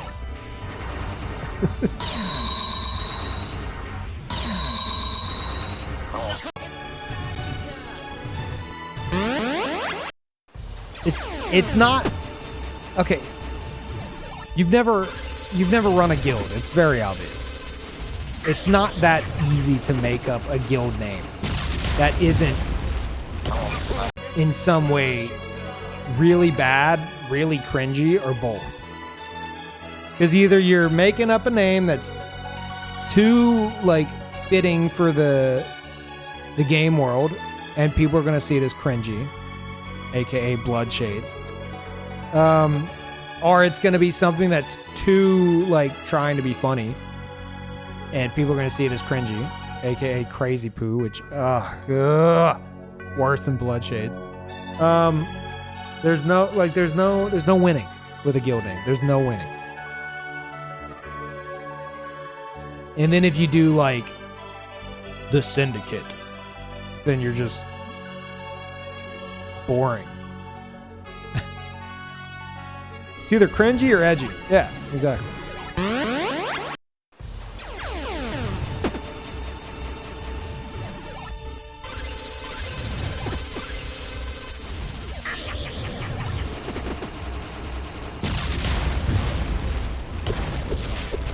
And then you also have the issue in Ultima Online, at least, where you can't use the same guild name twice. So a lot of any good names you could think of were taken.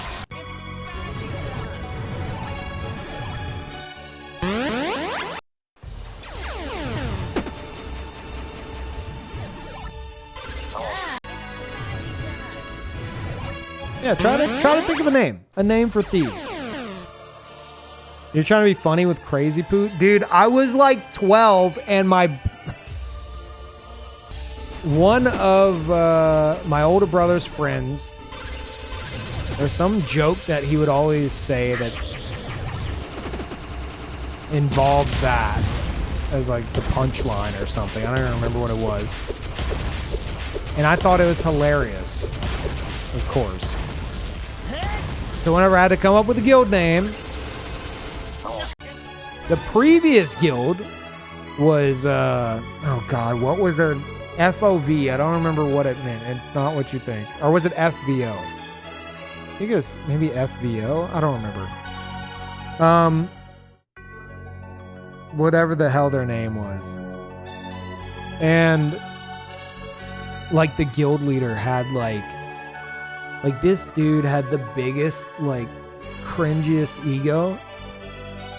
Like, he thought he was the shit. And, like, he would talk down to people in the game. Yeah, he was just an asshole, and he was full on, like, RP into the role, talking down to everyone else, acting like king. I hated it. I hated it so much. So that's why I gave it such a stupid name, because in my head, and I'm pretty sure it says that in the thing that you guys are looking at, in my head, if I give the guild an extremely stupid name, no one can get an ego about it. Not true.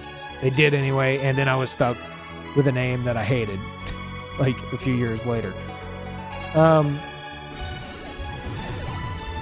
So yeah.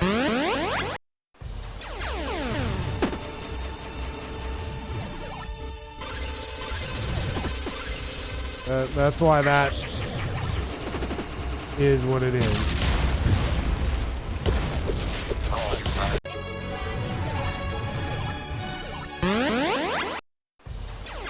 If I made a guild, it would be called Your Left Nipple. Let's go do a raid with Your Left Nipple.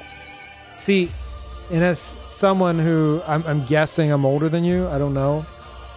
I can already tell you, without you having to age a few years, that name sucks, and you will absolutely hate that you came up with it one day, and it will not be funny to you. So,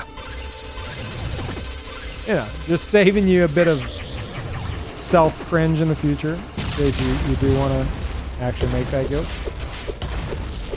That's why I haven't made a guild. Yeah, exactly. It's not easy to name a guild.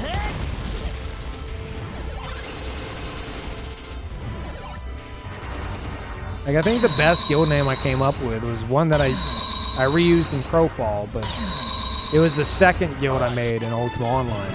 It was the Black Market.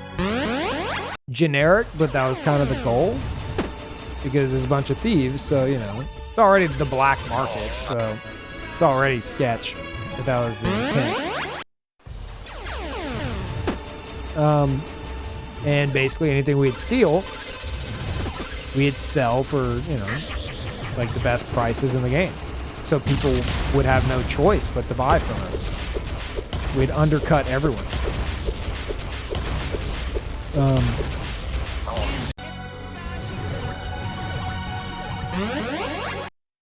So yeah, that's probably the best guild name I've come up with.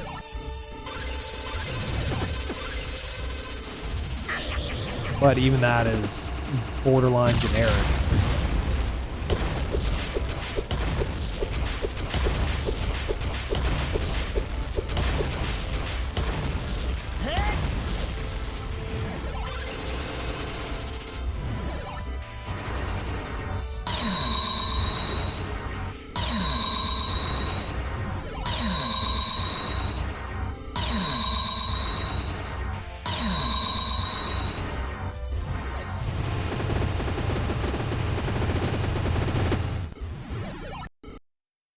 The names are the ones that don't mean anything and your reputation gives it the meaning.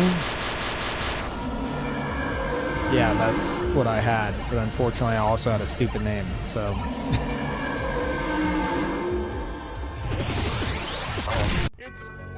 Well.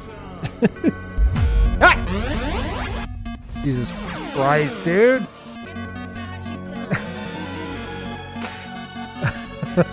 Gotta like lower the sound of it or something. Dude, Dog Machines, thank you. $100 says, woo, you can do it. Thank you so much. Also, that always gives me a heart attack anytime it pops up.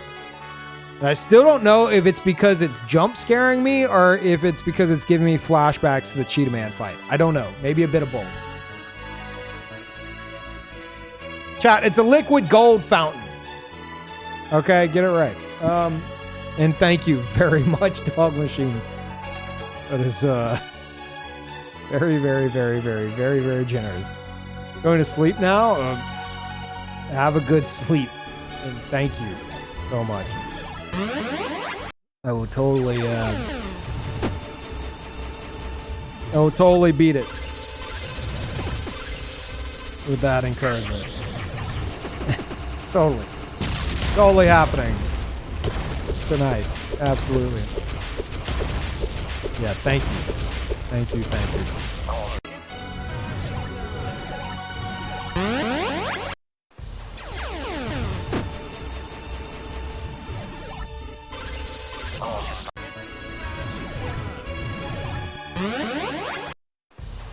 Is this free, Peeve? No, it cost $100. Do you not see that? Actually cost more than that. You guys gotta...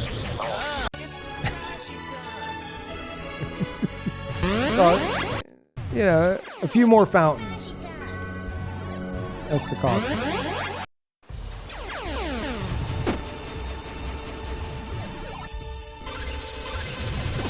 I mean the boss? Yeah, I do too.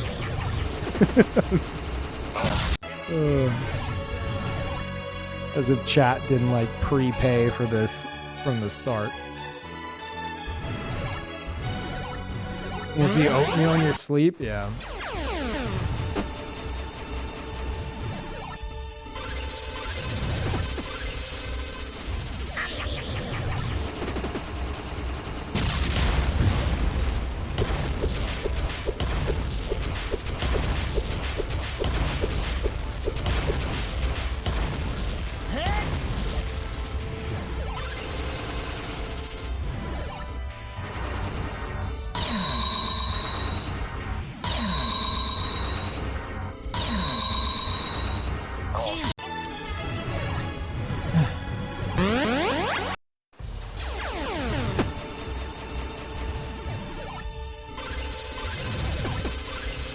Oh, so bad.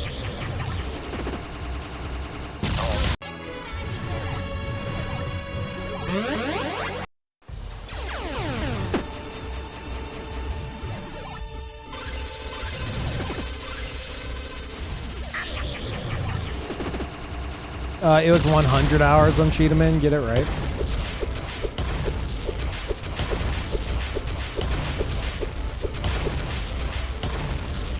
I'm actually proud of that time because it proves just how stubborn I can be.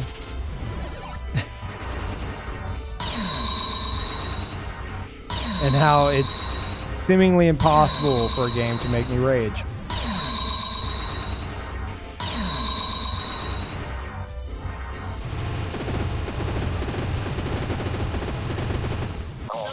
I knew that was going to happen. I ran out of platform.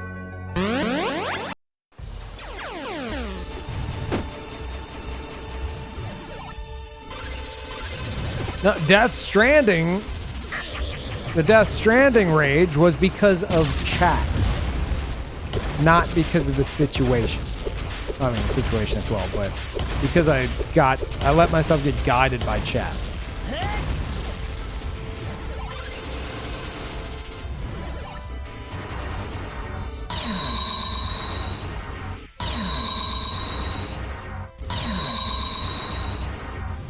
Sure it was, dude.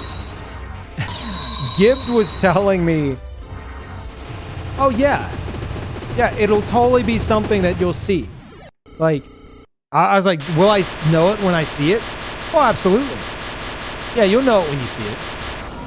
I had already picked it up 7.5 hours before that. How could I know it when I see it if it's no longer there?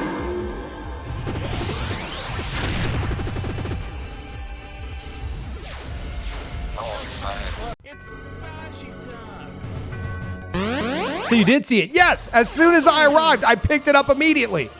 I was like, oh, a memory chip or whatever it was. I picked it up. I didn't know that was the thing I was looking for. And then I was like, now time to solve this mystery. Then I had people coming in the chat going, oh, you're on this? Oh, good luck.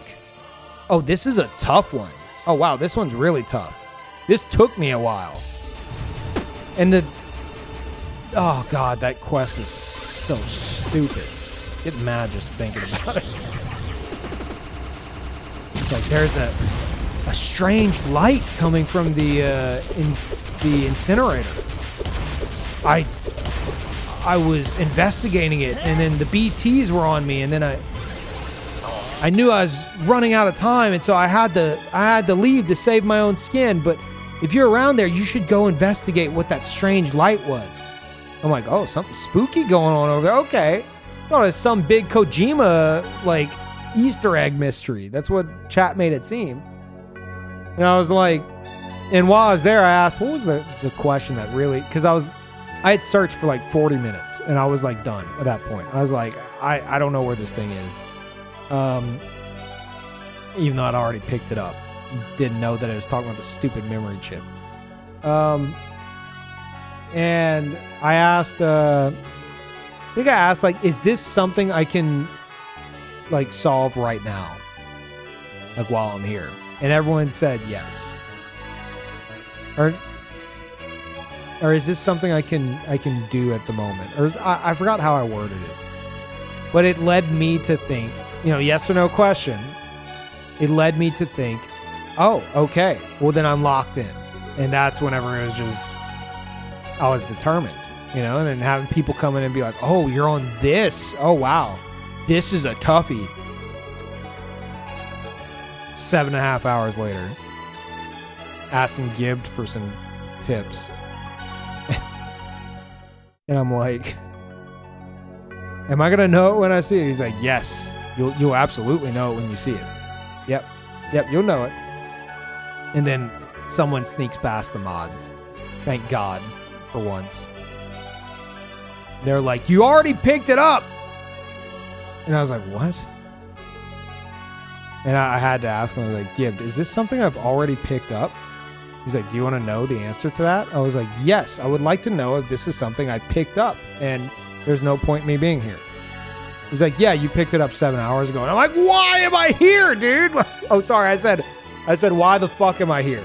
Which is why the clip is like, everyone loves the clip because Peeve said a no-no word. And yeah, had I been playing like on my own, 40 minutes in, I'd been like, okay, I'm done with this. I would have left. So yeah, it's on me for like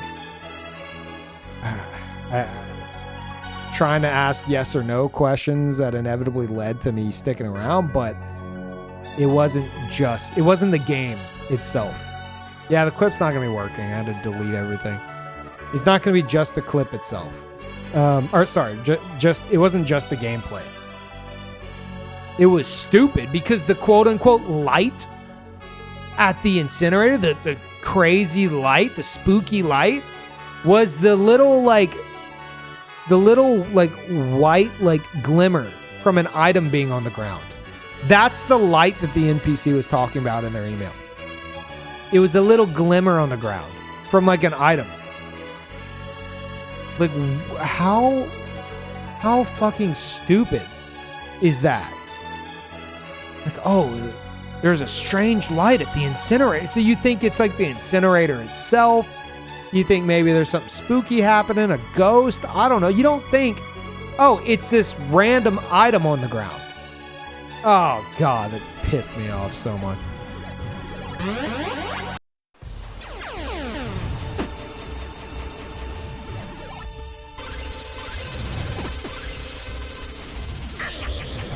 Is it worth it? Absolutely not.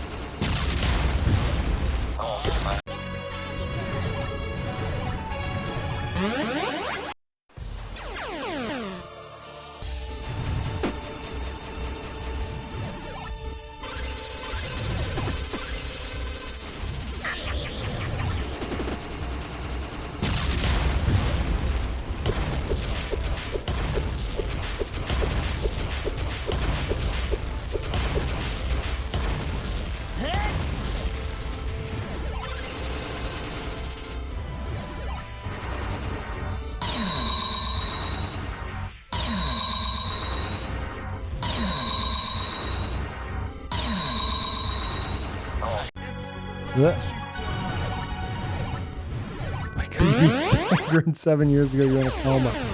What? Is Ultima Online 2 out?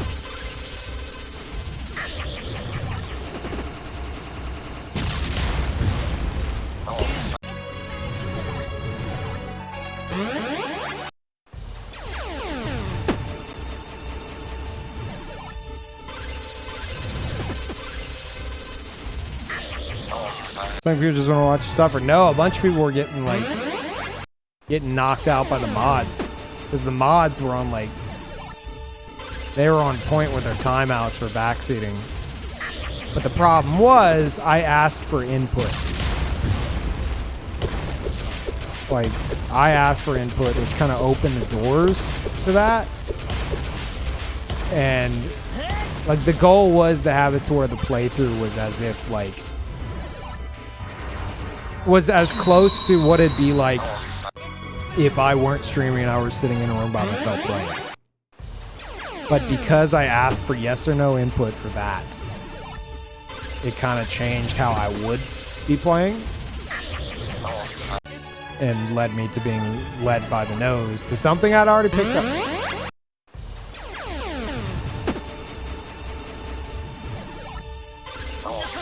So, there were viewers who were trying desperately to tell me. And the mods kept timing them out. Because they were just watching. For 7 hours. For over 7 hours. As I just walked in circles. Poor Norman Reedus, his feet were bleeding. He was bleeding out from his feet at that point.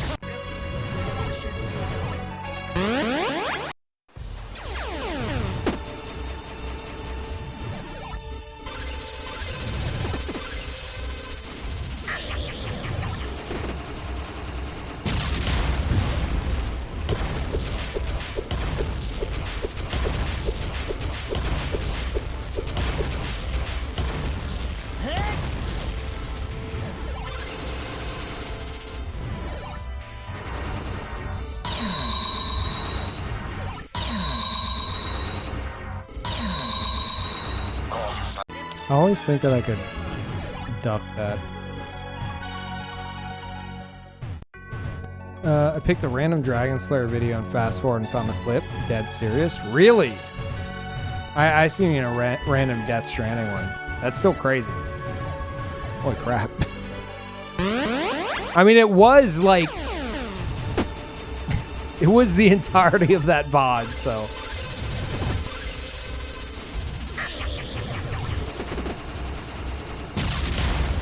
Yeah, feel free to timestamp it if you want.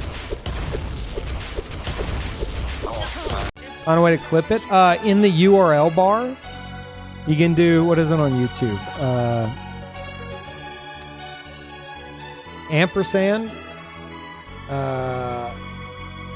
What is it? Ampersand T equals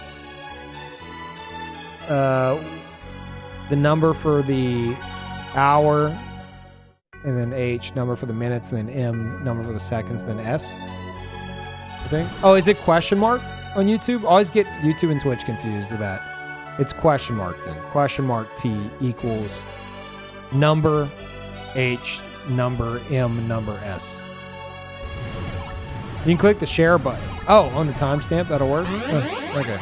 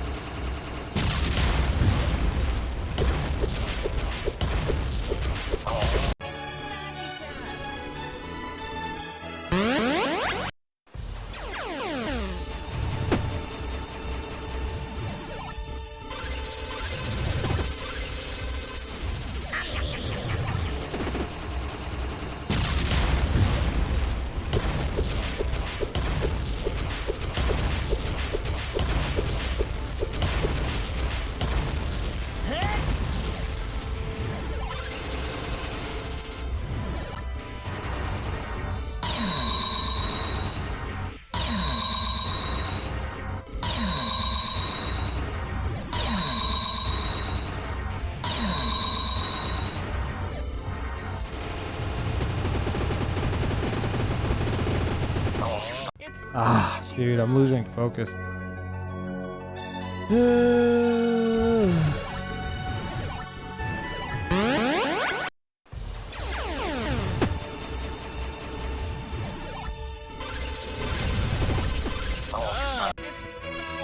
Thank you, Nubis.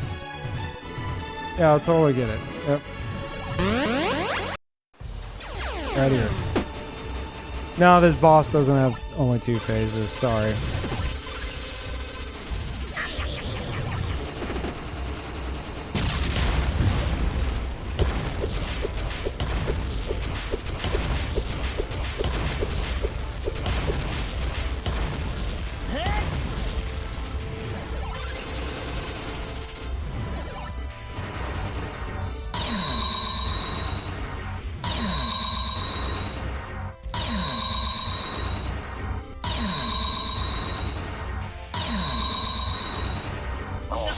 I was about to say, well, that was free, and then I just went right into it.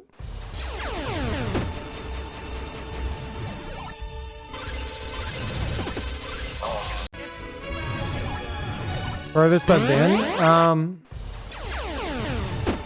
the little like green like waves in the second phase.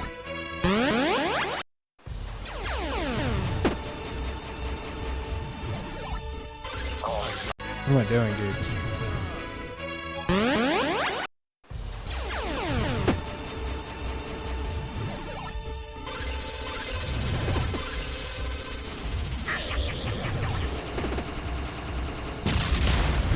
Chat. I feel the focus. It's returned to me. Oh my god, it's here.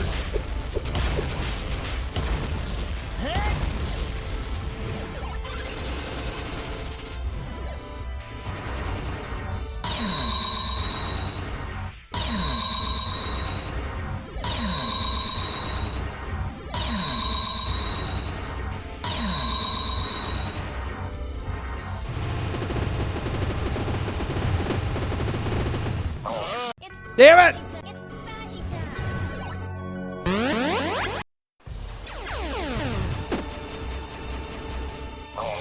Damn it! It's gone. Oh, is that the clip? See? Have I? Yep, that's the clip. Oh my god.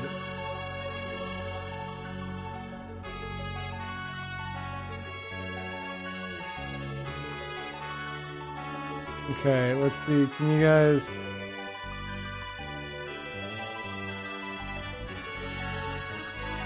Hold up.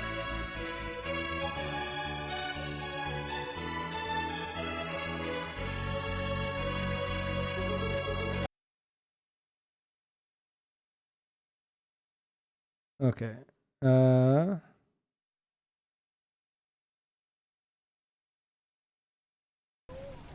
Have I already found the thing that I'm looking for? And been just walking in circles for 5 hours for no reason? You want to? Yes, I would like that answered. I would like to know if I've already found the thing that I'm trying to find. Yes, you found it already. Why the fuck am I here? What is happening? What? Why am I still here? Why am I being led in circles? Why? I'm My brain could not process what just happened. Why? Because you're still. What do you mean? Because I'm stubborn? I didn't know that was it. I would have gladly have accepted peeve. Why? You've already discovered it. That was it. Because otherwise, when was this going to end? This was infinite. There's no way for me to ever get out of this loop. He's got a point. Aspie makes a good point. There is no way for me to ever succeed in this endeavor. What am I? How am I? What?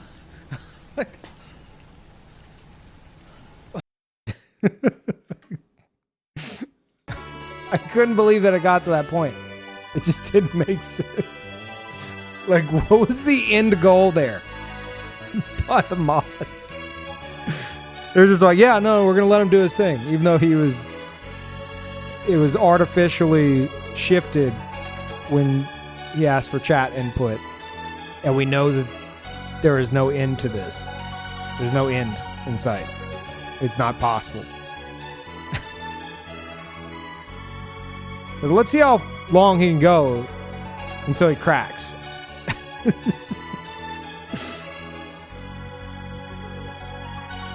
Half your temp mods joined late and weren't even sure what was going on. So they were just timing out anyone backseating. Yeah, it was weird. It was a weird situation where it was like, it was this like mod gray area.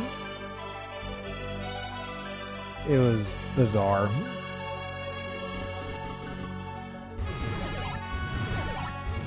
So confused, and Pete woke me up yelling that. What, just now? Or are you talking about like when you were there?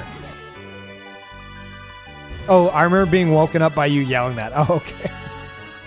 I mean, if you went to sleep knowing what was going on, then you could have about guessed why you were being woken up.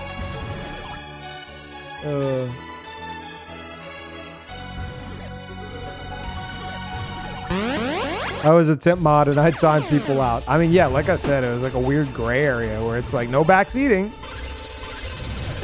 But it's like, well, Peeve asked for yes or no questions, which led him to think that there's more to this. And he's not going to give up. Ever. But whenever I asked, poor Gib, but like whenever I asked, is this something that, will I know it when I see it? He could have been like, no. And I've been like, what? No, because you already picked it up. Instead, he said yes. How will I know it when I see it if I can no longer see it because it no longer exists because it's now in my inventory? Like, I don't understand that response. I never will. That's Gib's fault? No, that was at like...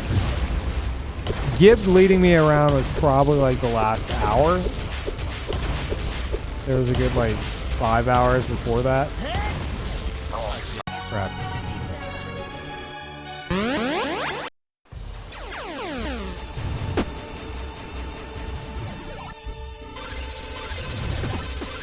Gib wasn't there the whole time. I think he knew though.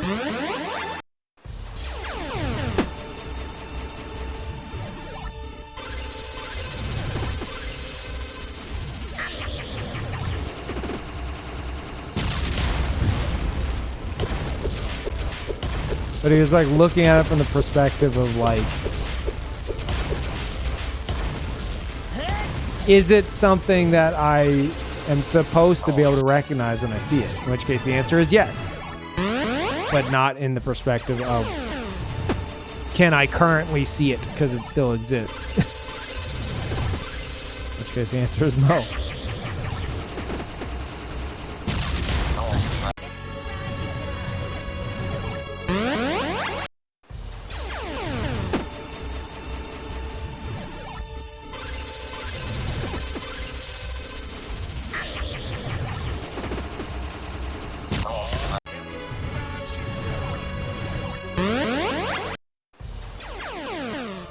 Yes, chat, if it was something you can figure out now.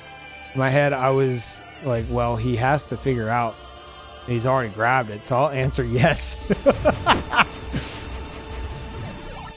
No, the answer to that is no. No, because you can't figure it out now because there's nothing to figure out. It's over. Oh, God damn it.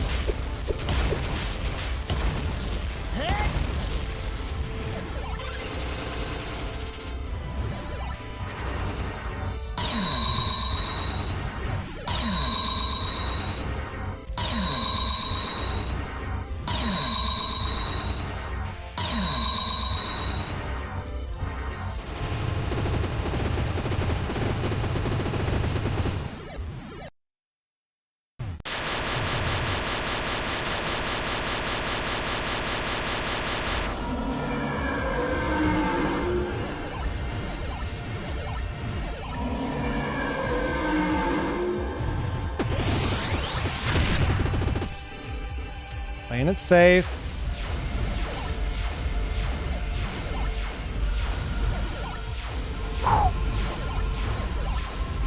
Just want to get to the next phase!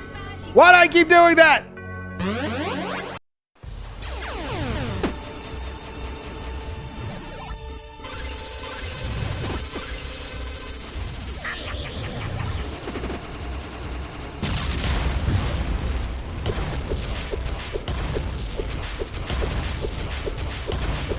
Don't peeve me. Unless you've done this fight. You can't peeve ... me. Everybody posted anyway.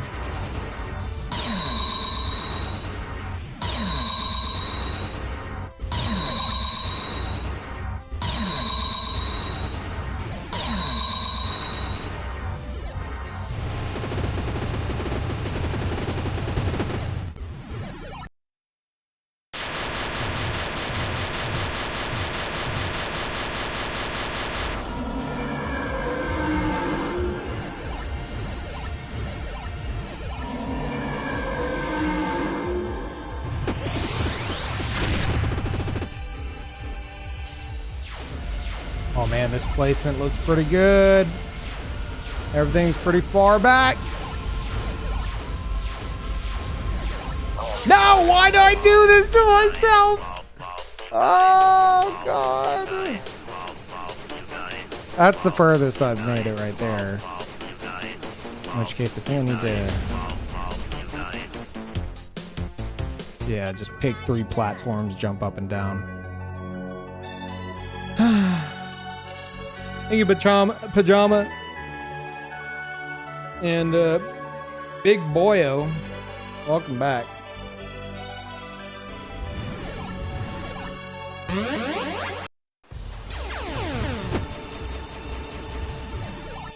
That was terrible.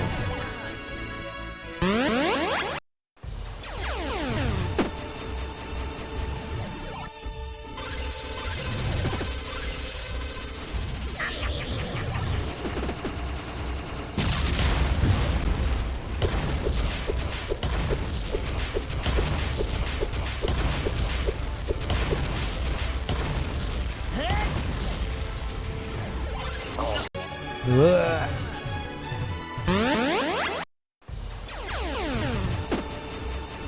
I'm pretty sure the orb's placement is random.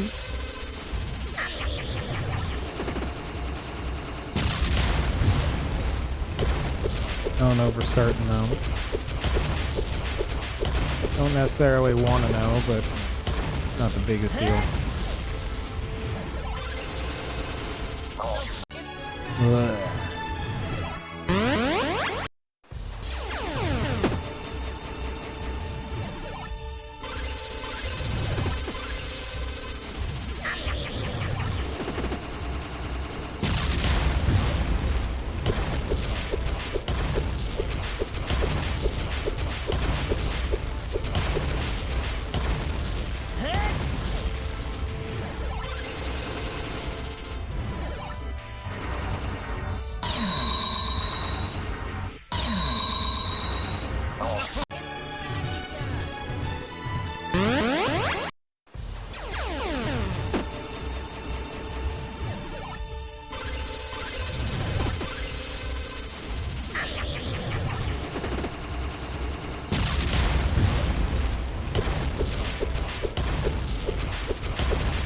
Why did I go this way?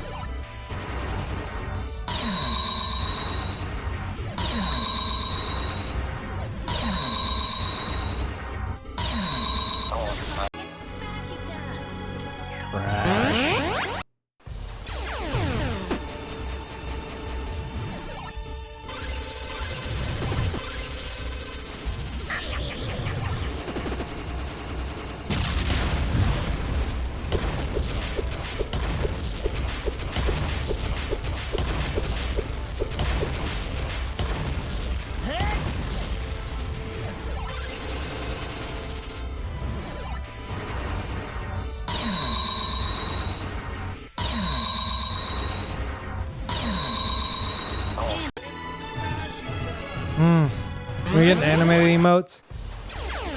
I want to get back on track with all that stuff maybe next week.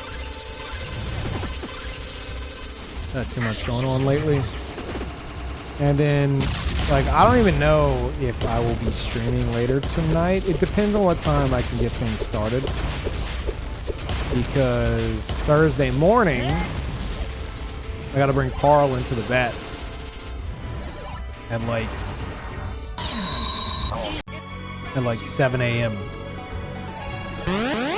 He's gotta get his teeth removed.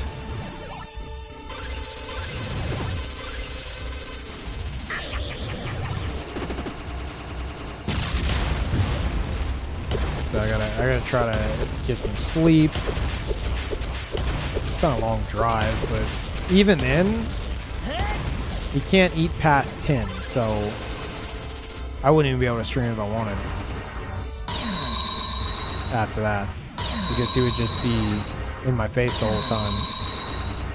You know, I wouldn't want to lock him out, so.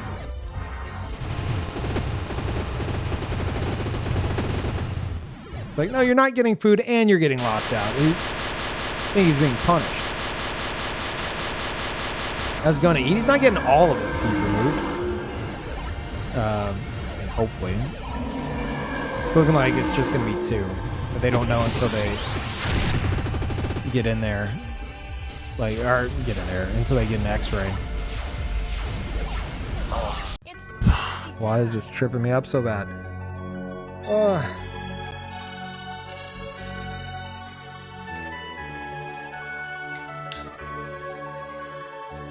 Yeah, he's got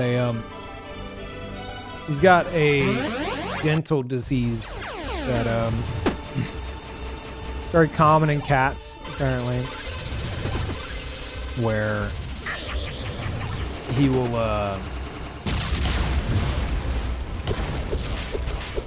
like adult cats, their bodies will somehow trigger the response that it does whenever cats lose their baby teeth. Something happens in their bodies that kind of eats away at the roots of the baby teeth to make them fall out. And with adult cats, there's some kind of disorder or disease that can cause that to happen again. And it could either be in specific teeth that it happens, or it could be the entire mouth. And during his last vet visit, she was checking out his teeth because he already had one fang removed from he somehow broke it in half. I still don't know how he did it. And she was looking at his teeth and she noticed his gums were blood red on 2 of his side teeth. And she's like, oh no. I'm like, what? She's like, I'm sorry to be the bearer of bad news, but I'm certain that that's what this is. And she explained it all to me, and she showed me his teeth right there, and she barely touched his gum line, and he winced back in pain. And she's like, I don't think it's affecting him while he eats right now, but it'll be an issue in the future, and he needs to get them removed ASAP. And what sometimes happens is while we have them, under anesthesia, and we take an x-ray, basically we're looking for all the roots that he's got that look like Swiss cheese. Because we know those are the affected teeth. So visually from the outside, examining his gums, it looks like it's 2. It could be potentially worse. I'm hoping not, because this is she explained the pricing to me, and it's before any teeth are considered, just the anesthesia and the x-ray and the blood work and everything. It's over $1,000. And then each tooth after that, depending on the placement, is anywhere between I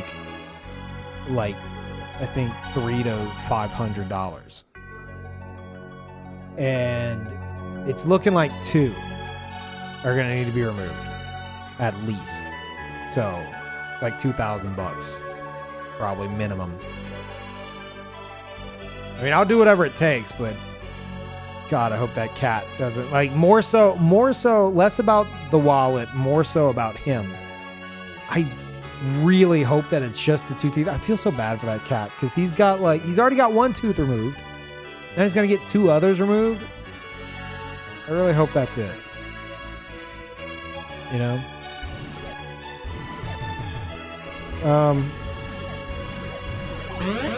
But like, I'll do what's got to be done, but still. And the worst part is, like, he doesn't understand what's happening, right?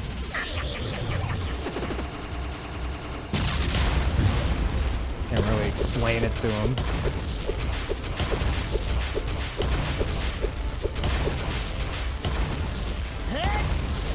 So yeah, I think tomorrow, or today I should say, gonna just be hanging out with Paul and Patchen. Especially since at the time I would normally stream, he can't eat. He can't eat because of the procedure, so he would be constantly bugging me anyway, and I wouldn't be able to get anything done. Because he's like, where's my food?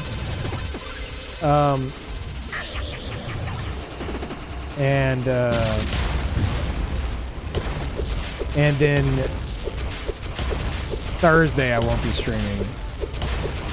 At least, it depends on how he is by Thursday night. Because I don't know whenever they're going to let me come pick him up. And he's definitely going to be all groggy and drugged up and missing teeth and stuff, so, you know. Eat soft food? Not before the procedure. He can't have any food in his stomach before the procedure. He can have water, but he can't have food. It's an anesthesia thing. They don't want the cat, like, throwing up, you know? Same with people. If you have to get anesthesia, they'll tell you, like, don't eat anything. Because it could cause you to throw up.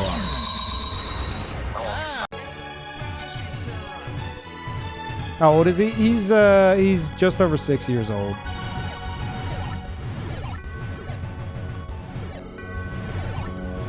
No food for at least 12 hours before surgery.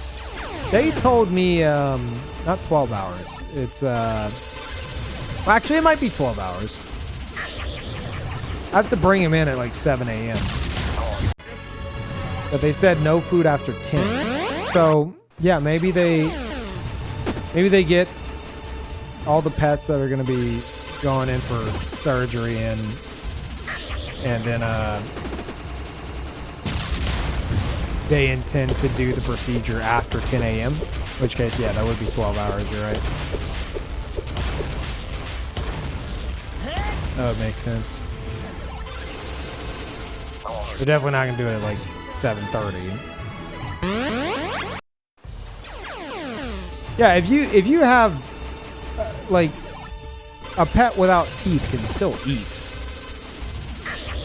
I mean, I'm hoping it's just the 2, but that's like 3 teeth on the same side that he'll be missing. He already seems to struggle to eat a bit. So, like, he's become a very messy eater since losing that front fang. Like, food will just kind of like fall out of his mouth in like this big mushy mess. He's definitely eating because he's like gained weight since the last time I was at the vet. He's getting food in him. He's just a very messy eater. So, feel bad for him.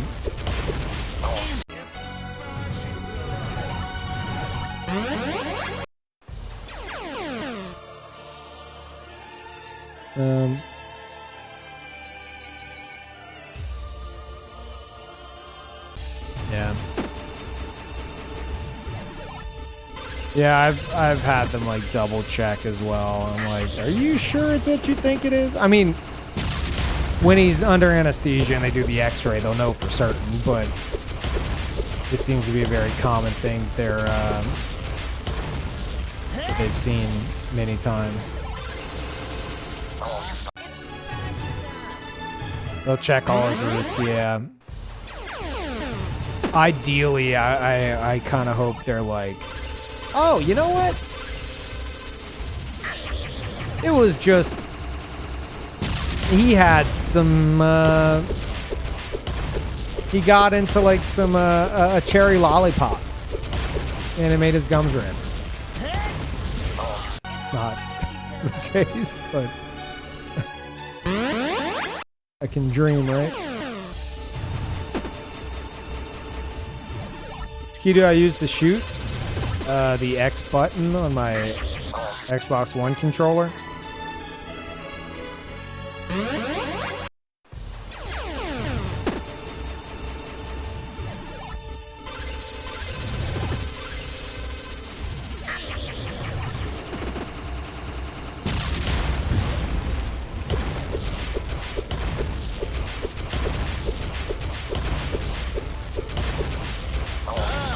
Ugh.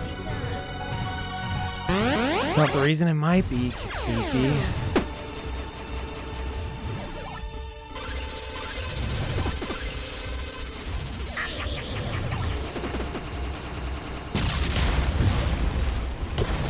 I don't have any cherry lollipops, but maybe he went to the store behind my back. We don't know.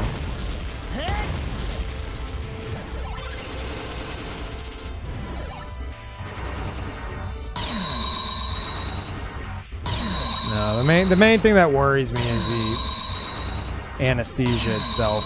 I'm not comfortable with anesthesia. So like, as long as he comes out of this like, you know, fine and missing a tooth or two, it's whatever. But anesthesia freaks me out. Get paranoid about it.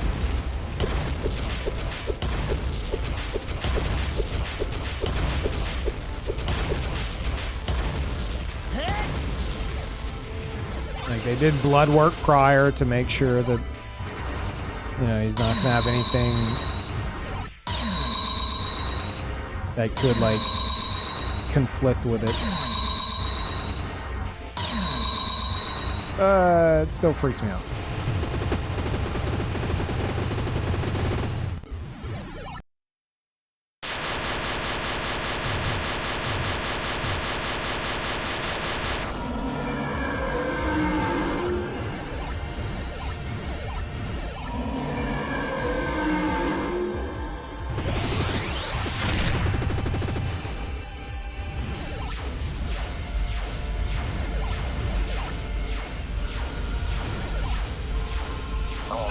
Dude, I dropped down. I swear I dropped down. I apparently didn't, but I swear I did. Ah, feeling good about that one too. It'll be okay. Seems sad, but I promise. Paul won't mind that he's a messy eater once he's healed.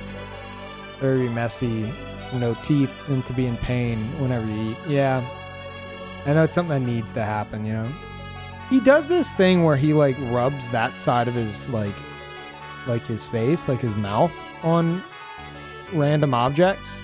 Not like aggressively or hard. I'm pretty sure that's just him like putting his scent on stuff. But I was questioning today, I was like, I wonder if that's like related.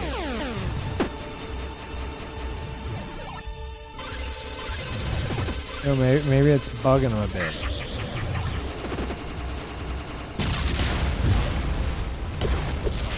I mean, obviously it is. Like I said, she showed me the gums and she barely laid her finger on them.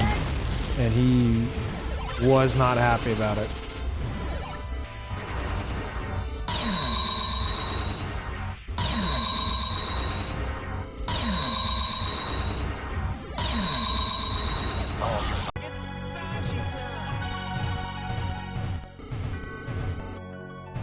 pawing at his face is more pain behavior. Well, he does paw at his face, but it's like he does it when he's throwing a tantrum. It's the only time he paws at his face. He'll like whenever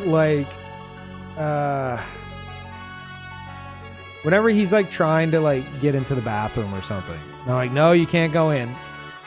He'll flop down in front of the door and then he'll start like kind of swiping at like his face. Like covering his face with his hands and like flipping around. That's him throwing a tantrum. But that's like the only time he does it, so I don't think it's related.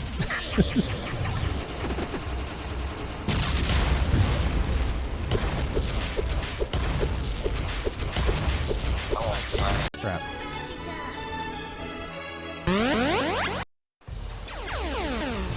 He is hesitant to eat, yeah. Sometimes, like, he'll be hungry, and I'll have to, like, pick him up and put him in front of the food bowl to get him eating.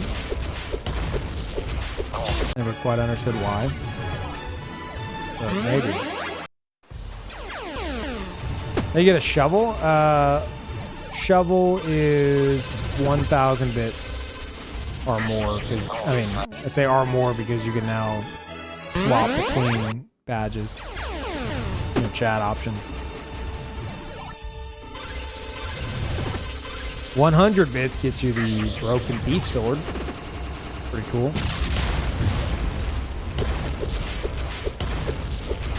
Yeah, all the bit badges should be listed below the stream. I think exclamation point bit badges maybe is still a command where you could see them in their full resolution.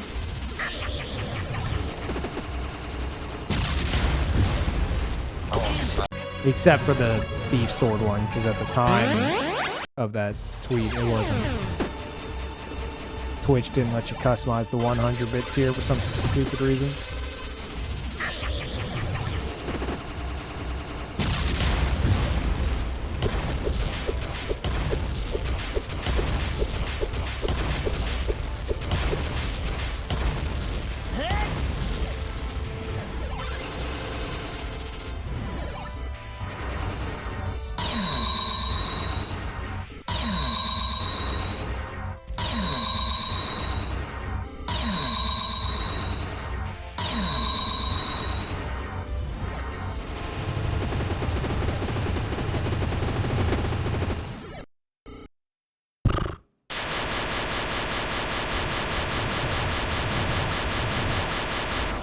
Yeah, I got you, Katsuki.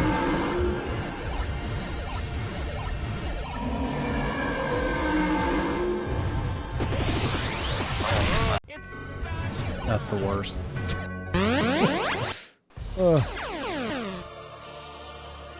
Thank you, Pajama.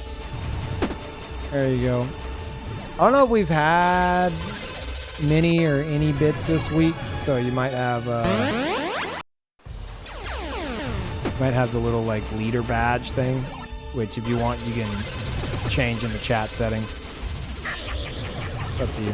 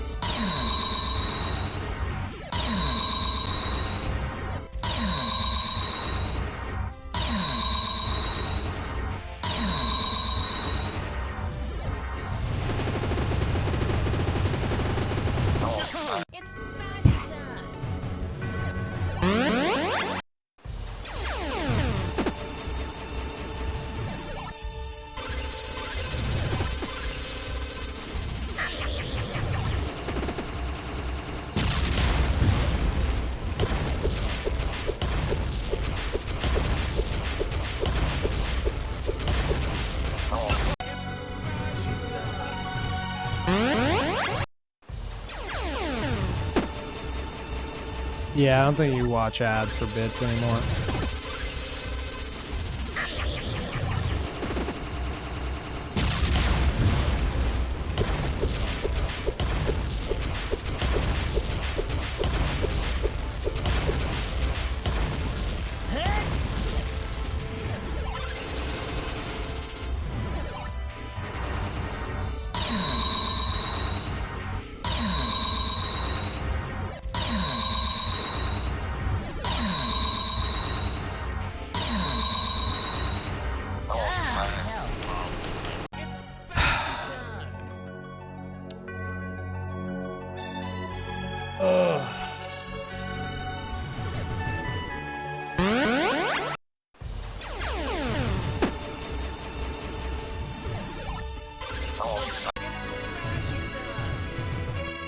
I think tomorrow, maybe, tomorrow, later today, so I won't be streaming, maybe I'll do MMO stuff.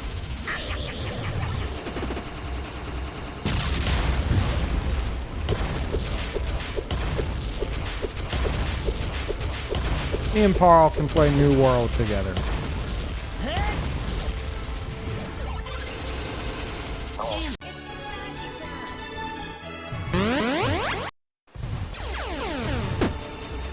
Off stream, yep.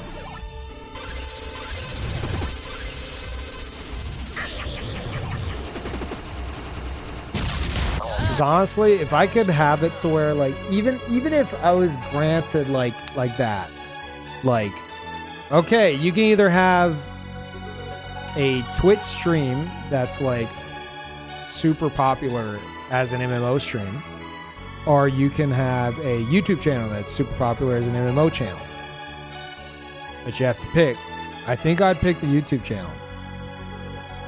Because streaming an MMO for any amount of viewers, immersion is gone. It's just out the window. It's non-existent. And I need immersion in my MMOs, dude.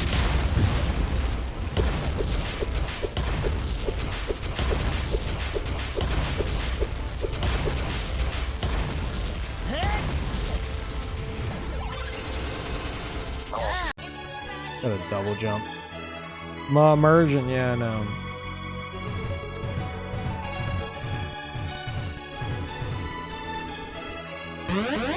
Yeah, I'm gonna feel a lot better when Paul's done with his surgery. Kind of stuff just makes me paranoid.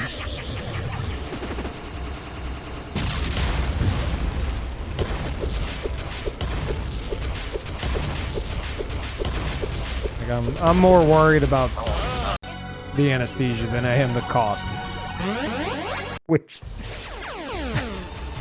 could be very, very, very, very, very, very high if it's like, oh, all his teeth need to be removed. It's like, oh, okay, great. How many teeth does a cat have?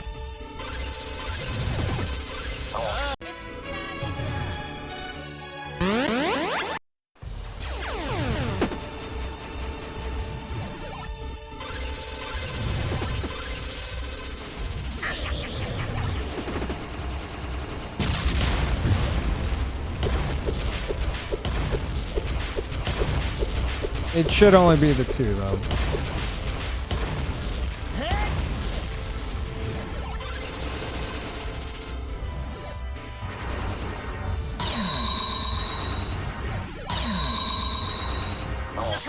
So, basically, my point is, I forgot I was going somewhere with all this. Next week, I'll be, assuming all goes well, and, you know, I don't owe a fortune. I'm going to look into doing the animated stuff probably next week. Get back into like commissions and stuff I need done, all that.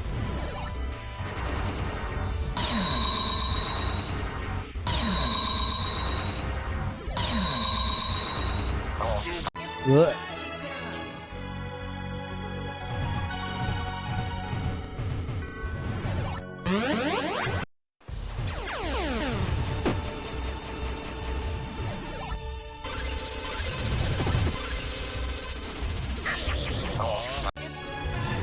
Animated fatters?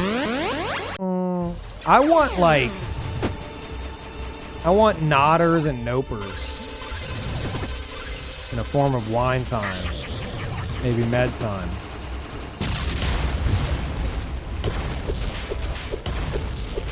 Well, without med time, that's still 3. That's 3 animated emotes right there.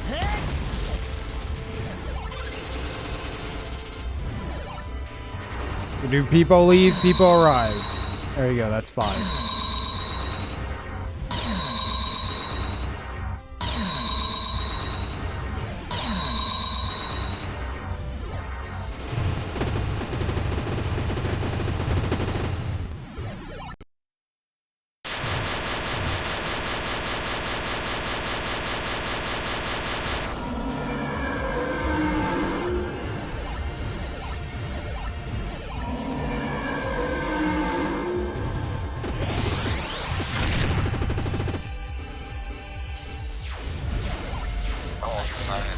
Why?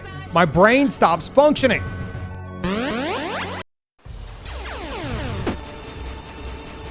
Unless you guys can think of some other emotes. Like some more unique ones. I'm just copying the format for those.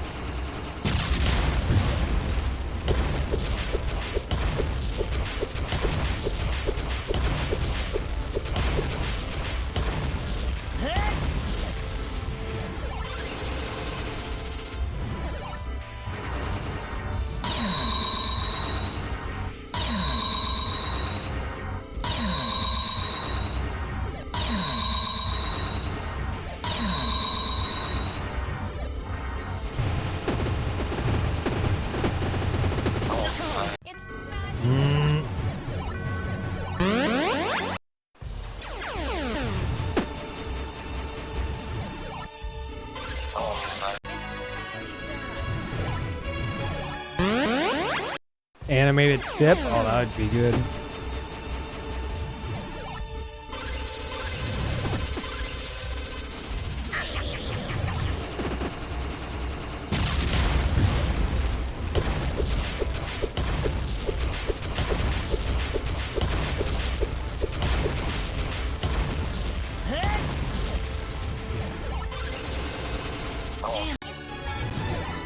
Gotta run the double jump.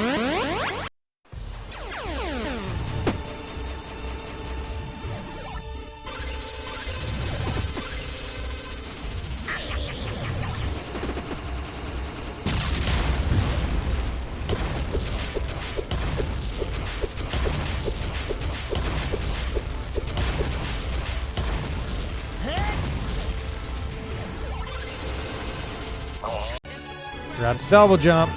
Ugh.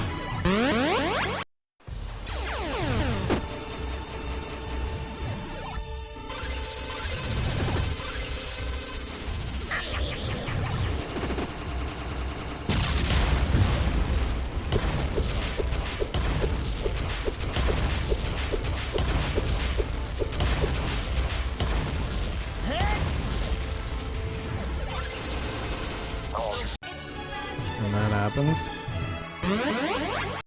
Boo? Oh, Boo could be way better as like an animated emote.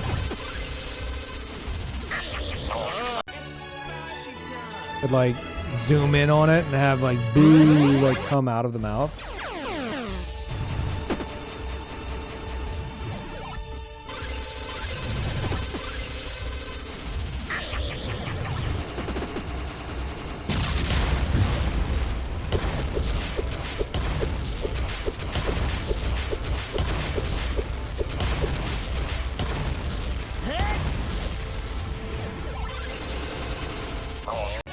Okay, I definitely double jump. Obviously doing it poorly.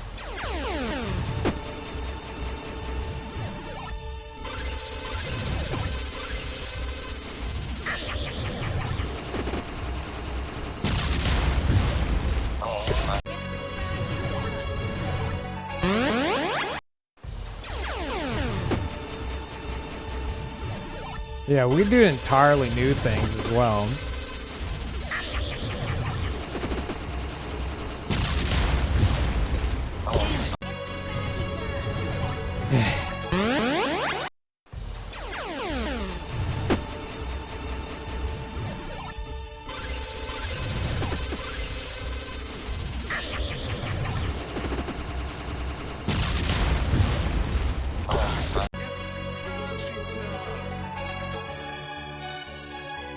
Entirely nude things? New things.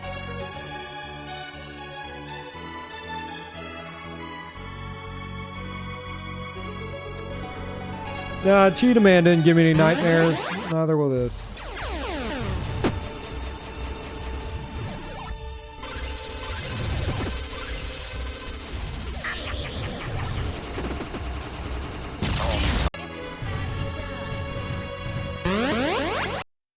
Wobbling animation for the pump. I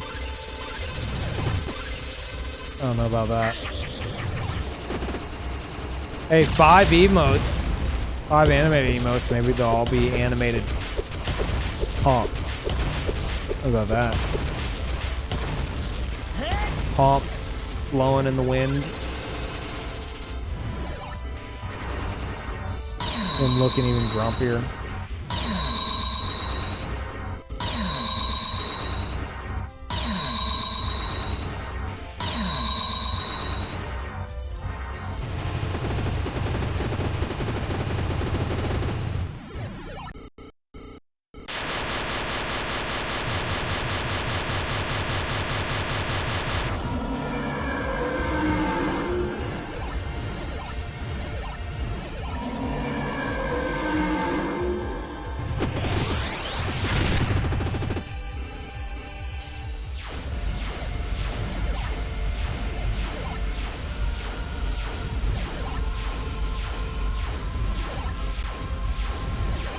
Dude! They all start firing off at once.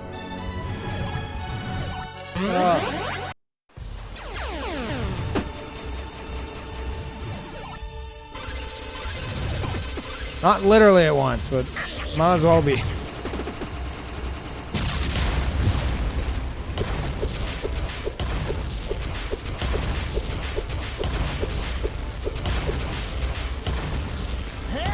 We're at the point where I want to almost just like not even try to bait them towards them at all. Yeah. Just avoid them entirely. Just don't even touch them and just hope some of them hit them. Then I think we'll just be trapped there forever.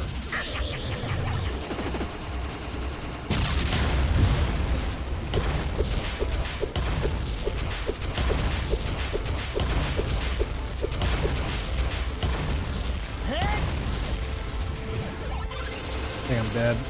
Yeah.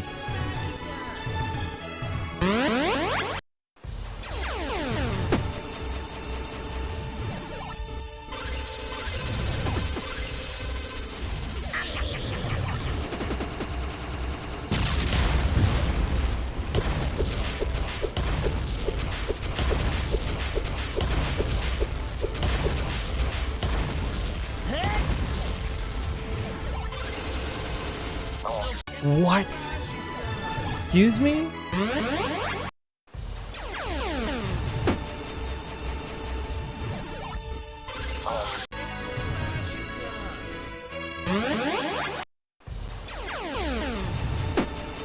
Imagine this what video game hell is like? No, video game hell is the culling too.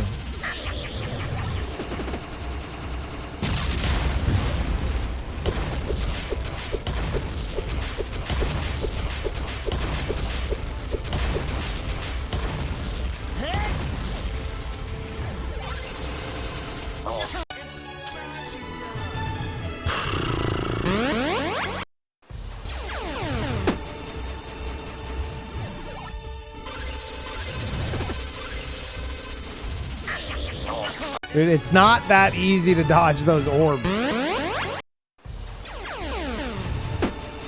Because you have to also guide them to him.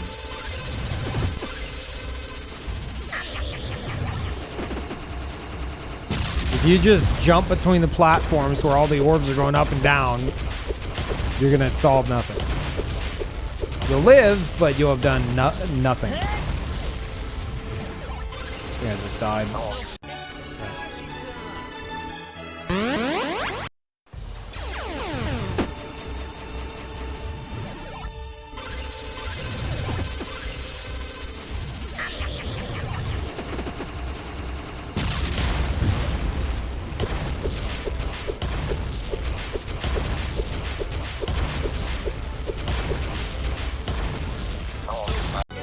Dude, how am I at this point now? Ugh.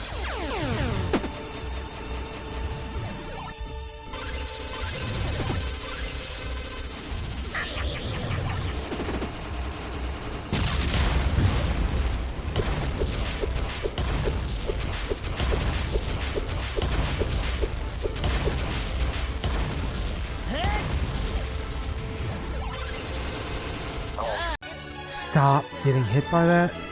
Just stop, like, hesitating.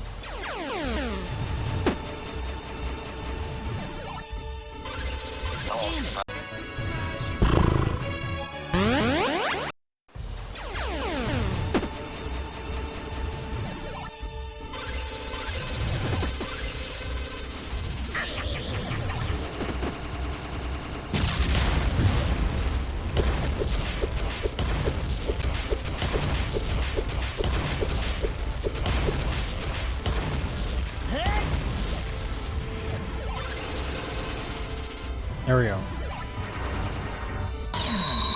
Now watch him appear on the platform.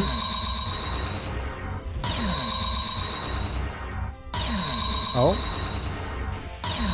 Okay.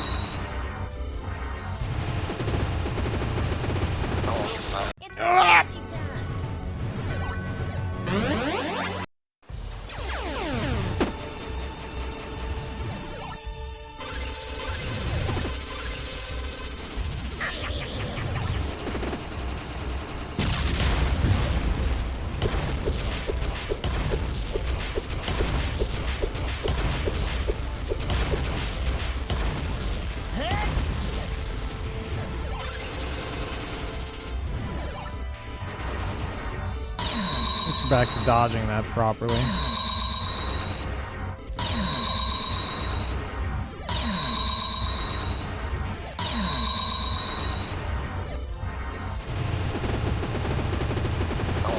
It's Boshy time.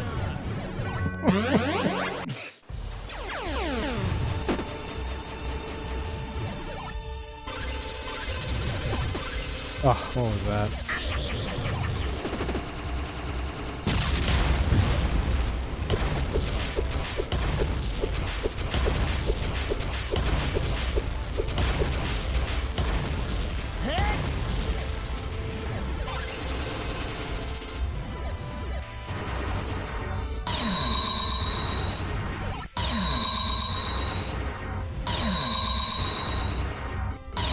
Oh my god. It's Boshy time.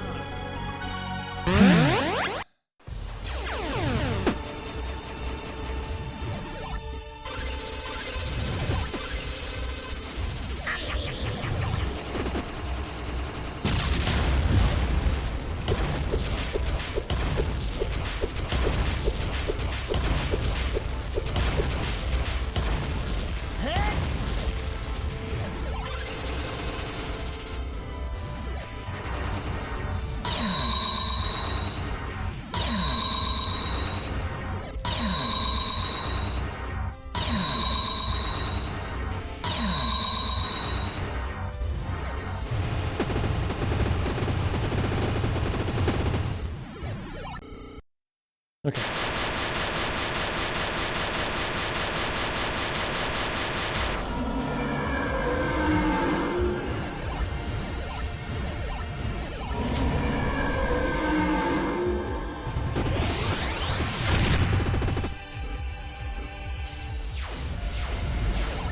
Just don't get hit, forehead.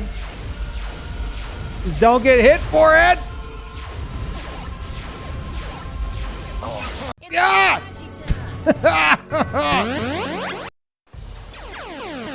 Thank you, I. Welcome back.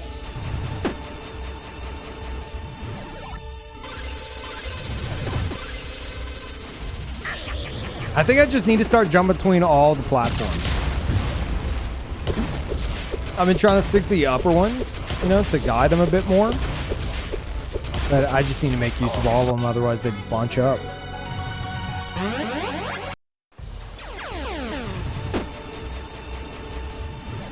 Just hope they land, I guess.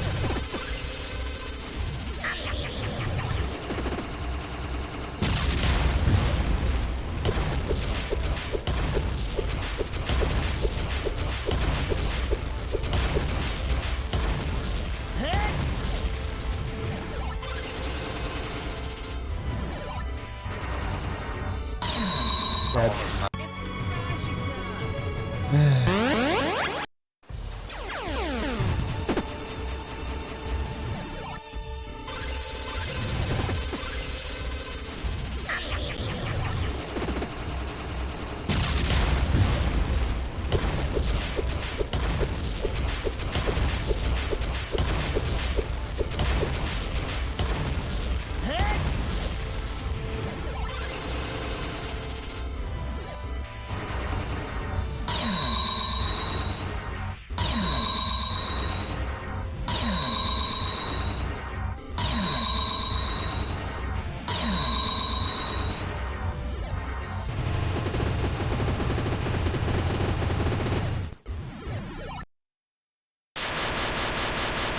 Okay.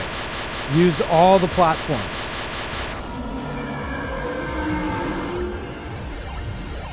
Preferably the spikes leading up.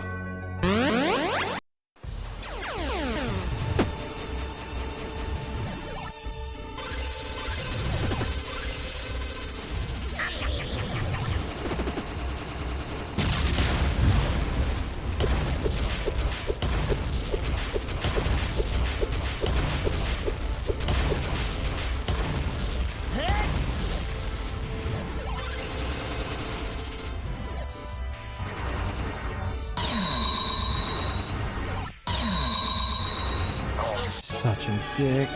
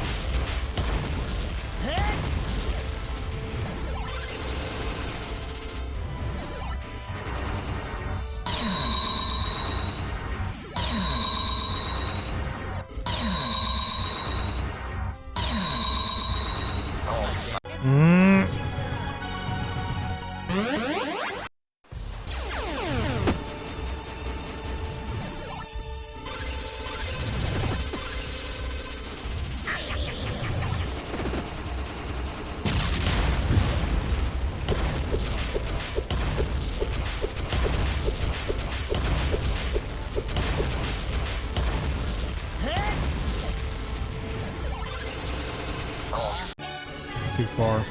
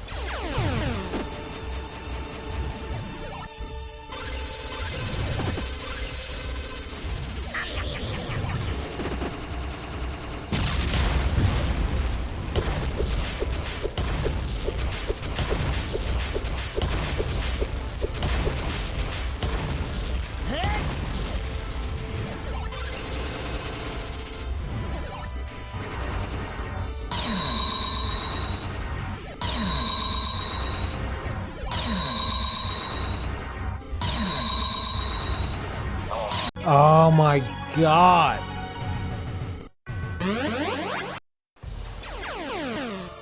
Using square blocks nowhere to stand? Nope. Absolutely not.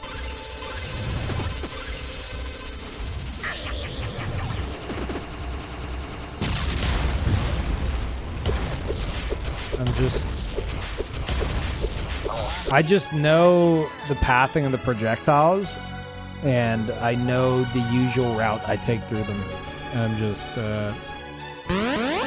going through them in real time. But no, I don't use that at all. You could. I don't.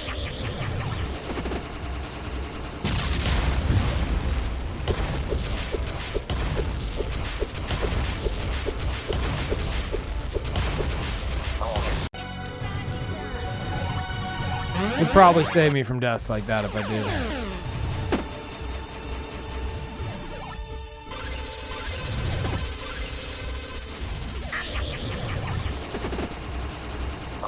In that. Incredible with this, thanks. You don't really have much choice but to get incredible with this. There's literally zero room for error.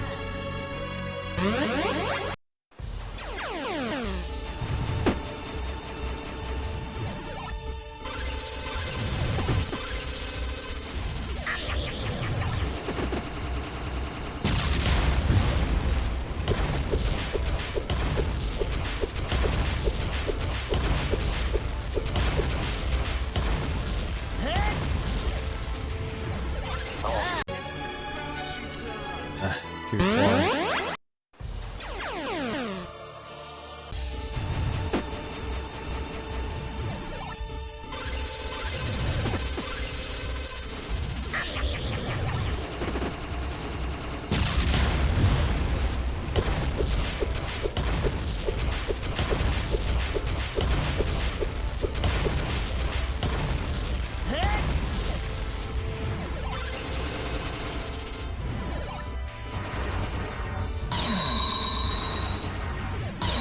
Oh my god.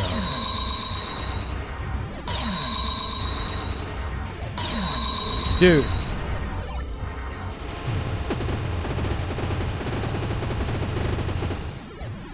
Oh, what a dick. Thank you, Ash, for tier 2. Thank you so much. Welcome back for the year and a half.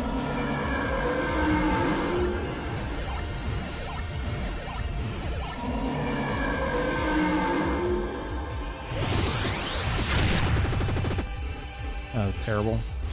Okay, just use all the platforms. See, that's why I don't want to, though, because half of them go straight down. Ugh. I'm not using all the platforms. It wastes half of them, which is what I knew would happen. I mean, it depends on their positioning, but most of the time it would.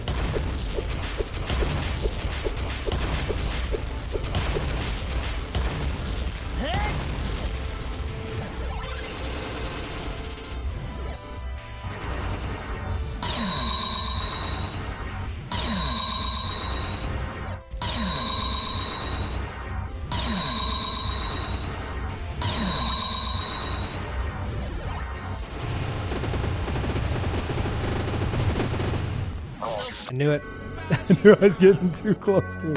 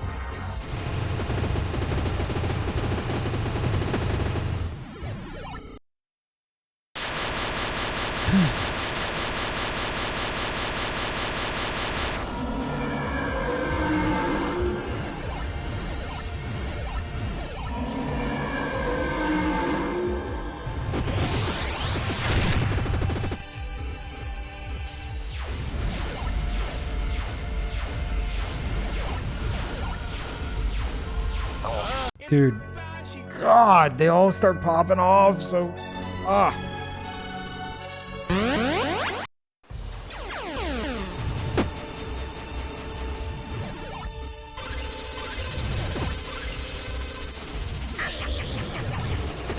It's like I have to keep an eye on all of them. I gotta activate the Boshy eye, chat. Just watch everything at once, forehead. Easy.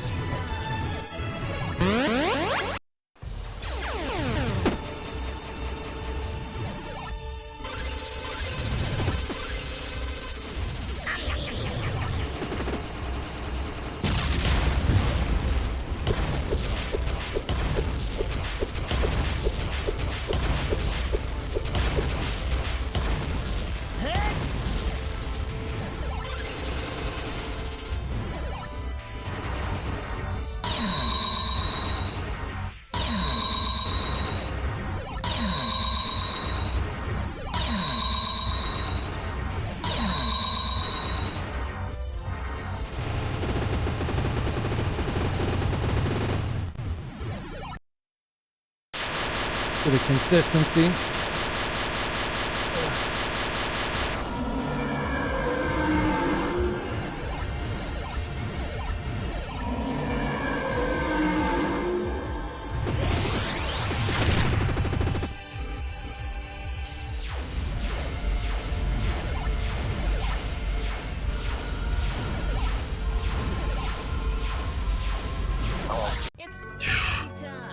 Oh my god. Oh my god, oh my god, oh my god, oh my god. How is this part screwing me so hard?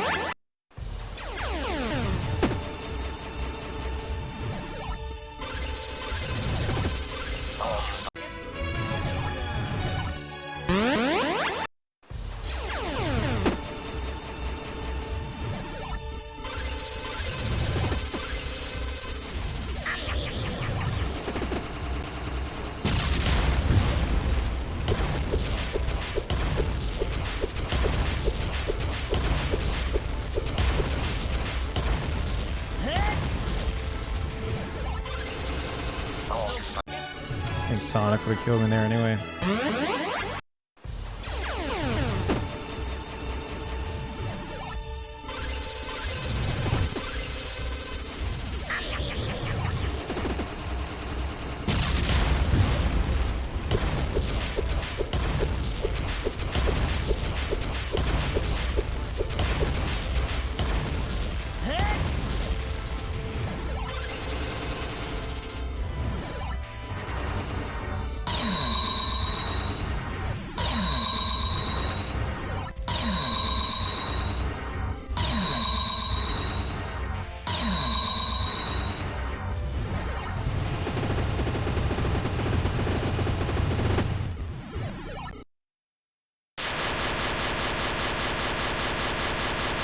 Just want to get past the stupid orbs.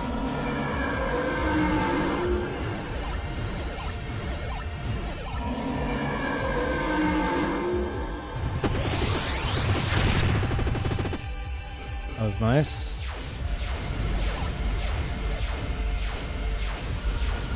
Dude, why am I jumping? Use the third platform at least. Why am I jumping back to... I think I need to just, no matter what, alternate platforms. Like, start at like the top, middle, like 1, 2, 3, 2, 1, 2, 3, 2. That's got to be it. Not the bottom platform, because then nothing's going to land. But I think I have to alternate platforms like every time. The only thing I can think of. Aside from just dodge forehead.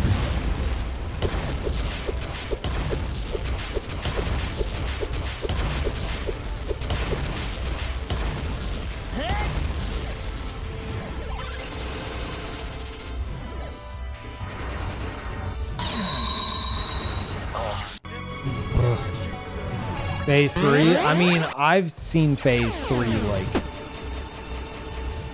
back in 2015. So I know what it consists of, but I haven't gotten to it.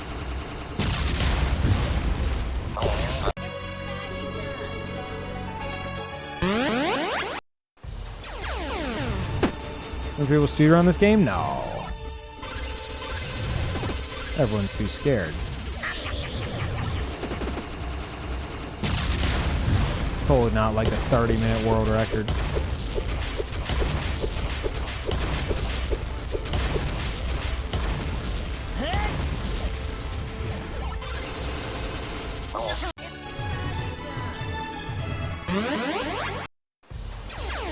Yeah, you'll know the final phase when you see it.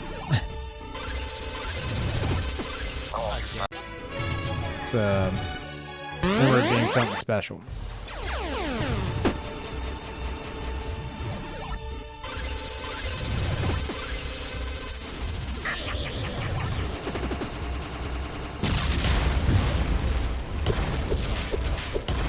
So I feel like third phase might not be a big issue for me. Assuming, if I'm remembering correctly, it's all about, I mean, being very cautious with your movements, but DPS. I think. If that's the case, I do really good in phase 3.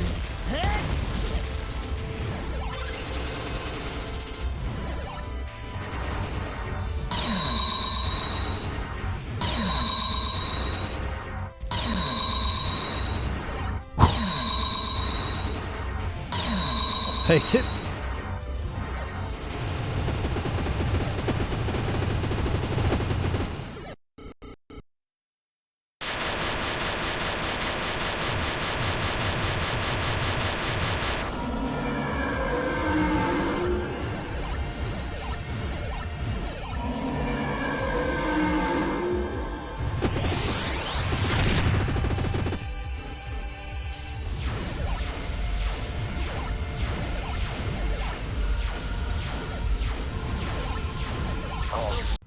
I think that's the strat. I think that is the strat. Just jump between the platforms. Like everyone that fires off change platforms. And I still think I can do it without going to the bottom one, because that'll just knock stuff off the screen.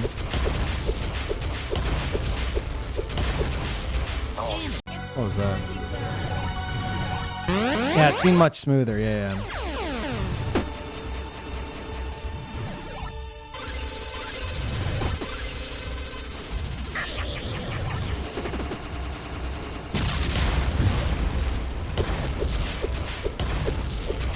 I should probably start on the top. This doesn't really matter. Ugh. so easy. Oh, you mean that face? I thought you meant the fight. I was like, what is wrong with you?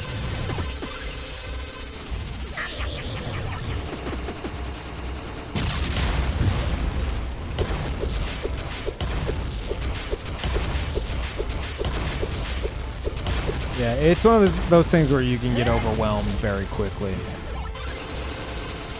With that face. I knew I didn't go far enough. Damn it.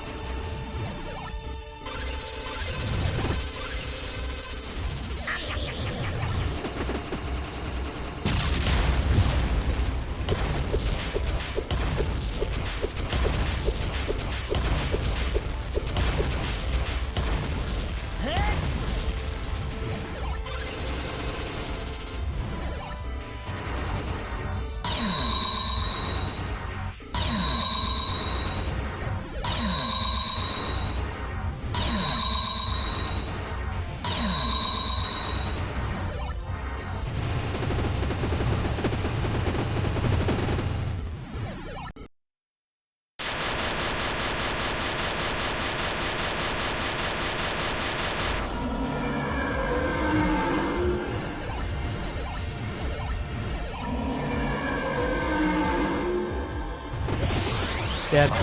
It's boshy time. Screwed up my double jump.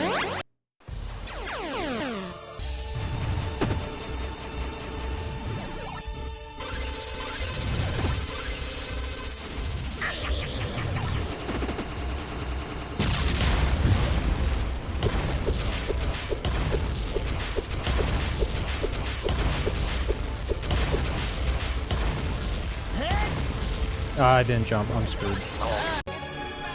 Crap. Let's not be Boshy attempts. There's not much of the night left. I'll tell you that right now. But yes, it'll be Boshy attempts.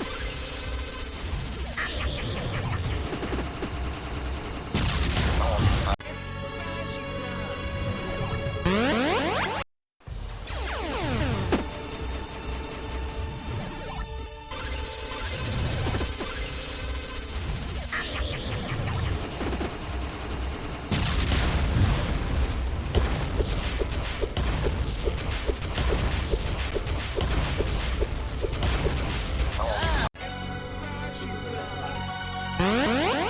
Oatmeal going down. Shut up.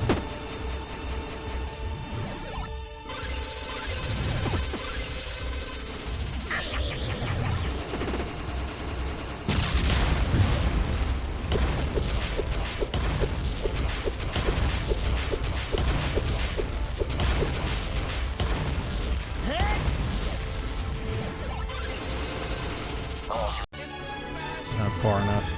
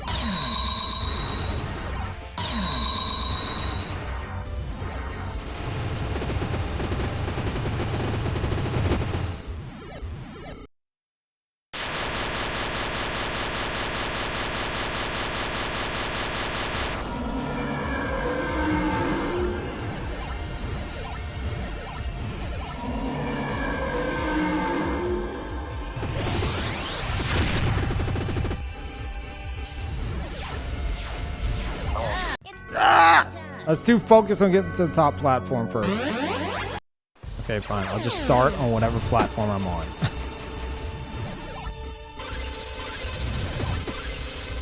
I gotta get a strat for that, dude. Oh, I have to.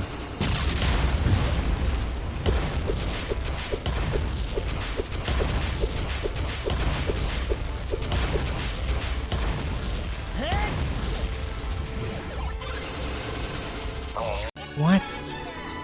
How am I screwing this up now? I'm not jumping high enough or far enough. Oh.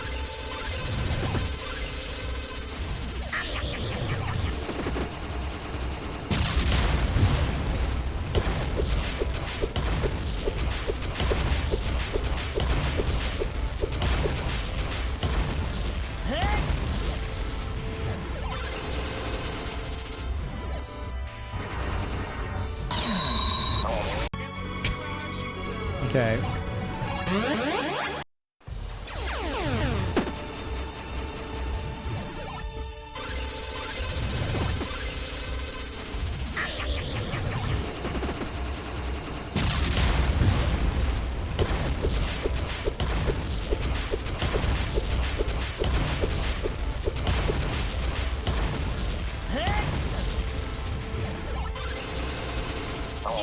Dude.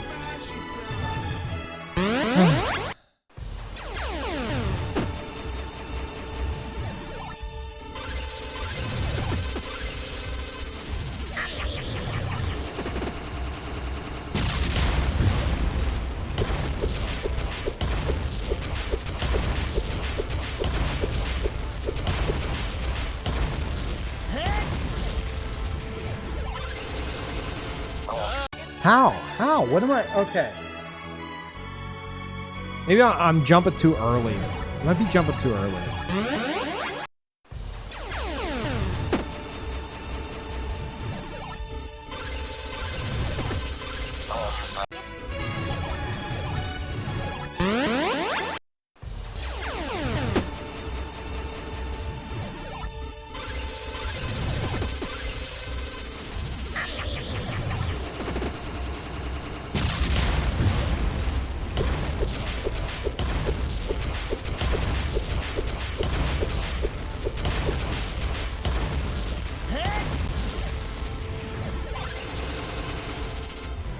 Yeah, I think that's what I've been doing wrong.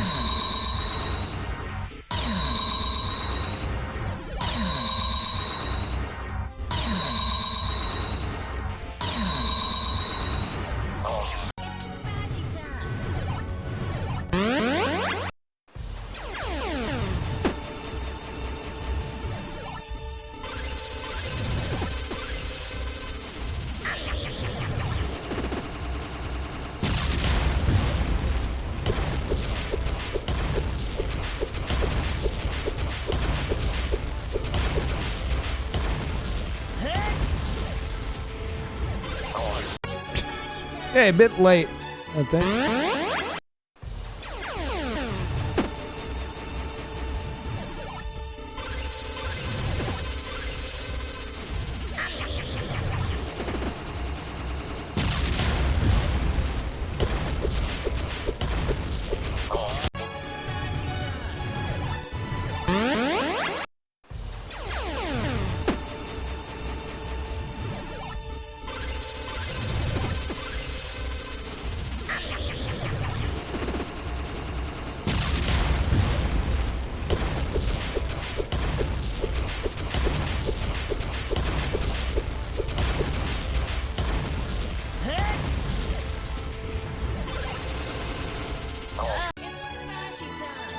How have I lost?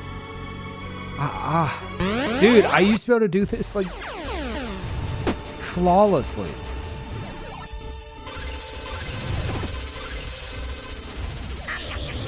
It was like muscle memory. Now it's just gone.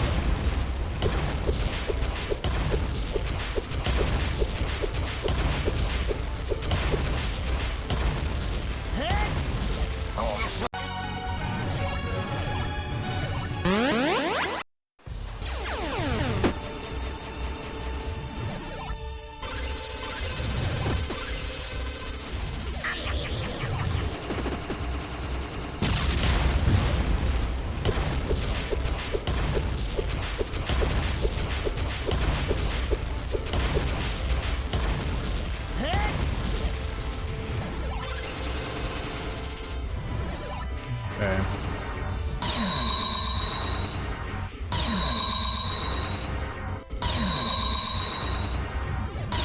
Oh my god. Oh my god, after all that.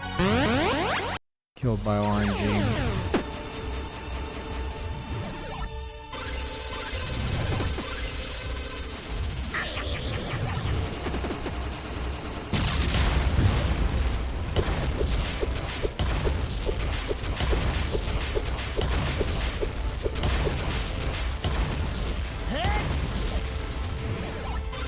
I'm dead. Nope. Okay. Why? It's like my brain checked out. I'm done, chat.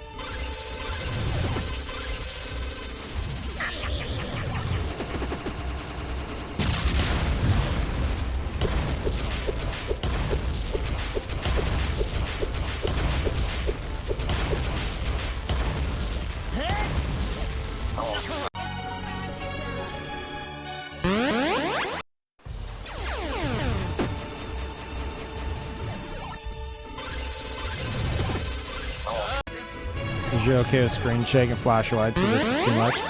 Imagine having to have seen every single one.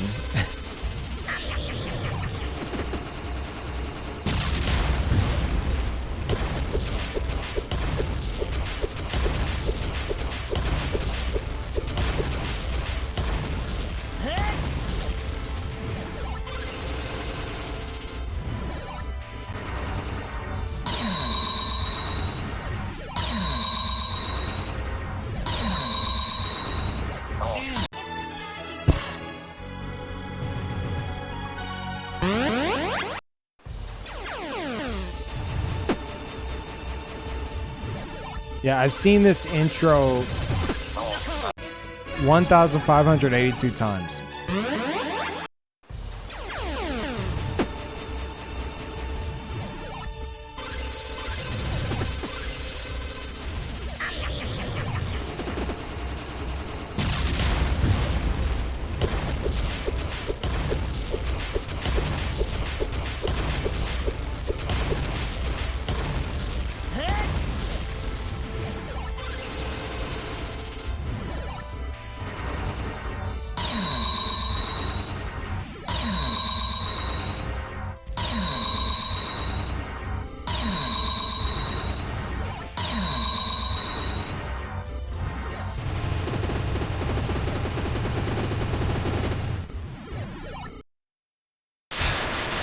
Just let me get past the orbs.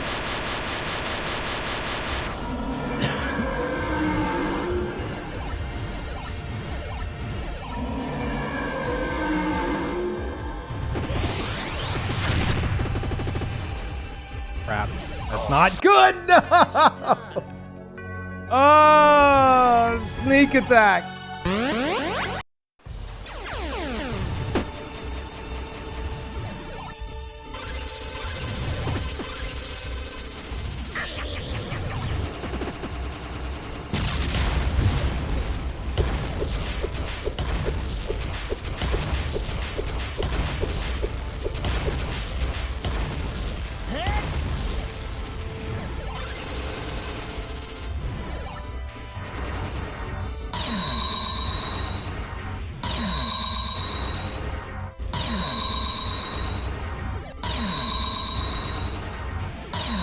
Oh, you, wow, how did I live through that?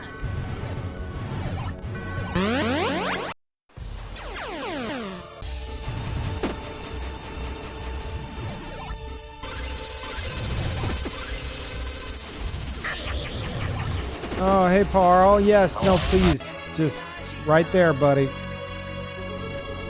You know, you're getting surgery in like another day, like 24 hours from now.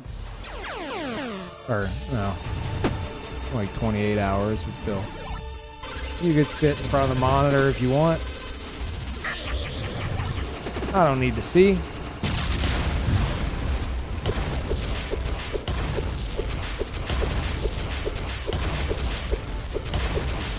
I can just guess where my character is.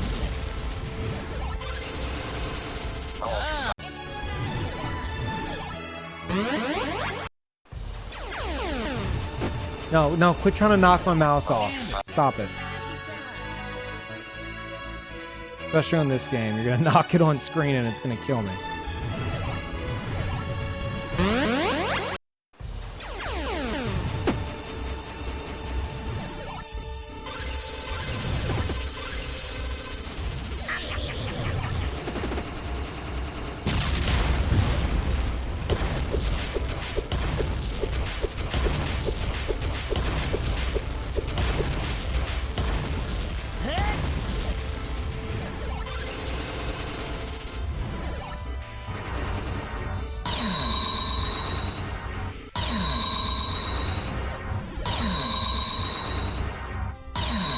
Carl! We can't see! He's currently trying to knock my PlayStation 5 controllers off the table. Now he is trying to knock my paper towels off.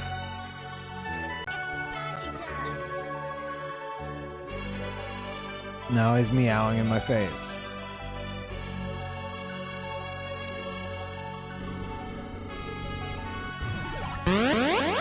You get one more phase too, Carl. Can we do that? You are blocking the middle of the screen. I can't see anything. Please sit. There you go. Wow, what a good boy. He's laying down. God, I got like one shot of this before he moves.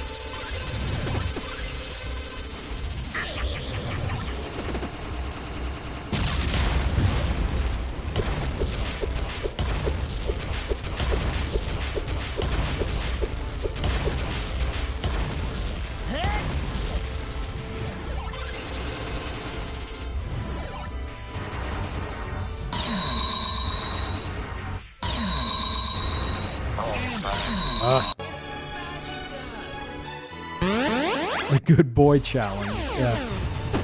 Oh, we're calling this? Okay.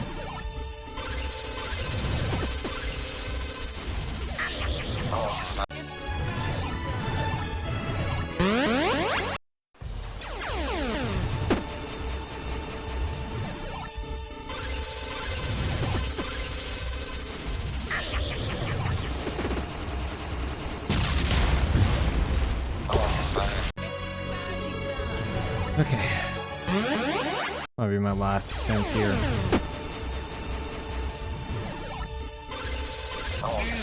Not bad.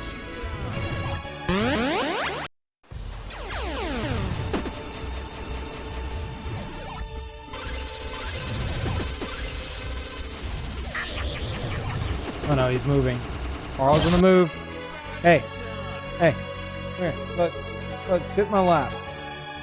Oh wow, isn't that comfortable? No? You're just gonna... Okay. Hey.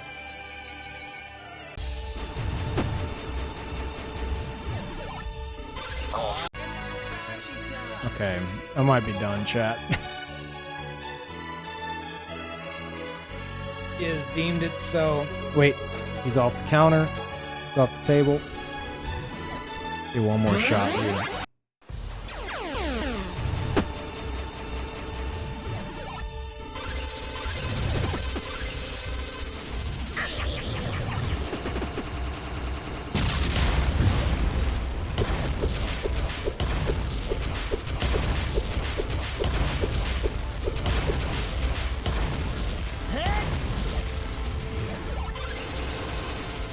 At least we're back to being consistent with that. That's all I really ask for right now. The rest will come with time. Last one.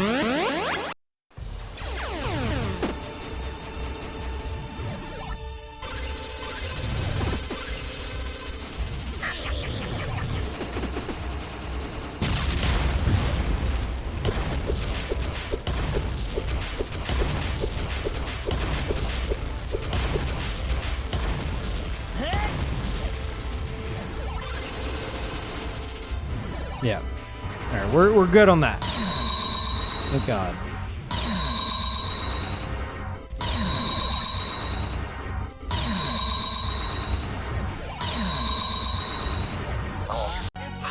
Okay, you know what? That's enough. Had enough of Soul Grin today. Oh my god. Oh, chat.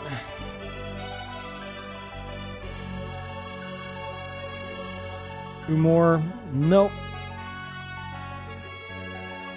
Nope, that's gonna have to wait.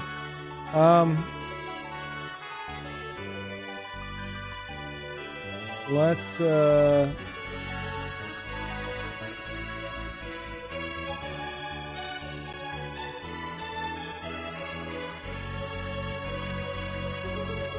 raid retro.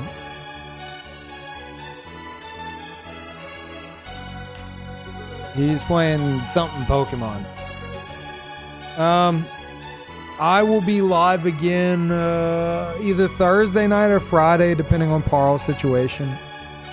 And he does know he is getting some teeth removed tomorrow. And since I would likely be streaming around this time, I can't because I have to bring him in at 7 a.m. And he's not going to be able to eat after 10 p.m. So even if I were streaming, he would be constantly like trying to get up here and knock stuff over, and because I can't feed him and I don't want to lock him out because then he's going to think he's getting punished because he's not getting food and he's being locked out. So probably won't be streaming again until Thursday night or Friday, likely Friday. And we'll do more of this. I say more of this, we'll do the end of this. I'm going to beat it on Friday. Okay? All right, easy. And keep it on Twitter. I'll let you know how everything goes. And I'll see you guys then. Yeah, go raid retro. There you go. And I'll talk to you then. Bye, everybody.